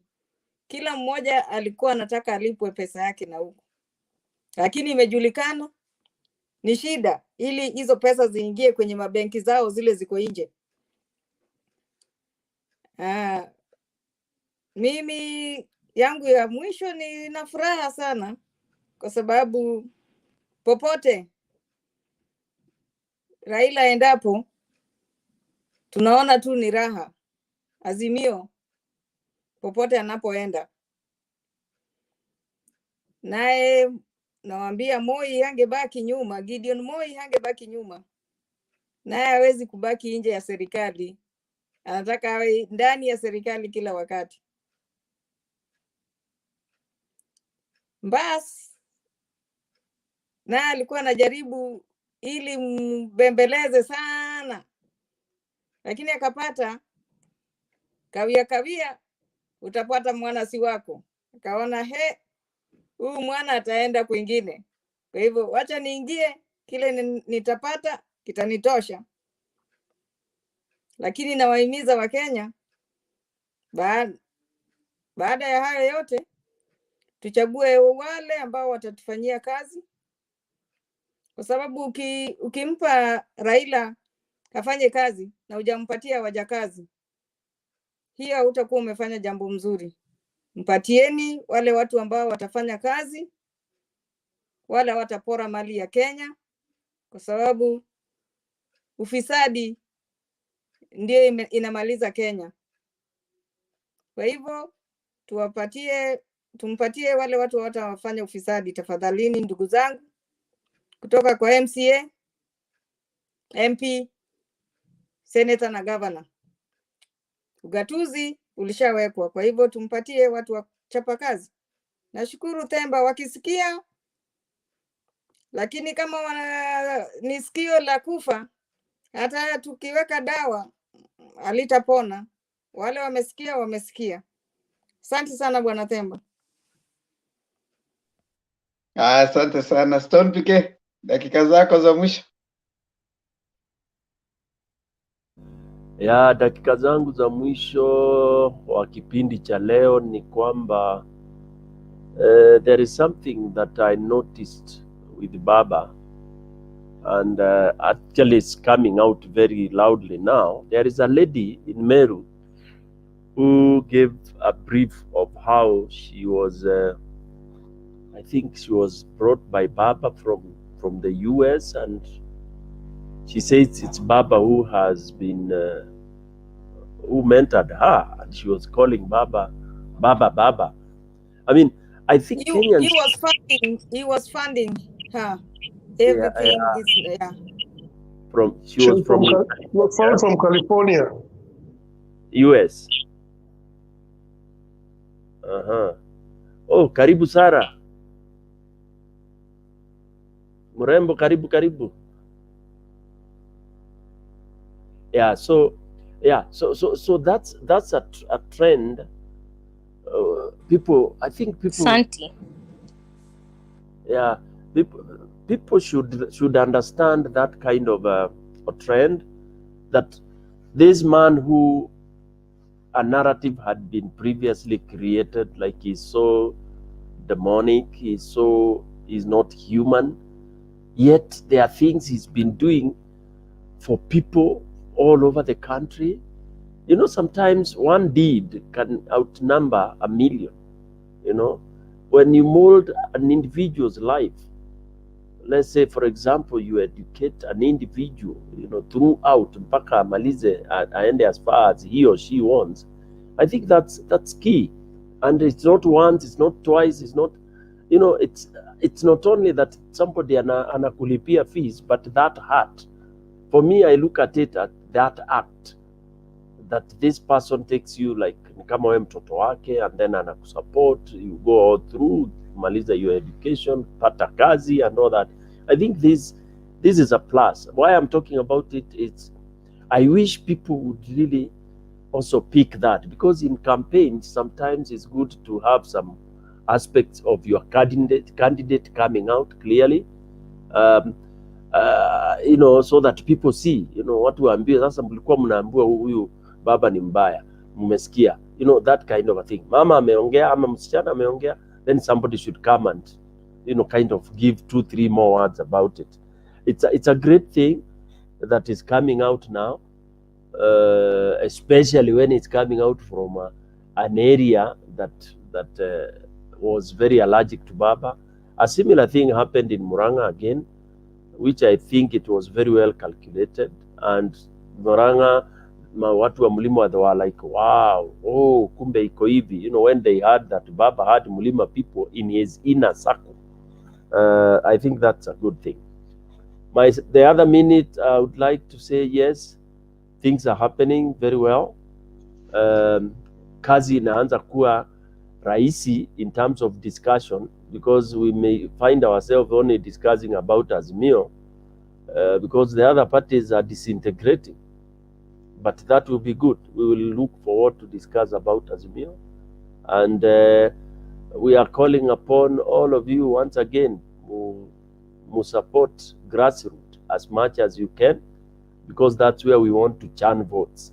Okay, we have dealt with the top, now we have to go to the bottom and turn hizo votes. You know, go look for akina Duke huko chini, they are there, very difficult people.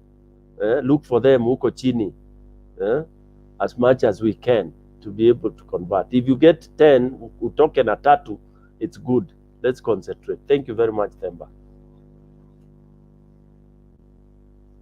Thank you so much, Stone PK. Tutafuta kina Duke. Naona Sara ameleta sura, Duke amepotea sura kama imeletwa. Hata Alex amepotea. Haya, Sara umekuja kufunga show. Hebu toa kabla nilete Harun pia yeye afunge show. Patia dakika zako 3. Weka Harun kwanza alafu nitamalizia. Sawa. Harun, unaona hii kitu equality ni equity ama equality imefika, yani mpaka the ladies wanasema acha hiyo ni. Kwa nini yako karibu na Harun bwana? Acha Harun fulani. Nimefurahi sana, nimefurahi kuona Sara. Tunajua umefurahi. Karibu sana mrembo wetu, karibu sana mrembo wetu. Tunajua Haron amefurahi sana. Huyo ni mrembo wa baba. Yeah, ni kweli. Ai. Hata semi kitu, God is really great. Na apewe sifa, ainuliwe milele kwa yale mema ambayo ametutendea. Thank you so much. Ametutendea. Back to you, Mr. Themba. Yani hata maneno yametoweka, hauongei Harun. Haya basi, Sara umefanya Harun akakosa maneno. Maliza show sasa basi.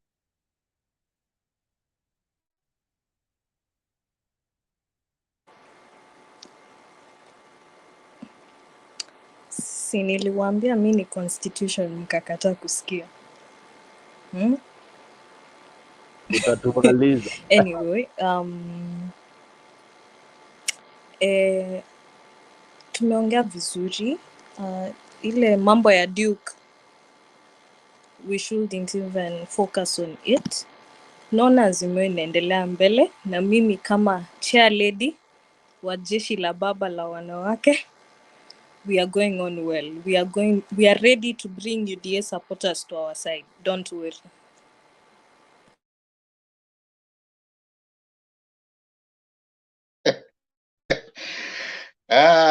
Ushasema.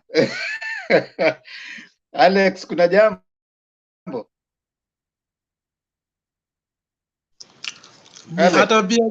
Hata pia mimi nimefurahi sana. Unaona tulikuwa tunasema ria tialala, but hatukuwa nasema warembo mwa. Sasa lazima tuseme warembo mwa.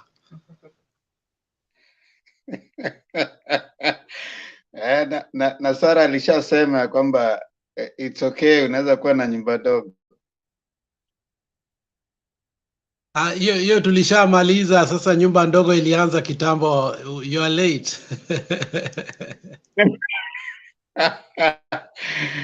Inshallah. Fidel Wayara, mbona una smile kwa mbali hivyo? Nasikiza gumzo. Sikiza gumzo. Na gumzo ni tamu zaidi. Inshallah. Lakini achana na huyo mbegu wa baba huyo. Fidel. Hata paka mzee ukunywa maziwa. Walisema hivyo. Wahenga walisema hivyo. Inshallah basi. Na yuko hapo nyuma yako tu hapo karibu nawe. Kwa hivyo wahesabisha yuko karibu nawe hapo nyumbani. Yuko wapi? Sara uko wapi? Hapo. Mimi niko mbali sana. Ako Canada. Hapo basi.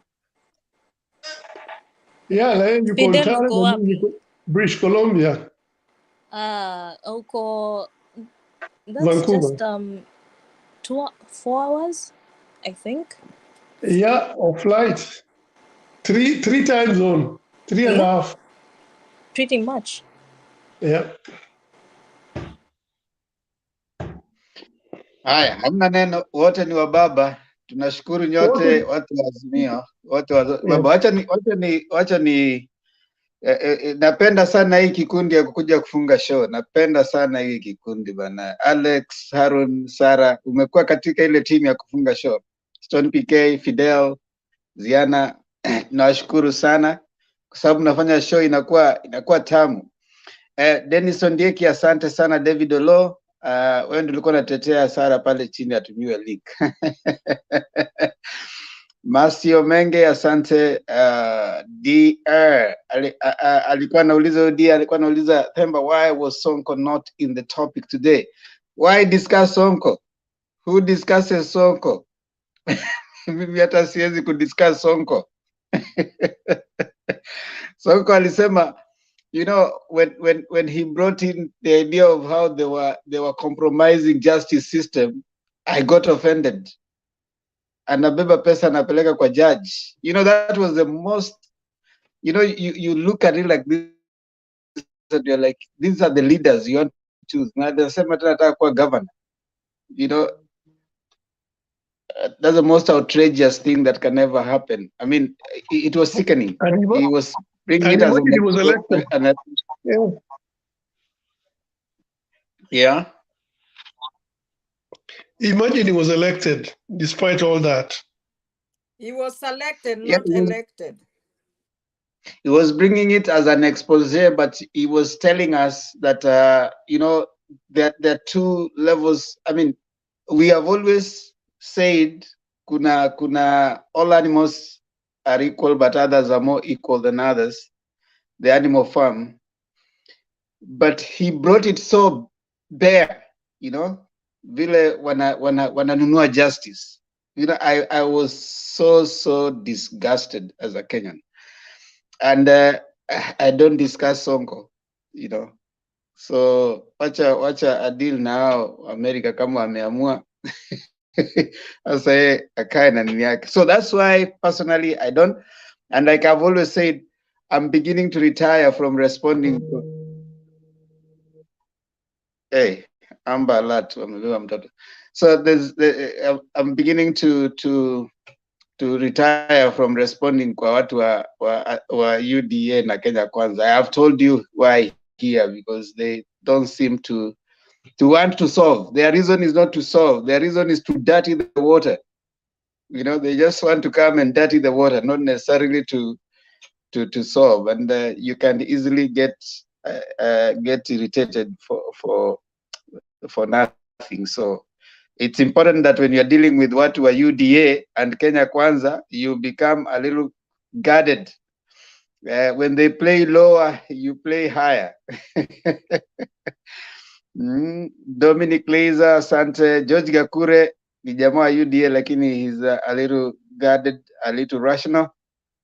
Awino Rapemo, asante. Kevin Omondi na wale wengine wote tungependa kuwasalimia, lakini asanteni sana, tunashukuru. Kama kawaida tunasema unapokuja hapa, come with, you need 4 things to join here: a working gadget, either a phone or a computer. You need connection, something to share, and a willingness to learn. That is why we come here, so that we can learn from each other, so that we can educate each other, so that we can at least make each other better. They say you stop learning when you die, but since you are alive, you learn every day, and that is what we are up to every single day when it comes to Motembe TV. Motembe TV is about civil and civic education. It's about making people understand what governance and leadership is about, especially Kenyan. And we hope that this is going to help them make informed decisions come 9th of August. And beyond, we are going to be holding our leaders accountable on what they promised. And this Motembe TV is not going to end on 9th or after the election has been announced. I mean, the results have been announced. We are going to continuously have this discourse. We are going to have you come here and tell us what is it and what areas do you think is not working well. But for now, we are engaging people to understand what their role is and responsibility. You don't just have to wake up and go vote. You need to go and vote for a leader you think can serve you well. And that is why we are here. So if you think you can share, if you think you have something that you can share, if you think you have something you need to learn, tune in. If you want to share, join in. Any time you come to the show and you find there are 10 people, just remember the studio can only take 10 people. You only wait. Then when you see the numbers beginning to drop down, that's the time you get the link and you join. And when you join the link, you're on studio. And when you're studio, we are ready to listen to you.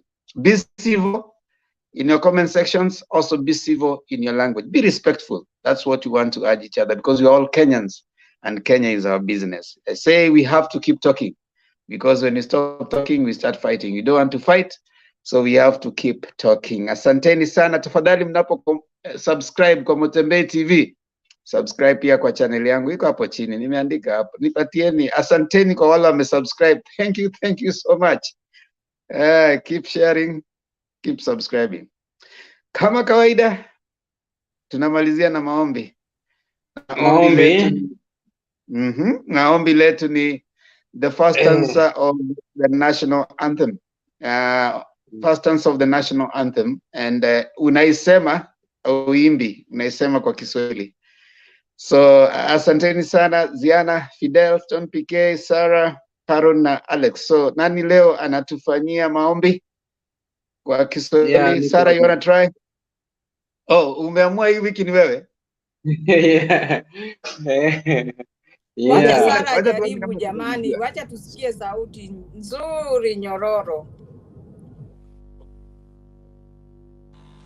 Basi, na tuombe. Ee Mungu nguvu yetu, ilete baraka kwetu, haki iwe ngao na mlinzi, na tukae na uhuru, amani na undugu, raha tupate na ustawi. Wow. Super. Lakini umebadilisha, na tukae na undugu inakuja kwanza. Ingawaje umesema zote. Umebadilisha kidogo, lakini ni nzuri. Sauti imefanya hata Haron hawezi jua kama imebadilika kidogo. Nimebadilisha. Ni ukweli. Nimeijua. Undugu ndio inaanza, amani na uhuru inamaliza. Temba. Ngoja nikuulize. Mimi nilisema hivyo vile ambavyo, lakini mlinishtumu kabisa. Mlinishtumu nyinyi wote. So it cannot be right. Leo ni International Women's Day. Sauti yako Fidel, Thank you. sauti yako haikuwa nyororo. Hata mimi nilikushtumu kabisa. Najua, ndio maana nasema hivyo. Lakini nimekubali, leo ni International Women's Day. And women can do anything today. Yes, it's allowed. No, Fidel, you know that hiyo siku ulipoisema ulikosea karibu stanzas, I mean lines tatu. Ulisema ya kwanza, ya pili, zile zilizo mwisho tatu ukakosea. So nakumbuka sana, ndio maana tukakwambia wewe wacha mwingine aseme. So usianze kuleta vijisababu kwa sababu eti Sarah amesema. Don't rain on your friend's party. It is Sarah's party. Why are you raining on it? Thank you everyone. Enjoy your evening later today. Inaanza 9 p.m. Kenyan time, but goes up to late. Sisi watu wa kufunga, kujeni late tunafunga show. Asanteni sana. Kwaherini. Asante.